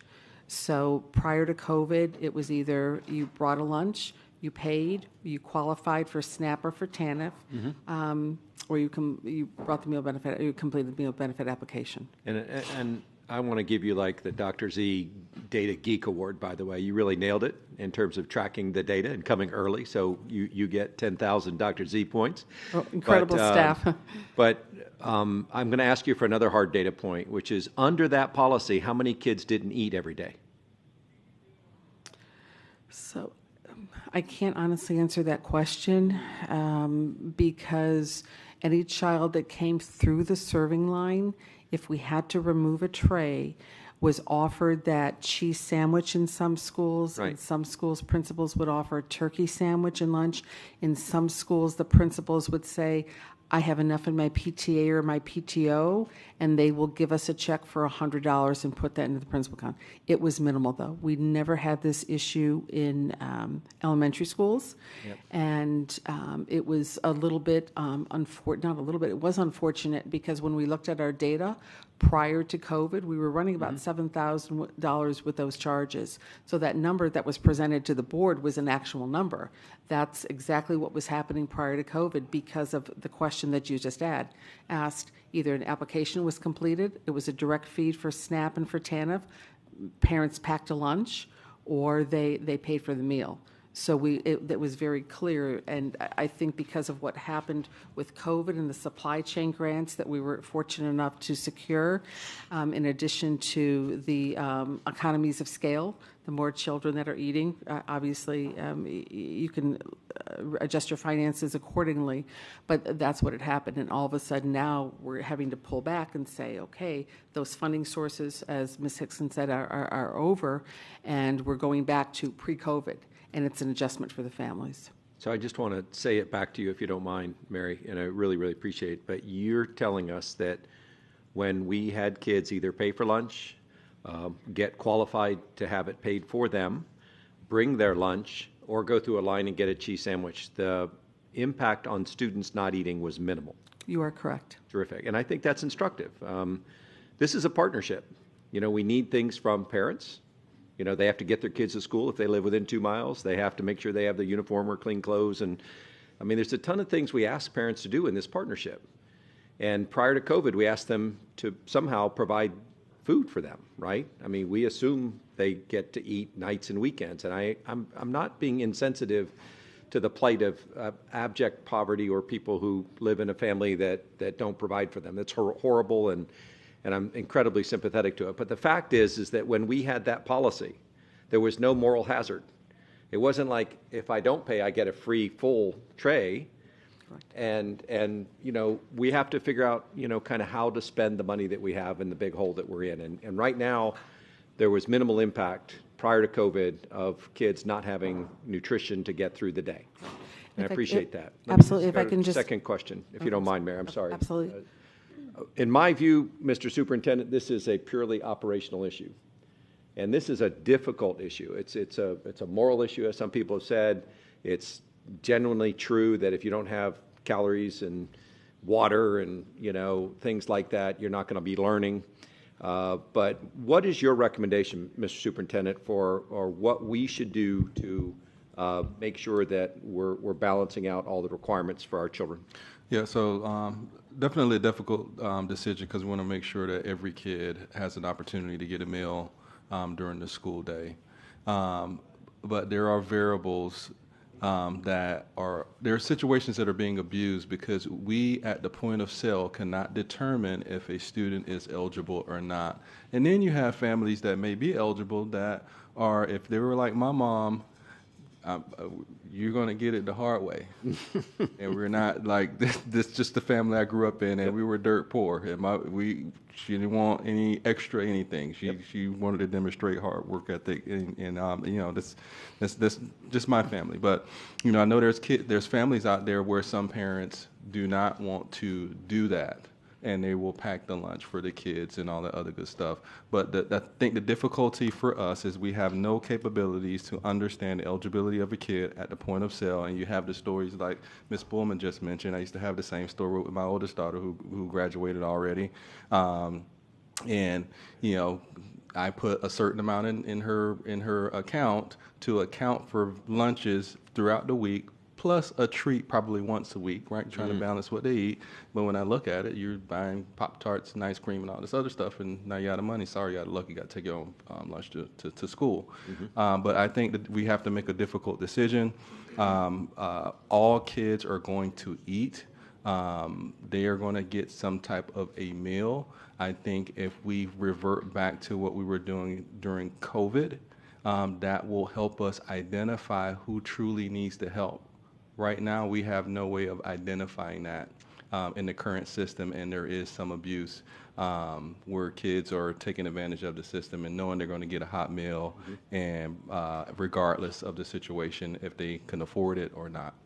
So one option, based on the superintendent's recommendation, would be go back to pre-COVID, write exactly that policy, and then ask you to come back at the end of January and give us an update and make sure it's minimal again, because you can throw $688,000 at this problem, but you've got the issue, as you've identified, that if you have told people they're going to get something even if they don't have any money, too many people are saying, I'm not either going to fill out the forms that I'm qualified for, or I'm just not going to load up the card with money because I know we're going to get it. So I'm in favor of that based on the superintendent's recommendation, and I don't want to invent problems that don't exist. Right now, the data that we have before COVID is there was minimal impact.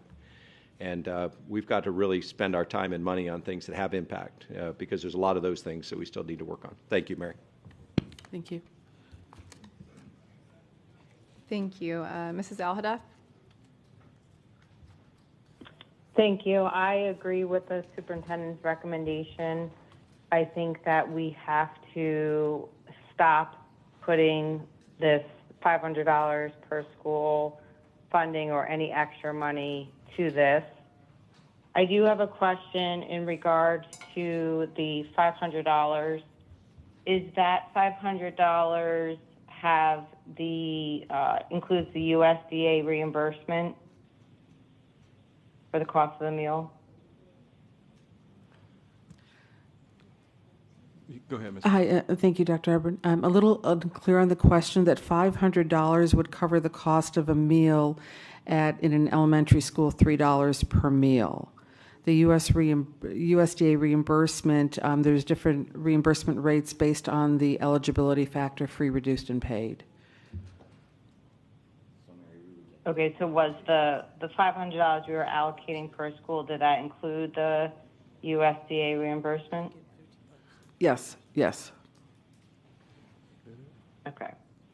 I have a question in regards to the when there is when a parent has to pay for the lunches. Are we texting parents with like a direct payment link so that they could easily pay? Yes. So when the obligation. Absolutely. So when the parent link goes out at 4:00 every day, it also goes out via text message. So that link would be on the text message. But is it a direct payment link? It takes them to the website. Like to My School Bucks, to our vendor. It's my understanding it is. Yes, it is. It's mentioned in the email, yes. Okay, but they still have to be able to, sign in and then do Correct. that. Into their child's account, correct. Okay. I mean, maybe, I know it might sound simple, but it might not be. Maybe we could do a video showing parents how to do that so they could pay their student obligation. Absolutely possible. Okay. And then in regards to when a student comes up to pay or to get their lunch, they're scanning their ID? You are correct. Every student in the district should have a student issued or a school issued ID badge. They scan the ID badge at the point of sale. It reads the barcode. Their name will pop up on the system, and it will state their eligibility, free, reduced, or paid, in a very discreet box on the screen. So why am I hearing that we don't know their eligibility at point of sale? So it happens at the point of sale. The student already has the tray in their hand. So as they're at the point of sale, they're standing right next to the cashier, and that's when they're having their ID badge scanned. So they have the tray in their hand, so Okay. at that point in time, that's where the tray would be removed. So why, but I don't get that. Why would you remove a tray even if they're going to get the cheese sandwich or the no nut butter and jelly sandwich? Because they didn't get that. Why they keep their tray? They just keep, and then whatever goes with the courtesy lunch goes on the tray. Right, the trays are reimbursable meal, and I think that was part of the dilemma that we had when we had the original conversation back in August, is why just not let the child take the tray because you're already at the point of sale. Don't remove the tray, let the child have the hot meal. But because we're not removing the tray, it's a spiral that the parent's not reimbursing. Did I understand the question correctly? But is there a cost of the tray? Yes. Because it depends on the Okay. eligibility. How much is a tray? Well, it depends on the How much is one eligibility. tray? It depends on the eligibility, but it also depends on the items that are on the tray. The reimbursement that comes back from the state, it's different levels. USDA has a reimbursement level for free, reduced, and paid. So depending on what the eligibility of that student is how much we are reimbursed from USDA. But there is a cost of the tray because you have the tray and the food on it. Right, but I'm just saying, why can't we, the cost of the tray has to be pennies. Why can't we just, they keep their tray, but they get the courtesy lunch? So I think Ms. Aldeff is saying, I'm just going to walk myself through the shoes of a kid. I go through the lunch line, I grab my tray, I put a hamburger on, sweet potato fries, milk, juice, and I get to the cashier. I think Ms. Aldeff is saying let them keep the tray but take the hamburger off and replace the hamburger with the Oh, no, I thought they were scanning their badge. They're getting the tray, then scanning their badge, and then they get their food. No, they get their food first, and then because the cashier or the whoever's at the end of the line cashing out or scanning the IDs have to account for what's on their tray. So, for instance, if they did, I was just having a sidebar saying maybe they should do it at the beginning, but you may have a kid like Miss Bullman's son who goes through first, gets scanned, and say, all right, go ahead and get your food, but they may end up grabbing more than what they actually were supposed to, and you'll never account for that and lose that money. So if I could... I'm just saying. Can there be a pre-scan in the beginning? So no, it's not a pre-scan. There's guidelines according to USDA. There's meal components that are required to be reviewed by the cashier at the point of sale to receive reimbursement from the state. And as of right now, the components are counted at the end of the line, meaning that the child has the opportunity to select the milk, the fruit, the vegetable, their items before they come to the point of sale.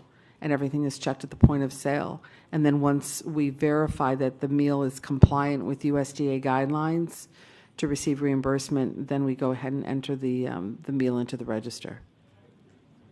Mm-hmm. Well, why can't there be someone at the beginning where they get the tray to scan just to see if they get a courtesy or lunch or not? So then they can preempt that before picking out all the other things. Well, you would need an additional staff member then on the line. And then you're identifying a student that may or may not have, be eligible before they even go through. Is it a possibility? It's a possibility, but you're adding an additional staff member on to do that.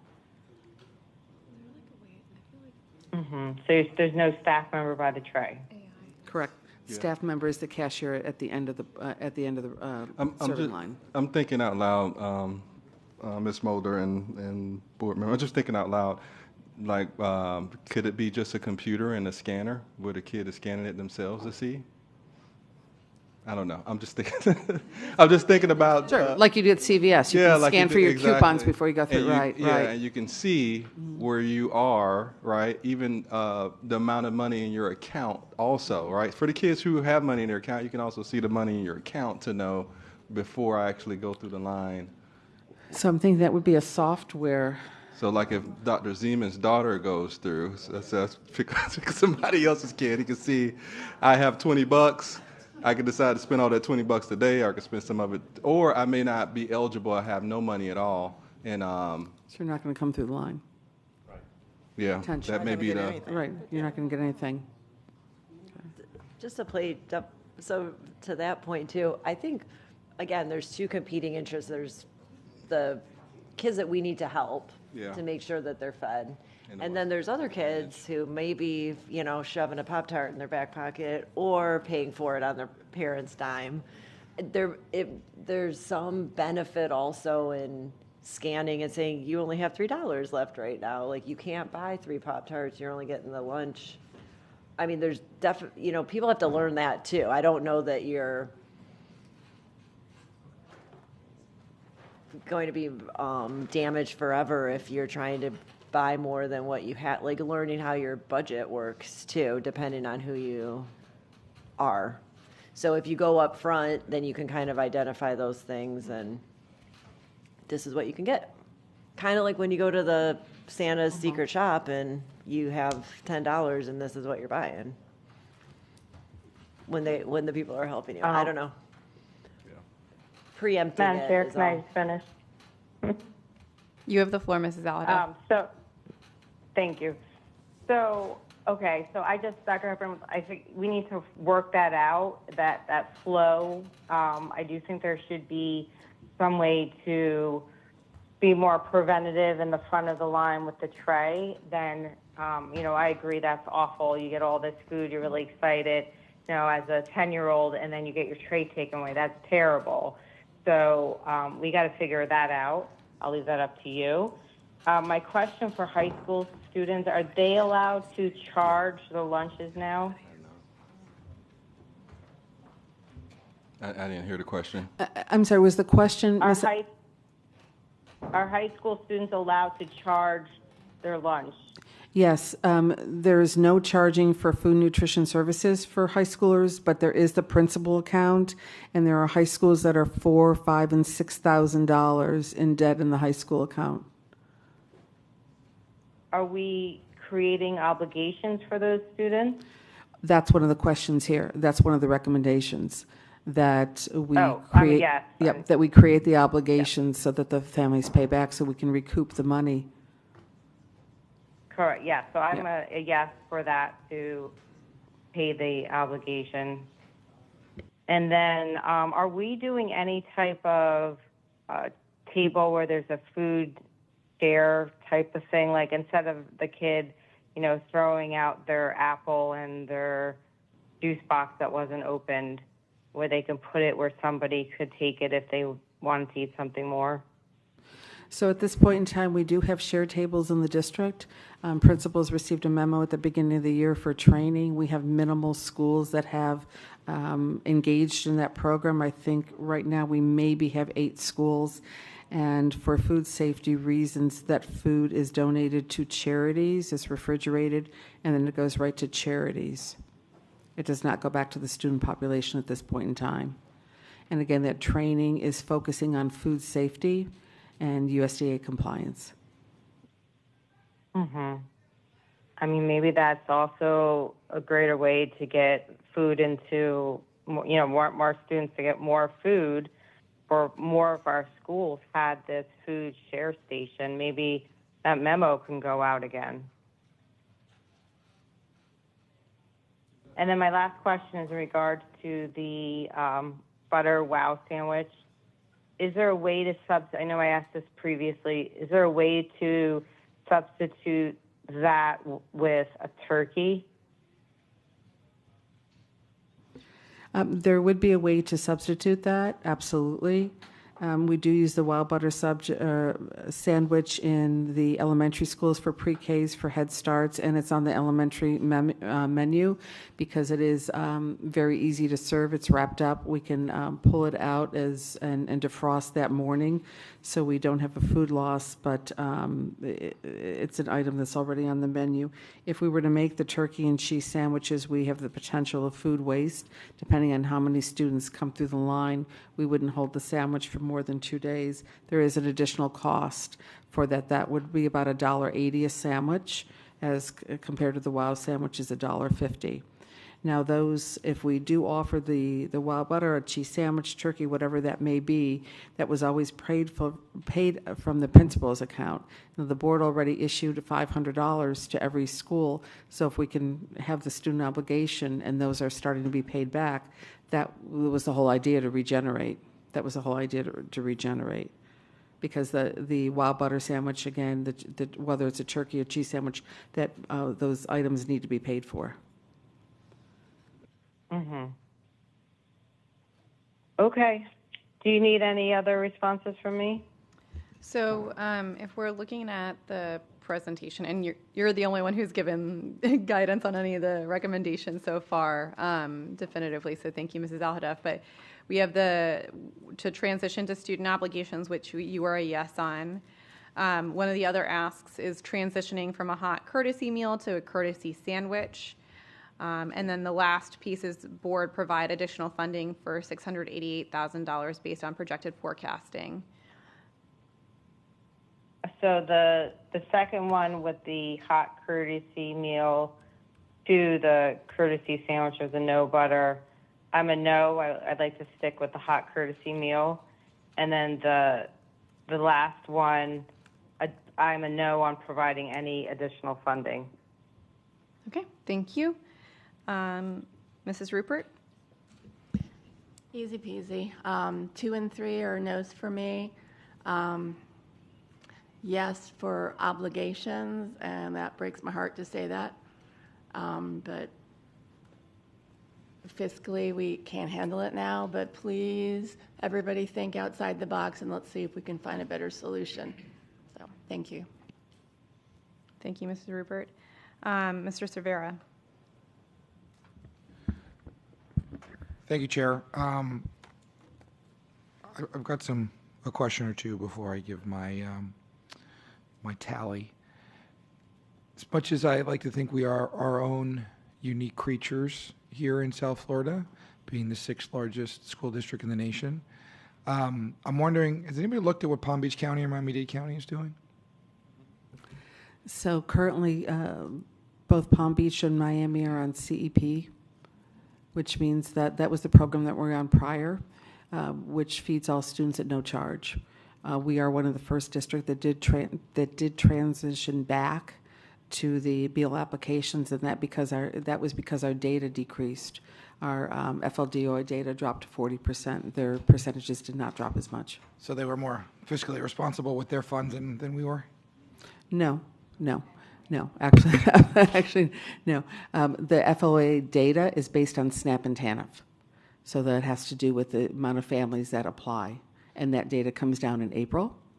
And based on that data, that's how we can forecast whether it's financially feasible for us to continue on that program or take a different course. So there's no tidbits we can, for them it's just chalking up that they just have more either federal or state money than we have, and that's the end of it. Because their percentages are higher. Miami is significantly higher in free and reduced. Free and reduced based on SNAP and TANF.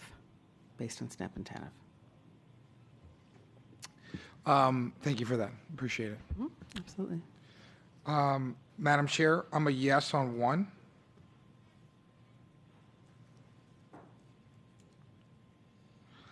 I am a, was 2 was the, 2 is the courtesy meal to sandwich.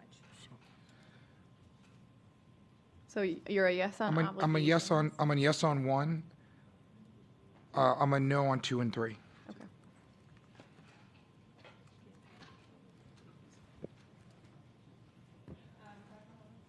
Did you want to speak? Yes, thank you, Madam Chair.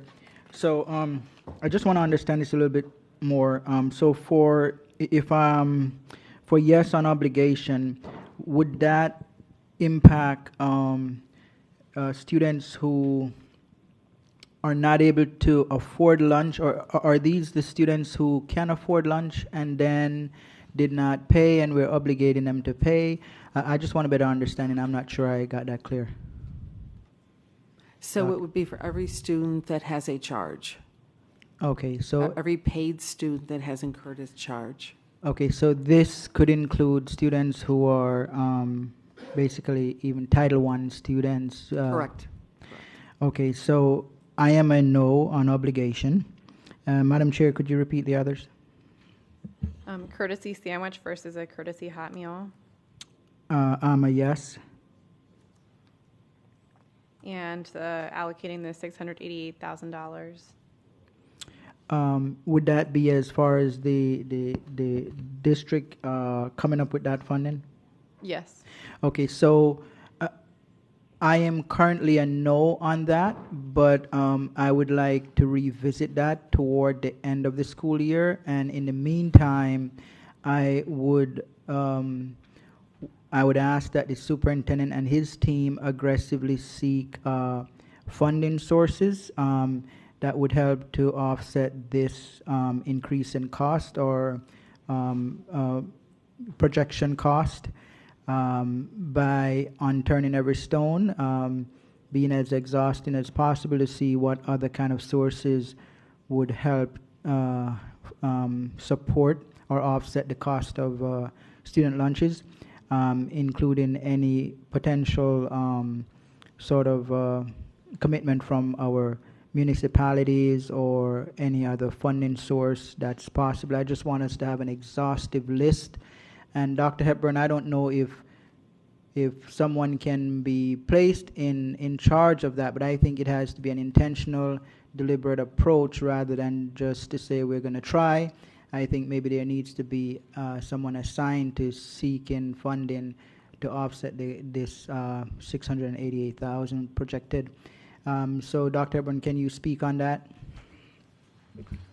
Yes, I'm going to let the most flamboyant young man that I know in our facility work his magic with many of who has strong partnerships with many of our municipality leaders and many of our business leaders already. So.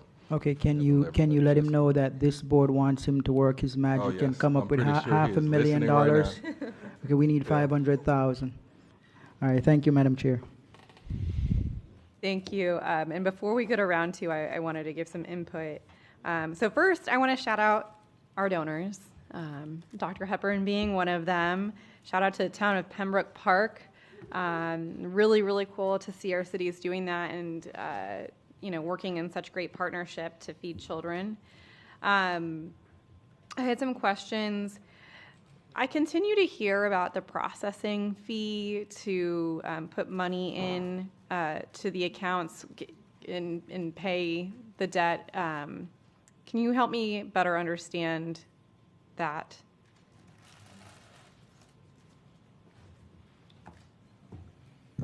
Arif Ali, Director of IT at Food and Nutrition Services. The processing fee is negotiated when we bring to the board the agreement between food services and the vendor. Currently, the vendor is Heartland School Solutions. They incur that cost when they process credit card charges, American Express, MasterCard, Visa, and that cost is negotiated down to the lowest possible rate. At the moment, it's $2.49, and we lock that price in to the contract term date, which is currently 5 years plus renewals. When is that contract up? Do we know? I think it's 2027. I can get that direct number for you. And are we able to end that, with with convenience or without cause, or do we have any legal mechanisms to end that early? The standard clauses are in the contract that would allow us to do that. However, there would be a big impact to the operation. Yeah, I guess I'm wondering, in my own experience of like paying fees, not school lunch fees, but other fees through the school district, do we have similar charges for other things? I don't recall. I mean, I think yes and no, yes. Okay. That's a yes, because when you buy sports tickets, you buy them through, what's the name of that app? GoFan, yeah. So anything that's online that will reprocess credit cards. It's a flat fee. It's whatever the negotiated fee is with Right. GoFan. I guess my point is, it's a $2.50 charge no matter how much you're putting in. So I could be putting in $3 and my charge is $5.50. That's problematic for me. So moving forward, I know that's not the direction you're asking for right now, but moving forward, I would really like us to revisit that because, there are some families who are, putting in small amounts at a time that, yeah.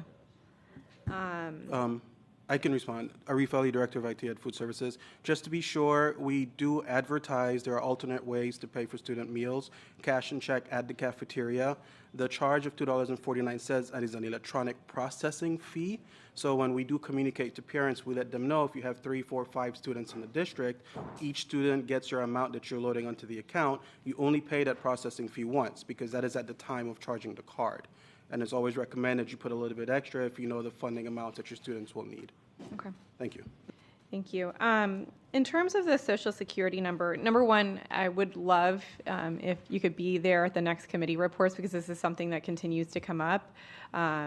So I know you've sent communications to the different committees, but that's not coming. I would love for us to all be at the table. Absolutely, and we actually have spoken at DAC. And Landon, actually, when I saw him this morning, I thought he was at that meeting and he had sent us an email on that. Yeah. So right, we have spoken, we have clarified that. I realize it keeps coming up. Yeah, so thank you for clarifying that. Is there anything else? Do we have to collect that information? The Social Security, the last 4 digits? So on the application, if a family has the Social Security number, they're to write the 4 digits in. If they do not have a number, then they need to check the box. It's either or. Right, but do we even have to include that in the application? It's a USDA application.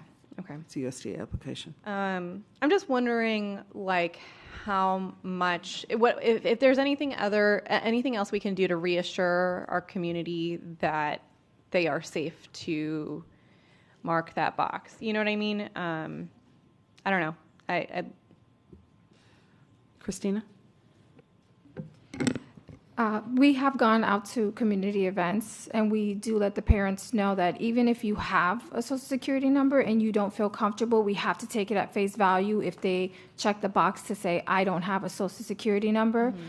So if they don't put it on there and they complete the application, we have to take that at face value. But we do let families know that citizenship is not a factor in completing the application or getting approval for the application. Yeah, I think we're in an environment right now where people are scared. So anything additional that we can do, I appreciate that you're going out to community events. That's great, and reassuring families. I don't know if as a board we can do something additional to reassure families. I would have loved if some principals or a principal could be at the table for this conversation to kind of walk us through the hardships. I know you've met with the level chairs and you've given voice to that, but I think it would have been really great to have them at the table. So maybe we can reach out to BPAA and have those individual conversations as board members. Do we currently have food pantries in our schools? I think before COVID we did. They were at Dandy, they were at Pompano Elementary, Deerfield Beach High, and I think they're still there if I'm not mistaken. Okay. We have food pantries. Where I would have to get provide that in the follow-up, but we do have some food pantries across the district. I'm wondering if there's a way to compare the school lunch debt from like 2018 to this year. Have we looked at that? We did that, and that's how we came up with the $7,000 in elementary charges, or actually total charges that we brought to the board when we were discussing this back in August. Again, it was a different time that we had never gone CEP, we had never gone universal free. There was no COVID pandemic. There was no additional supply chain funding. We did do that. Okay. The last thing I'll say is, and maybe staff will be annoyed with me, I don't know, but I'm wondering, I think we really need to do something different where we field solutions from parents and principals and our general community, because like there's several of us at the table trying to solve the problem of like when a kid scans an ID and how to navigate that and the tray and all of that. And I'm wondering if we could put out like a thought exchange to the community to share ideas for alleviating some of these issues. Because the students and the teachers and all of the people working in our schools, as well as the parents, Ms. Bowman's experience was very enlightening to me. So I think like as much information we can get from our community to try to solve this problem would be helpful. So I don't know if we're able to do that, if that is onerous or if I need to collect consensus around that, but that's one idea that I think is. Thank you, Ms. Rupert. We can work with the food and nutrition team for thought exchange. Okay. All right. I'm a yes on the obligations. Right now, I'm a no on the courtesy sandwich, and I'm a yes on allocating the $688,000. I think that, I'll leave it there. I need more input from other board members, and I have another list going for more feedback, so please make sure to weigh in. And then, Ms. Bowman, did you still want us to weigh in on your suggestion that I can't seem to articulate right now?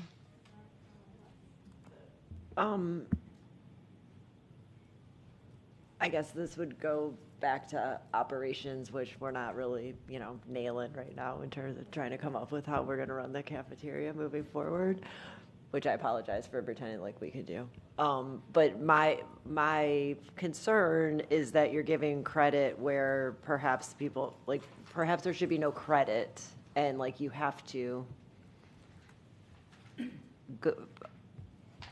affirmatively put money on the kid's card before they can use it. If they're not qualified, then you might, and then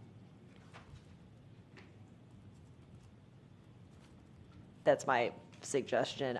Just because not to alienate anyone, but I think we could kind of have a better picture of what's really going on and how much money we really would need to cover the debt, because I don't think that this amount is showing a true need. It's showing a debt balance. So there's some of that we could take. So is the suggestion to not allow students to purchase things without money on their account? Yeah. Okay. So you would get your courtesy meal if you don't have money on your account, but you're not buying 3 Pop-Tarts on credit. Okay. All right, so make sure to weigh in on that as well as the thought exchange as we go around next. Ms. Thompson? Thank you, Chair. First, I just wanted to state when we talked about this, we did have conversation and direction for strategic partnerships to help recruit donations for this project. So it was not solely placed on BEF, and I want that to be extremely clear that that was placed on the responsibility of the Strategic Partnerships Department as well as BEF, and as well as just sharing it as individuals. So I'm a little frustrated by that. And I will. that may be true, Ms. Thompson. I probably didn't remember, so maybe Eric has been working with BEF. I have to check with him just to make sure. So I don't want to, I probably misquoted because I don't remember the full conversation, but that may be true. They may be working together on this, and I'm just not aware. So, but I can find out a little bit later. Mm-hmm. Yeah, sorry to cut you off, though. No, I won't. Okay. I think, and I don't want this conversation to be segued to that department, but I have already brought up my concerns with that department and the fact that this was tasked, whether you remember that part of that conversation right now or not, it was tasked. And I will leave that at that. I think it's really hard to use the data from pre-COVID years because we are in an incredibly different environment, which we just had the conversation earlier when we were talking about education mitigation that there's a projected economic decline. I can't remember the word you used, Chair, but recession looming. So I think it's really hard to use that data. I did want to. So just some clarification. When the tray gets taken, does that just go in the trash then? Yes, it does, and that has to do with food contamination. So if you have a pizza, we have students that are touching their mouth, their hands, their face, Or and eating then the may pizza touch the as they piece of wait. pizza. Mhm. So we don't reserve that to anyone else. We will take some of the items like a cut fruit, and we can sanitize that so that that's not discarded. But as far as it goes for anything that a student could touch, breathe on, pick a piece off of, we discard those for food safety reasons. Understandable. Is it possible to put treats in a different place than the lunch line? Because I remember when I went through the lunch line, you got your actual food, and then there was a separate stand for the treats and the goodies and like whatever. Is there a way to make a more distinction so Miss Bowman's kid can't just go and we don't know which kid. It's fine. Right. So there's not a way that they are using like a empty balance to buy treats. Right.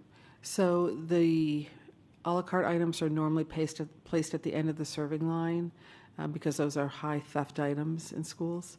Mhm. So we place them at the end of the serving line to try and mitigate any theft that we have.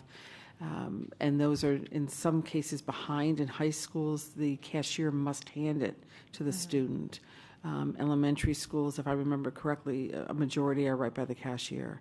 So they're not actually on the serving line. I know, but they still, at least when we went for the school visit, like you go our school lunch week, you go through the line and then you can still put the goodies on the tray and then you're checking out all at the same time. Like, is there a way like you pay for lunch and then you'd have to go back to do the treats? And you don't have to answer that now because obviously all schools' cafeterias are probably set up a little bit differently. But I think if there's a way to separate those purchases or even make like a pause, that way a kid can't just be going to buy Pop-Tarts when they don't have food or meal money. And then if they needed the food, then that's where a courtesy meal or something could come in place. And then I'm wondering if there's a way we can advertise in general, and this is to the superintendent, that families' data is safe, and we can include the fact that we don't send meal applications out to any other agency. That's something some school districts did when there was concerns about ICE coming onto school cafeterias, that, this is our general procedure. It's not tied to immigration. It's just if a law officer came to the campus, this is what we would do, whether it was whoever it was. Is there a way we could help disseminate information, like the information you get here stays, and then that way no one would feel like it goes out to everyone, and it can have the meal as an example, but it wouldn't be targeted. Does that make sense? Yes, that makes sense. We can add that to what you're already doing, Ms. Mulder, and also another additional piece is getting with Hispanic Unity so they can actually send out some that information to a targeted audience that may have some concerns. Okay. And then, sorry, let me go through. To give the chair. I forgot my guy's name with his panic.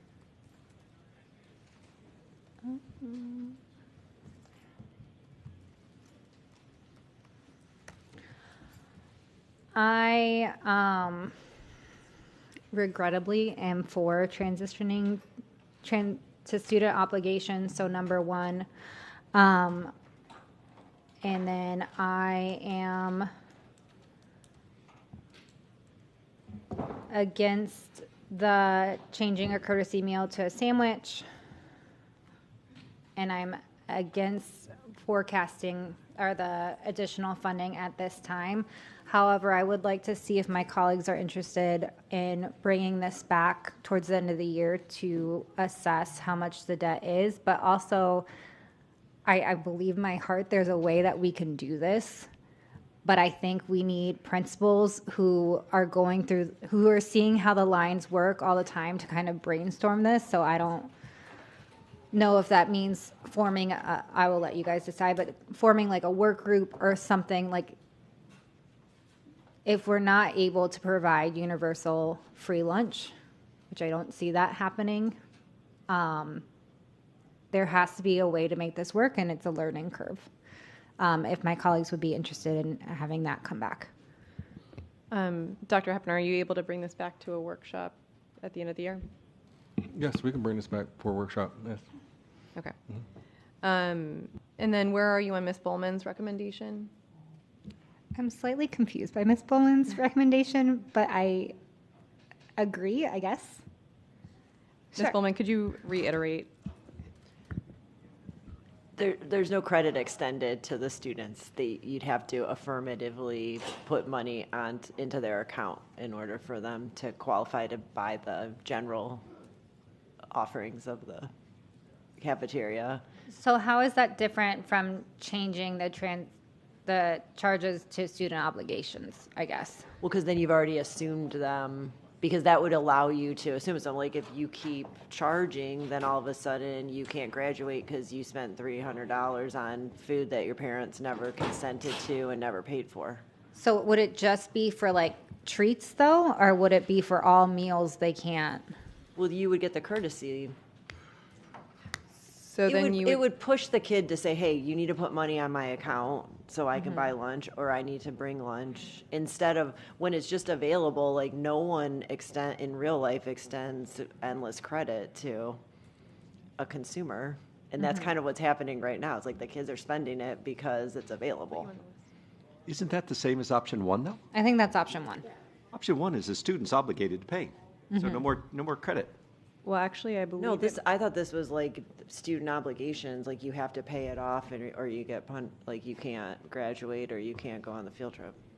So I actually think, and Ms. Mulder, if you could clarify, if we don't extend the credit and a kid has a tray of food when they go to pay and they don't have any credit on their account, then what would happen? They don't get the tray. So then it would be the same as, I guess, getting a courtesy sandwich, right? The tray would be pulled. So right, there wouldn't be but student obligation, does that?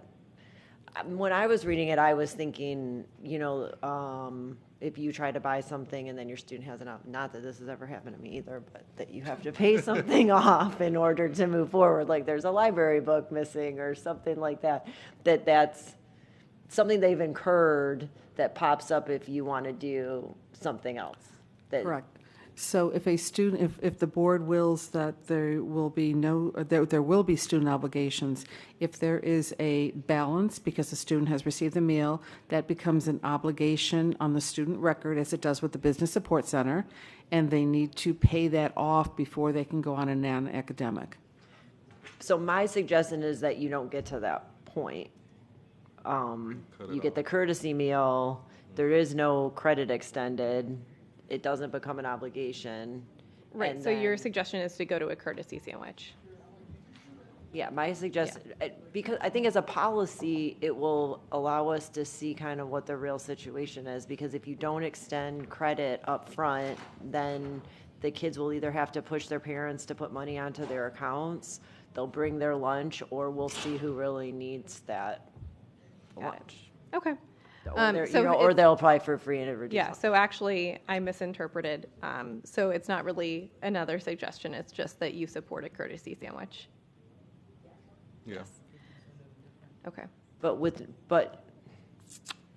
have a courtesy sandwich right now, and we also have credit that's extended to the students. So I'm saying no credit. Like when my kid goes up to the thing with his tray, right now when he buys it, I just get the call, email, and text that my kid has a debt. Ms. Mulder? So if a parent does not want their child to incur the meal, which is presumably going to be the obligation, we can put something on the student account that says student is not to receive a complimentary meal. Great. Okay. So that is a solution. Yeah. Yeah, but And that's what we have been doing. We have been doing in schools that principals have reached out as they're calling the families to say you're incurring debt. The parents are saying, I don't want my child to have the meal because we're sending a lunchbox. Then we're having that conversation between the cafeteria manager and the family. So we are doing that. I think we need to do a better job then, like, or do something different to communicate that, right? Like it feels like it's a very school by school individual basis. But I think Miss Bowman is saying, if I don't have any money in my account, I shouldn't be able to purchase anything, Right. which turns into a credit. That's what I'm saying. Yeah, so that's what she's saying. I hear you loud and clear because I've gone through that myself. Like, your kid comes up there, you're a parent who can afford to feed your kid, but they come up there spending their money and everything else. They come up there and it's at a zero balance. It shouldn't be allowed to continue to add and make the balance in the negative. That's what she's saying.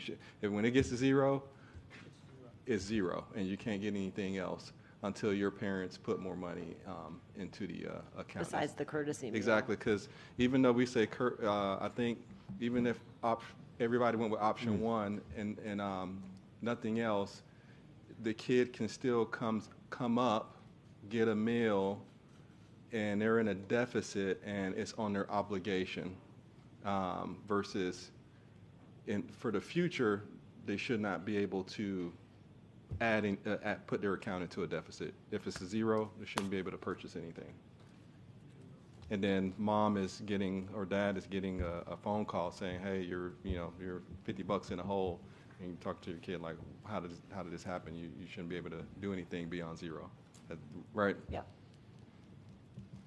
Okay, and then Ms. Thompson, I think you and I were kind of suggesting a similar idea of like working with the community, the stakeholders to figure out a solution. So I will mark you down as a yes for that. Yes, but I'm still, so if they're not allowed to charge anything and then they keep getting the courtesy meal, that's like a courtesy meal is the same exact thing as we're serving, correct? At least for now, unless we change it back to the sandwich. It's the same exact lunch. So if we don't let them charge, they're still getting the courtesy meal, which is the same exact lunch. So what's to stop them from every single day getting a courtesy meal? I'm just trying to walk through this process because in that case, there is no reason for a kid to tell mom or dad because they're still getting the same hot meal every single day. So you have to get the sandwich. So that's why I think that's the argument for doing the courtesy sandwich. Yeah, that's the sandwich. That's, I think, Ms. Bowman's position. I'm okay with this. Is rough. In addition to cutting off. I would like to change my thought process then. On the courtesy sandwich? Okay. So switching to a courtesy sandwich, and then I also would be in agreement if it's feasible, because I think you guys understand the charging system a bit better than we do. If it's feasible to do Ms. Bowman's suggestion of just not allowing charges, and then you get a sandwich. Okay. Thank you. I have Mr. Spellberg on the line, and then Ms. Hickson, Mr. Cervera, and Dr. Zeman. Landon? Thank you, Madam Chair, and I apologize that I had to leave, and thank you to Jasir for staying. Ms. Mulder mentioned it, and I would be remiss if I didn't take this opportunity just to say a thank you. I know I shared it in email with Mrs. Paul and Ms. Mulder, but representatives from Food and Nutrition Services have been making their rounds across the district, speaking with students, speaking with community members. And a student actually shared a story with me that I just had to share with the board, that a representative from the Food and Nutrition Services office had a very genuine and productive conversation with them because they were incurring meal day and felt an obligation and felt a lot of concern about that. And the student shared with me that a representative from Food and Nutrition Services was really able to comfort them. And I know that's not a one-off situation. So I just want to say thank you on behalf of the student population for all that you are doing to make this difficult situation the best it can be for our Broward County students. Thank you. Thank you. Ms. Hickson? Thank you. Leave it to a student to always find the bright spot. So thank you for that. I have a couple of questions, and just so I want to lay this out because the picture that it puts in my head is frustrating. So a student comes through the line, let's say it's pizza. They have a slice of pizza on their tray. They have no balance, so we take the tray with the pizza and throw it in the garbage and then go get them a sandwich that they can have for free. That's right. Is that correct? That's a waste. I mean, we're throwing that food away. That's why I don't believe in the sandwich part of it, because, and I'm not being frustrated with you. It's just that to me doesn't make sense, especially when we're talking about food sharing and all of that. Why would we throw something away and then give them something else if we can't use it again? And I'll still get to the money part, but that piece right there visually sounds silly to me, because we're wasting food twice because we're giving them something else that they probably won't eat. Ms. Leonardi, may I? So just recommendations based on what I'm hearing here and what we hear in the schools would be to move forward with the obligations, because that will get the parents' attention. It will get the students' attention.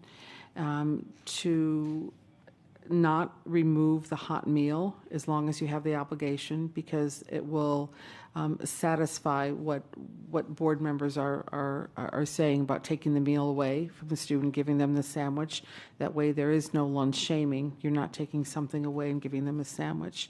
The high school students and the middle school students, I think that when we look at the levels, high school, middle, and elementary, we may need to think that the high school and the principal committee has, from the start, asked me not to extend the credit to the high school students prior to what we did before COVID, because those students do understand.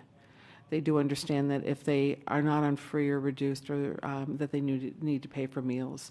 Principals have been out, administrators have been out, not only in the hallways but in the cafeterias, explaining to that, and that's where the largest abuse is. But I think if we start there with high school students and saying that obligations for all three levels, elementary, middle, and high, and then for the high school students, which really goes into the credit, not extending that a credit, that will alleviate that. All right, well, I get that, but the idea of throwing something away, I just want to be clear, that doesn't make sense to me. I have a question. So the sandwich, is that FDA required? Is there something else we could give them other than a wow butter sandwich? You said somebody gives turkey sandwiches. What led us to the wow butter? Sure. What led us to the wow butter is because it's prepackaged and it's available in all the schools. It's already on the menu, so we have it on the bid. I'm sorry. And it's vegan, so it would satisfy both the vegan and the vegetarians if they come through the line. And how much does the wow sandwich cost us? $1.50. And how much does a slice of pizza cost us? A slice of pizza right now is $2, and a turkey sandwich is $1.80. Okay. And we couldn't get prepackaged turkey sandwiches? Like, couldn't they have an option? We do have a prepackaged sandwich. If I remember, it's a croissant. It's a ham and cheese croissant. And that would be a little bit more expensive. Okay, so here's my other question on that. I don't think we should be taking something off of their tray and giving them a sandwich at all. So I'll leave it at that. I believe we should still give them the courtesy meal, but maybe a way to do that is to say they can have a maximum of 3.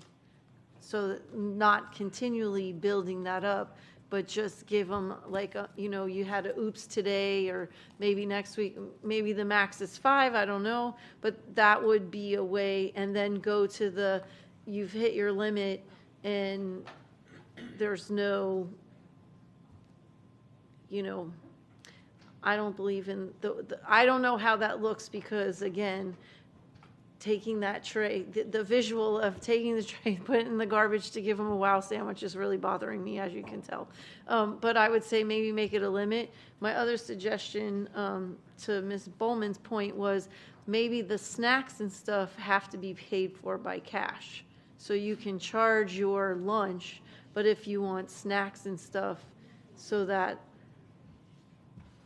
I don't know what that looks like. Right, so a la carte items, they can be on a student account to draw from the balance, but they can't be charged. So if the balance is a $20 balance, they can purchase the a la cartes.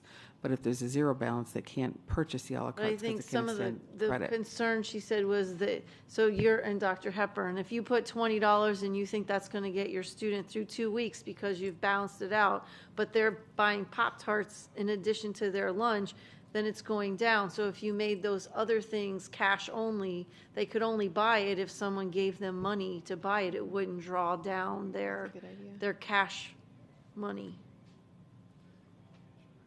Yeah, I know. Shut up. I understand. Right. So just a thought, and I also agree that a work group, task force, whatever you might want to call it, with including parents, to flush out some of the concerns, because, and I don't want this to sound wrong, I don't think it matters how many times we say to people, we're not doing this, we're not doing this. We live in a world where they are very scared about people, they're not going to believe us. I think you really have to get into the minds of the people that have those concerns and figure out how to maneuver it.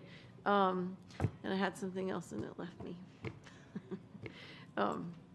about all that. But I think that it's important to have a work group that includes a large variety of people to help. And I also encourage and ask Dr. Hepburn to make sure we are actively trying to garner more direct funds to help with this issue.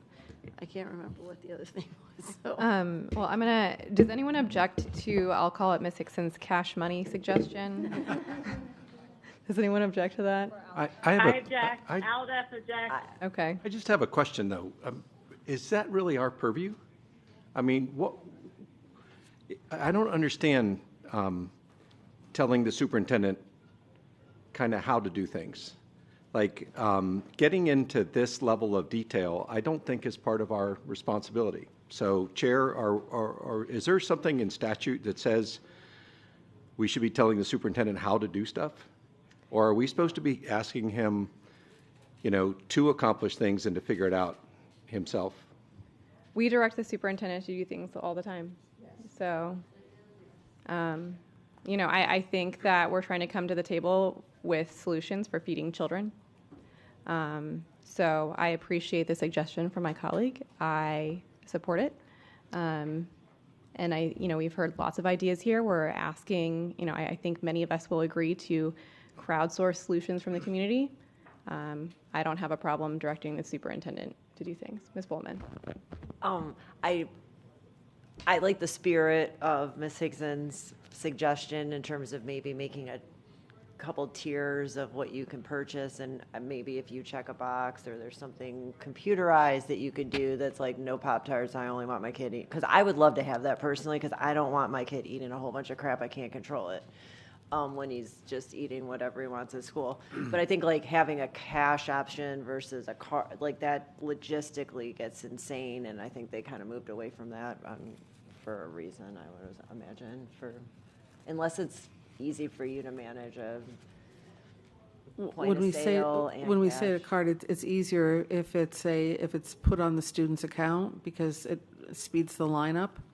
The district at one point was trying to go cashless, which is why we have the business support center and everything is going through the business support center. So a cash option or putting the money on the student account, I mean, either one is doable for us. When it comes to purchasing a la cartes, though, we have numerous parents that call cafeteria managers and will say, I do not allow my child to have ice cream or do not allow to have Rice Krispie treats. That's put right on the screen. They type it right in. So if that's at the point of sale and we have a family that's concerned about that, when the cashier sees that pop up, they don't purchase it. So you have to call the cafeteria manager to... We have numerous parents that do that. They'll look at their student's account and they'll see that they're purchasing an a la carte, they're purchasing ice cream. They call us and we do that all the time. Am I correct?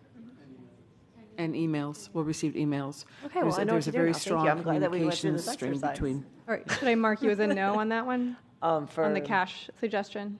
Yeah, because I think we can deal with it at a different. Okay. 1 second, Ms. Just Thompson. okay. Because as we're gathering input, I wanted to go to Jasir. Thank you, Madam Chair. I find it a bit upsetting that one of the options is, hey, here, you can't have it, let me throw it away and give it to you. It's upsetting because the fact of it is there are students that most definitely go through things, and then we're saying, hey, you can't have it because you don't have any money in your account, but here is a butter sandwich or a turkey sandwich. That's upsetting. And I would say to provide a solution, I am 100% in favor of the obligation. For a high school senior, we keep track of our obligations. We go to our principals, hey, do we have any obligation? We keep track of it.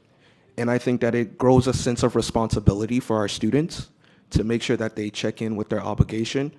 But one thing that I realize here at Broward is we will implement something and then have our principals and our schools advertise it, and then it dies down. This is a prime example of it. We advertised it, we told parents, we told students, hey, soon lunch isn't going to be free, then it died down. It's no longer a talk. No more parents are talking about it. No student is talking about it. We have to learn how to be consistent with our advertisement and consistent when it comes to these type of things. Because this is another thing where graduation day, you can't graduate because you have an obligation. So if we are going to take the obligation route, it needs to be a quick click. Parents see how much is owed and they pay it. Not a whole presentation or slideshow to get there. Thank you. Thank you for that valuable input. And sorry, Ms. Thompson, you had input on the cash suggestion? Not actually the cash money, though I love that. Where Hickson suggested that if we're not doing the wild butter, that it's like a 3 limit. Is that a way to be implemented? So they still get their a hot courtesy meal, but after 3, they no longer, or whatever number, they no longer get it, because I think I think all of us don't really want to do the wild butter sandwich. I don't think that's anything that we're like gunning for, pushing for. But like, if like Miss Bowman saying we're not allowing credits, then what's gonna implement students to stop taking advantage of the system if there's no consequence, which the consequence would potentially be a wild butter. So is there a way to implement Hickson's like 3 courtesy meals and then wild butter or something like that?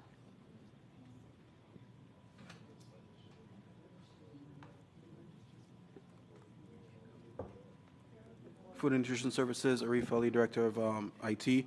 We can impose a limit, a dollar value limit on the system settings, and that would, once you hit the 3rd prepaid amount, it would say no longer able to charge. And that would be a charge to Food and Nutrition Services, not to a principal account.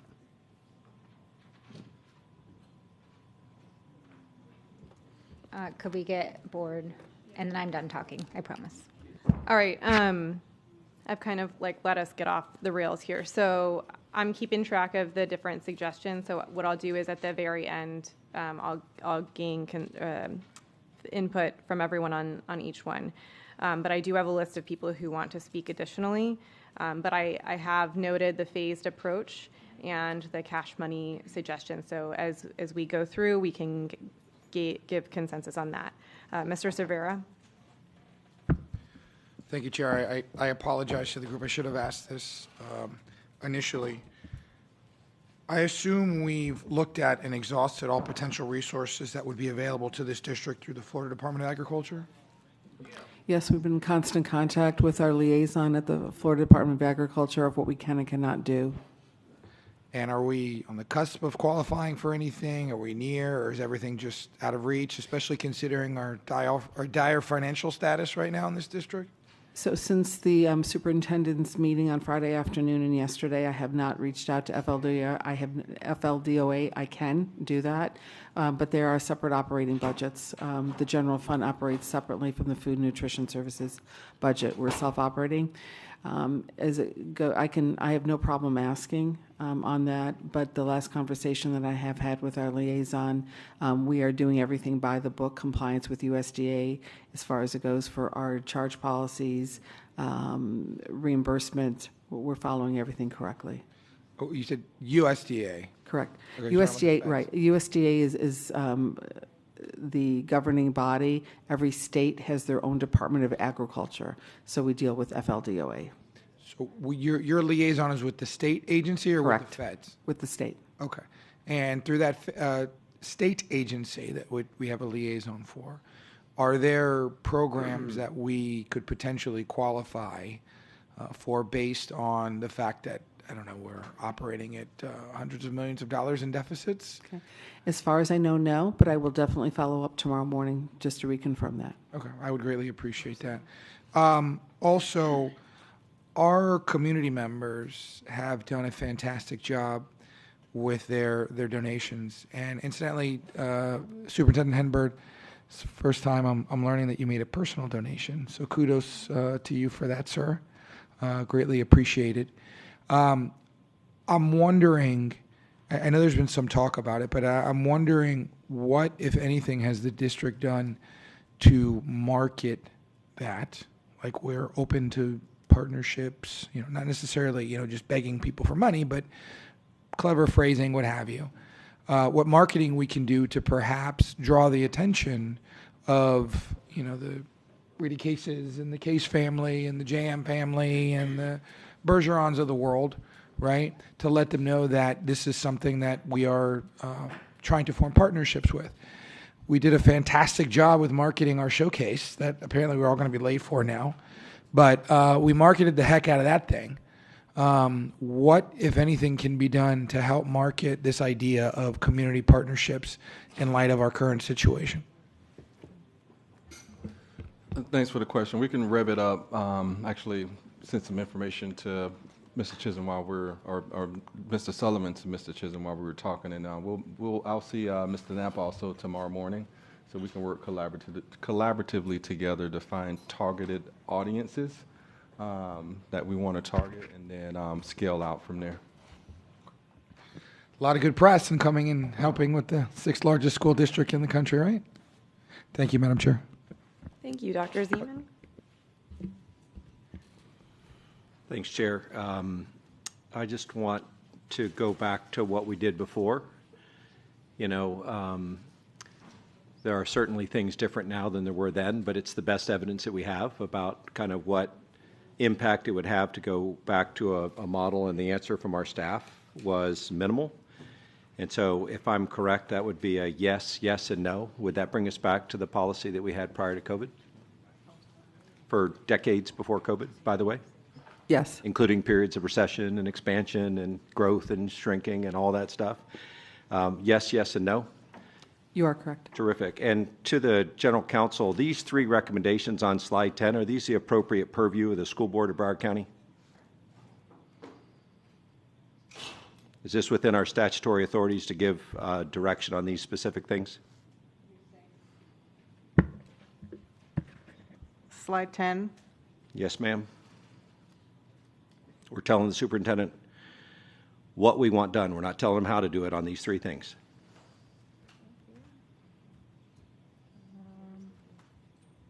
Yes. Thank you very much. Thank you, Dr. Holness.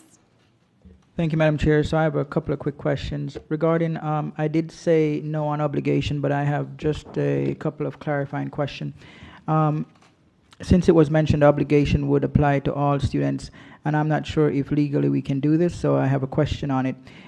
Could obligation in terms of being waived, could it be waived for Title I students or any student who whose parent or guardian submit a letter of hardship? The question that I would have, if we waive that, who would then pay for it? So I know that we have a $688,000 that we're concerned about, correct? Right, that's an option for the board. Right, so we have suggested that the superintendent have an exhaustive list of possible sources that would offset that amount that we're projecting to have by the end of the school year. So the obligations that are there, that would be included in the $688,000, correct? Correct. Okay, so so in terms of who would pay for it, we've provided suggestions to the superintendent to seek additional funding to offset that. But I'm concerned about the obligations that are there for students who, quite frankly, may not be able to afford it, which is our Title I students. Right. So the question I have is, can the obligation be waived for Title I students,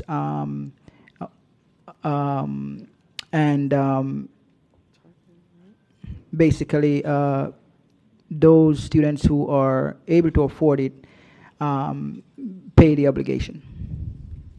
So my question, my response would be you're targeting students and you're targeting Title I students, and you're, so I would confirm that with you with FLDOA. Mm-hmm. Just to make sure that that's not considered targeting students.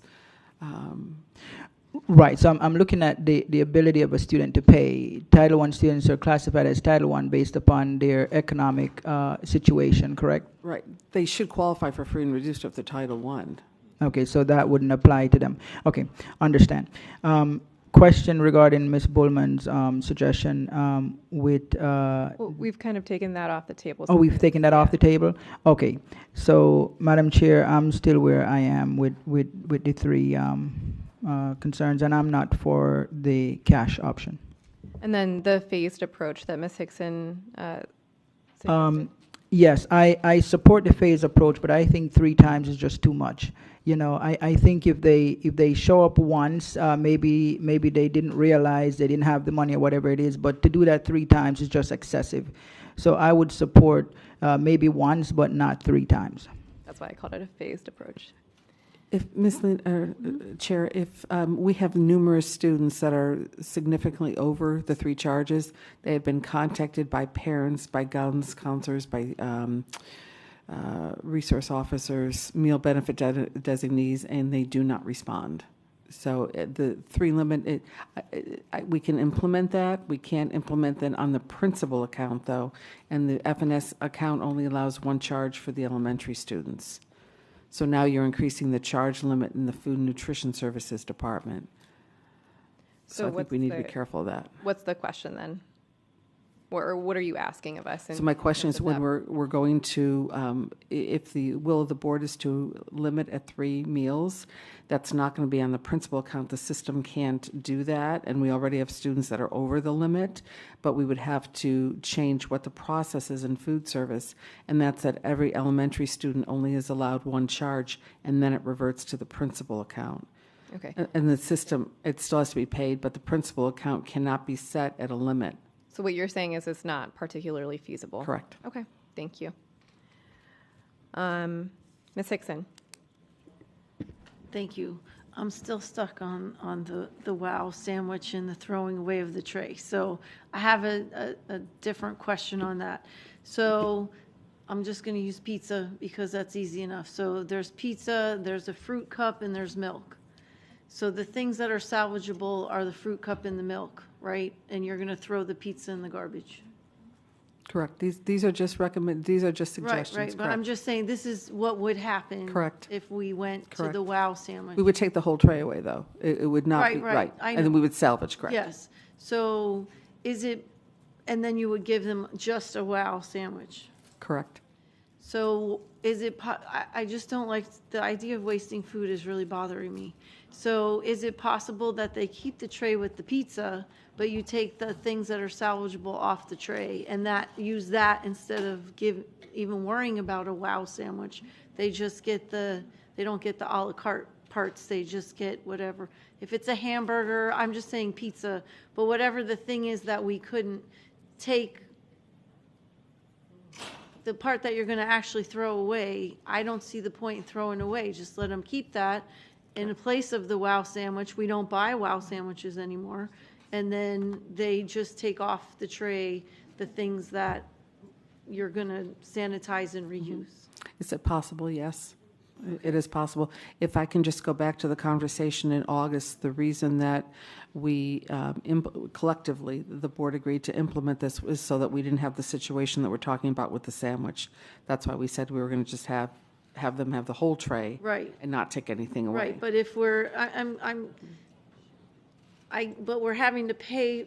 I just feel like we're paying for two things twice, because you have a tray that you're going to get rid of that still is going to have to be paid for some way, but it went in the garbage, and we're paying for the WOW sandwich. So there's a lot of waste going on there. Instead of doing the WOW sandwich, take off from the tray. They still have the tray in the main piece of it, and that's what we consider the WOW sandwich to be. That we would cover the cost. They just Correct. wouldn't get You're the correct. rest of it. You are correct. I'm really stressing about the wasted food here, and the dignity of the student along with that. I mean, I know if you take the milk and the whatever, that might also be a problem, but at least they still have the tray with whatever the main thing is, and we're not wasting food, because what a horrible example that is to anybody, to be throwing away food just to say, I'm going to take this and put it in the garbage, but you can have this sandwich. So we've paid for it twice, really, as a board. That doesn't make sense to me. Which is why we went with what we did in August. You're absolutely correct. Right. So that's why I like the idea of no more courtesy meal in terms of a whole meal, but I'm really stuck on the WOW butter part, because it's double cost for us, really, at the end of the day, because you're throwing something away and handing them something else. That just doesn't make sense to me. So I guess that would be my caveat to number 2, would be to not let them have the pieces we can salvage but not throw away, instead of and don't buy any more butter sandwich. I mean, we'd save money by not purchasing the WOW sandwiches. Might cost us a little more because each thing is a little bit more, but I'm really struggling with throwing the stuff away. Okay. Could you give us your positions on the obligations and the $688,000? So I'm a yes on the obligations, because as Jasir mentioned, that's happening now, right? I know someone texted me, they were at an elementary meeting, and the principal said you can't go on a field trip if you owe money on the food debt, and the parents were kind of like, how can we do that? That's the policy. So I think obligations make a huge difference to students and parents. So I'm yes on that. I'm yes with the caveat on number 2. So number 2 would be no sandwich at all, though, right? Correct. That they would keep so that I feel like that's kind of very different than doing a courtesy sandwich. So they have a tray, they bring it up, they can't charge anymore, right? So we're going to take that tray away and put it in the garbage can and then hand them a I'm with you. I'm opposed to that too. Yeah. Yes. The suggestion that you're providing is, I think, a new suggestion. It's not option 2 with a caveat, because option 2 is Well, giving instead of a sandwich, they would not get the side pieces, but they would get something instead of, I don't know what we'd call it, but it wouldn't be the wow sandwich. It would be whatever is on the tray as opposed to throwing it away. Okay. So it's the same idea, just, I don't know, and I'm a no to the money. Okay. And on crowdsourcing the solutions with the working group. Oh, yeah, I said that earlier. Okay. Yes, sorry. Okay. Mr. Cervera, I'm just going to go around the table because that's easier. I have you as a yes for obligations, a no for the courtesy sandwich. I don't know if you change your mind and move to Ms. Hickson's caveat. I have you a no on 600, the additional funding. I don't have your position on the crowdsourcing solutions and the cash for the different, the treats or the a la carte. Yes, on the crowd source funding, with the caveat that I think this district needs to do a better job of marketing that with the resources that we have available. We got a great social media team. We should utilize that. And the Hickson cash money amendment, I'm in favor of. Okay, and the phased approach. Yes. Okay. Ms. Thompson, I have you a yes on obligations. I have you yes on the courtesy sandwich. I'm going to change that to a no. I have you a no on the 688,000, a yes on the crowdsourcing solutions, the cash. Cash money. Yeah. And phased approach, I have you as a yes. I don't know if. Which one's the phased approach? The allowing them, and staff kind of said it wasn't very feasible, but allowing them multiple opportunities, and then, then it goes to the. Because I switched my vote, I'm if it's not feasible, I have a no on that. Okay. So. Chair, I apologize. I maybe I misinterpreted Dr. Holness's suggestion on the staggered. Did we go from 3 to 2, or are we still? Is this 3 still the number? I think we're kind of general on that. So I don't know if Ms. Mulder can speak to if 3 versus 1 versus 2 makes a difference, or if it's. So the principal account will not let us limit. Oh, so we can't even do it. Right. We can limit in the food service account, which is what we've done. We have no charges in high schools, and we have 1 in elementary schools. So if we are going to limit, we would have to increase the charging in the elementary schools. Okay, well, perhaps I'm thinking of the wrong amendment here. I thought we were, and I hate to use the word 3 strikes and you're out, but basically, like, you were given 3 opportunities to get essentially a free meal. After the 3rd one, you would be collectively. You would be getting the butter sandwich. You'd be getting the butter sandwich. So, does this board have the ability to give an instruction to make it? Because some of my colleagues talked about 3 is too many times. Do we have the ability to lower that to like 2 times, or is it stuck? There's 2 separate accounts. On the principal account, no, we can't do that. So we don't have the ability to do Right. it. So they were saying it would have to go to the FNS account, right? Correct. And then you have to extend the credit in the food service account for the students. I'm just giving my colleagues the respect of having Right. their. And then they've got to pay back, right? Because So they if you're pay a back no, the food service. Yeah, I apologize. I didn't realize this was complicated. I'm changing my vote to no. Okay. I am a yes on obligations, a no on the courtesy sandwich, a yes on the funding, a yes on getting solutions from our community, a yes on the cash suggestion, a no on the phased approach. Dr. Holness, I have you as a no on obligations, a yes on the courtesy sandwich, a no on the funding. I don't have your position on getting our stakeholder input on solutions and the cash option. Okay, yes on the stakeholder, no on the cash. Okay. And on the phase approach, I had you as a yes, but are you? Okay, so question on the phase approach. Put your mic on.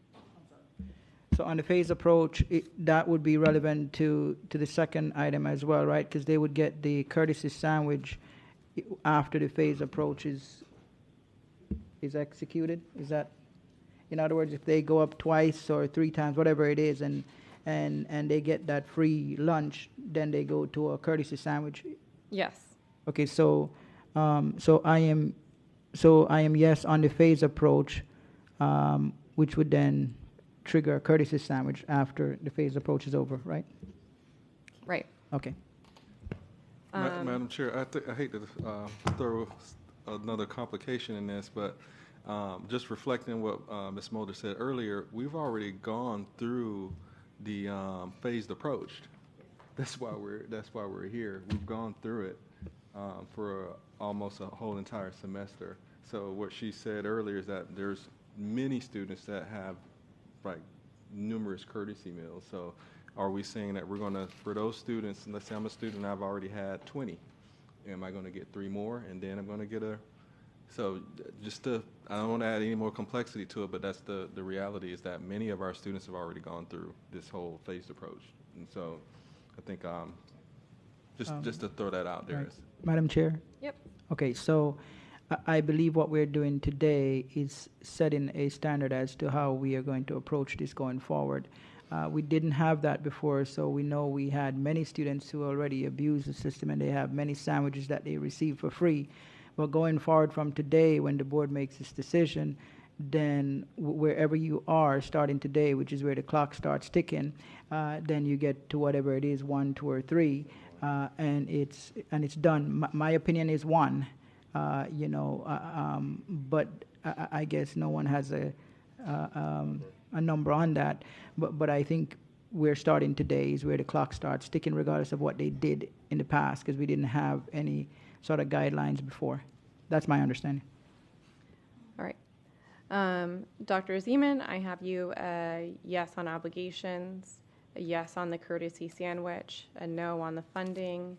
I don't have your position on stakeholder input, on the cash suggestion. Well, I have you a no on the cash suggestion, and I don't have you on the phased approach. So I haven't really shared my view on the other things. What are we trying to achieve with the first thing you said? After the yes, yes, no, you said you didn't have my vote on our crowdsourcing. What are we trying to achieve with the crowdsourcing? Solutions to work out some of the kinks that we've talked about today. So talking to principals, talking to teachers, talking to parents. So whether that's a working group or a thought exchange.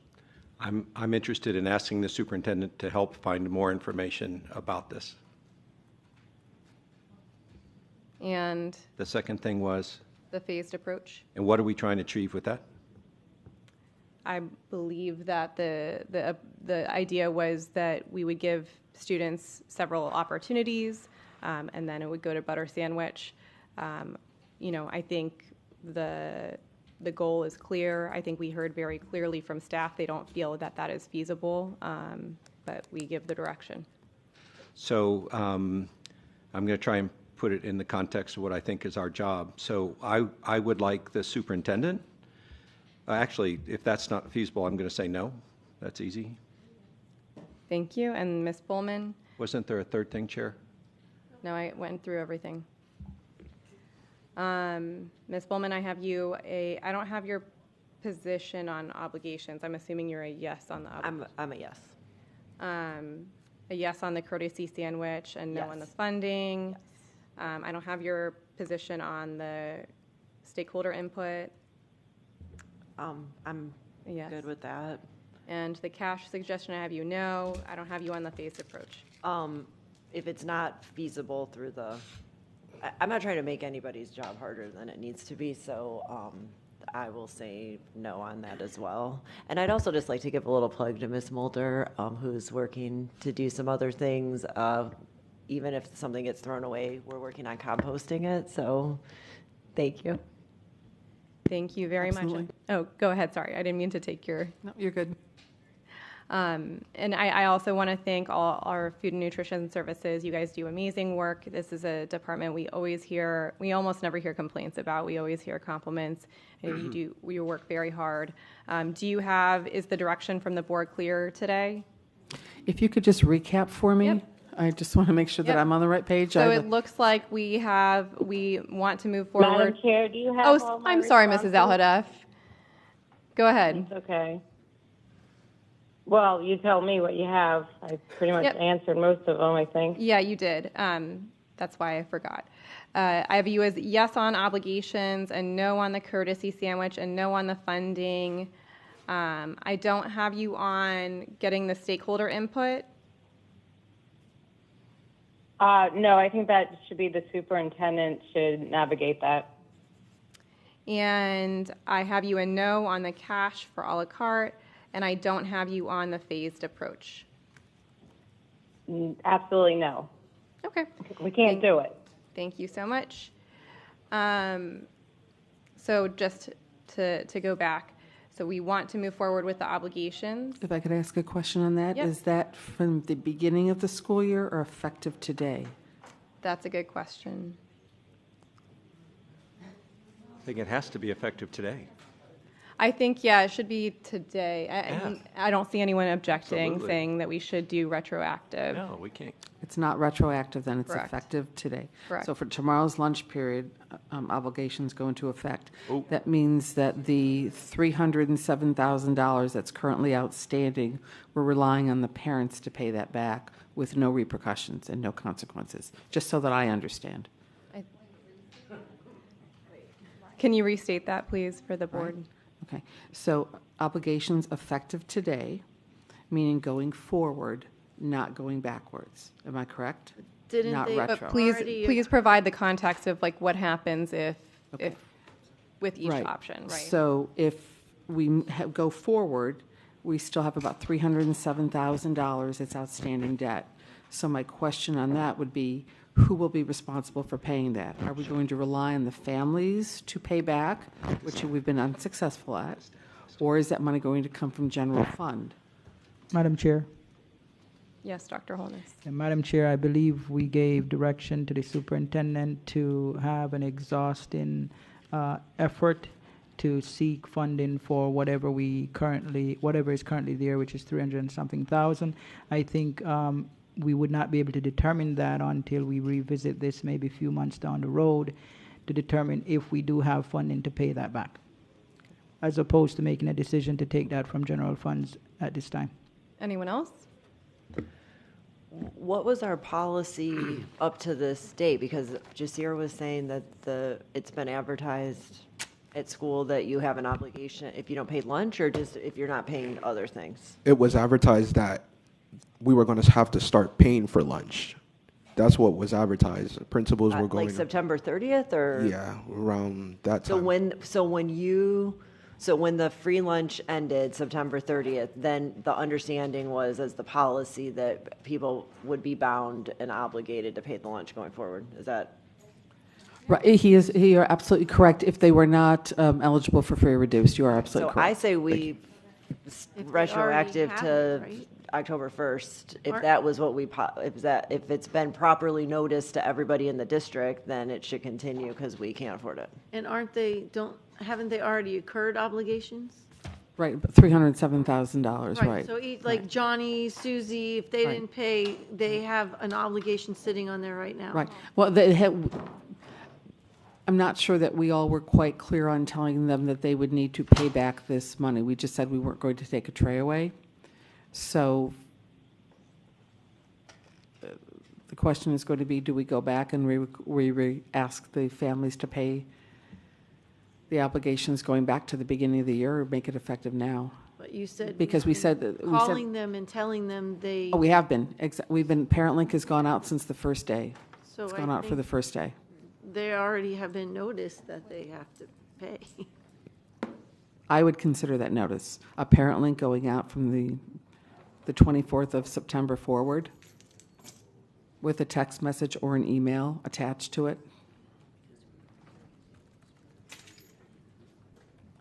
So again, Ms. Leonard, I just want to make sure I'm clear so I can direct my staff. So I think the easiest thing right now is just go around and see, do you want it to be retroactive or effective today?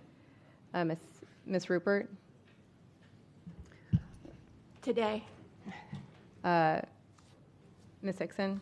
I would say retroactive, continue what you're doing, but if we find money, then we could cover, if they haven't paid now, they're probably not going to, but we've already set something in motion. If you tell them, oh, it's okay now, then I don't think they're going to believe us moving forward that it's, so I would say retroactive. Mr. Cervera? Retroactive.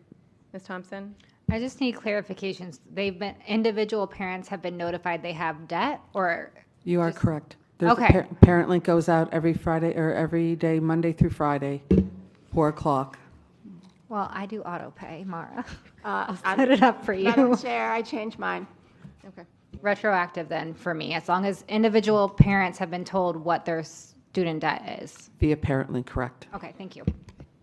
Dr. Holness? Madam Chair, today, and I just have a quick question, Dr. Hepburn, when do you think it would be feasible to update us on any kind of effort to try to get funding to offset this already owed? And can you update us? So I can, when I get with the team and figure out what's a good cadence, because the update could easily be a monthly cadence in a memo to the board about what's standing in that account. Okay, and in the meantime, I think food and nutrition should continue to try to collect as much money as you can. But I would say effective today and pending update from the superintendent monthly as to how much money we've been collecting. Dr. Zeman, retroactive or? Retro. Ms. Bowman? Retro, as long as we've given all proper notice. Okay, so it looks like the majority of the board supports moving forward with retroactive. We were a no on the phased approach. It was a tie for the cash, so, which I don't know how that's possible. A tie is a no, but yeah, I don't know who we're missing. Debbie? Oh, Nora. I'm a yes on the cash. Okay, so we are a yes on the cash then. We are a yes on to the superintendent. We would very much like stakeholder input, trying to come up with solutions to a lot of the problems identified today.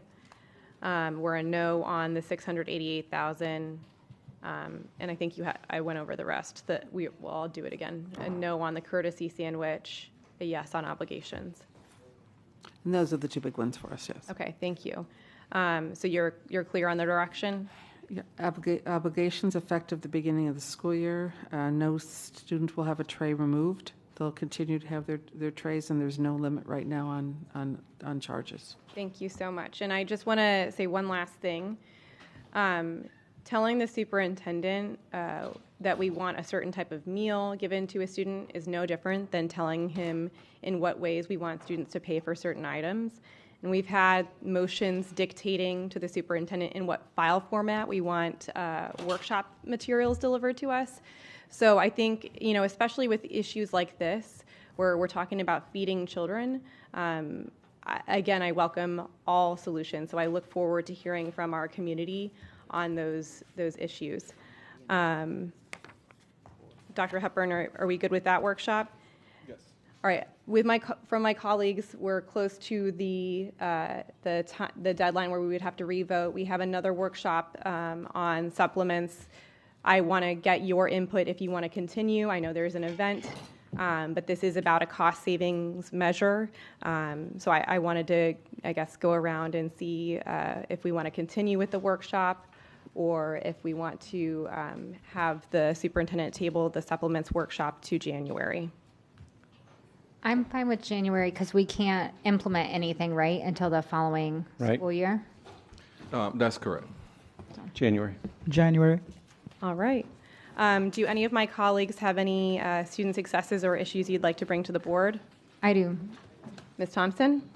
So as mentioned yesterday, West Broward is in the state championship. Unfortunately, the game starts at 12:30 p.m., which, as everyone knows, students are still in school.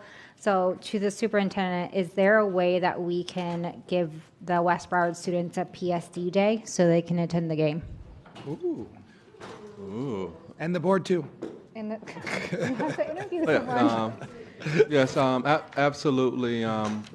We can do it similar to that type of professional learning day and turn it into kind of a half day. I know the complications of the game is at 12:30, and the campus is probably going to be empty if we have a full day of school anyway. So yeah, with board support, we can actually absolutely do that and provide that to our students and our staff. Friday at 12:30 when we're interviewing people. Oh yeah, I forgot the board members. Y'all are tied up. Yeah. Can we zoom Any in from the other game? student successes or issues you'd like to bring to the board? At the direction of the superintendent, the following agenda topics are tentatively scheduled to be addressed during the upcoming workshops. January 13th, advisory committee reports, joint board student discussion, mental health, college prep, annual program governance orientation, school board responsibilities and Head Start and early Head Start oversight, district budget update, and the superintendent's annual diversity status report. February 3rd, advisory committee reports, Broward virtual franchise, non-traditional schools, rural development SSEP policies, rural development learning communities, rural development audit policies, legislative affairs, and final bond oversight report. February 17th, policy review, information systems, policy review, finance, benefits, district budget update, mid-session legislative update, district strategic plan, policy 4.9, corrective action and transportation plan. Please note that the order of topics and schedule remain tentative and are subject to adjustment at the superintendent's discretion. The scheduled order of business for the school board workshop at the School Board of Broward County, Florida has been completed. Seeing no obligation, I now adjourn the meeting.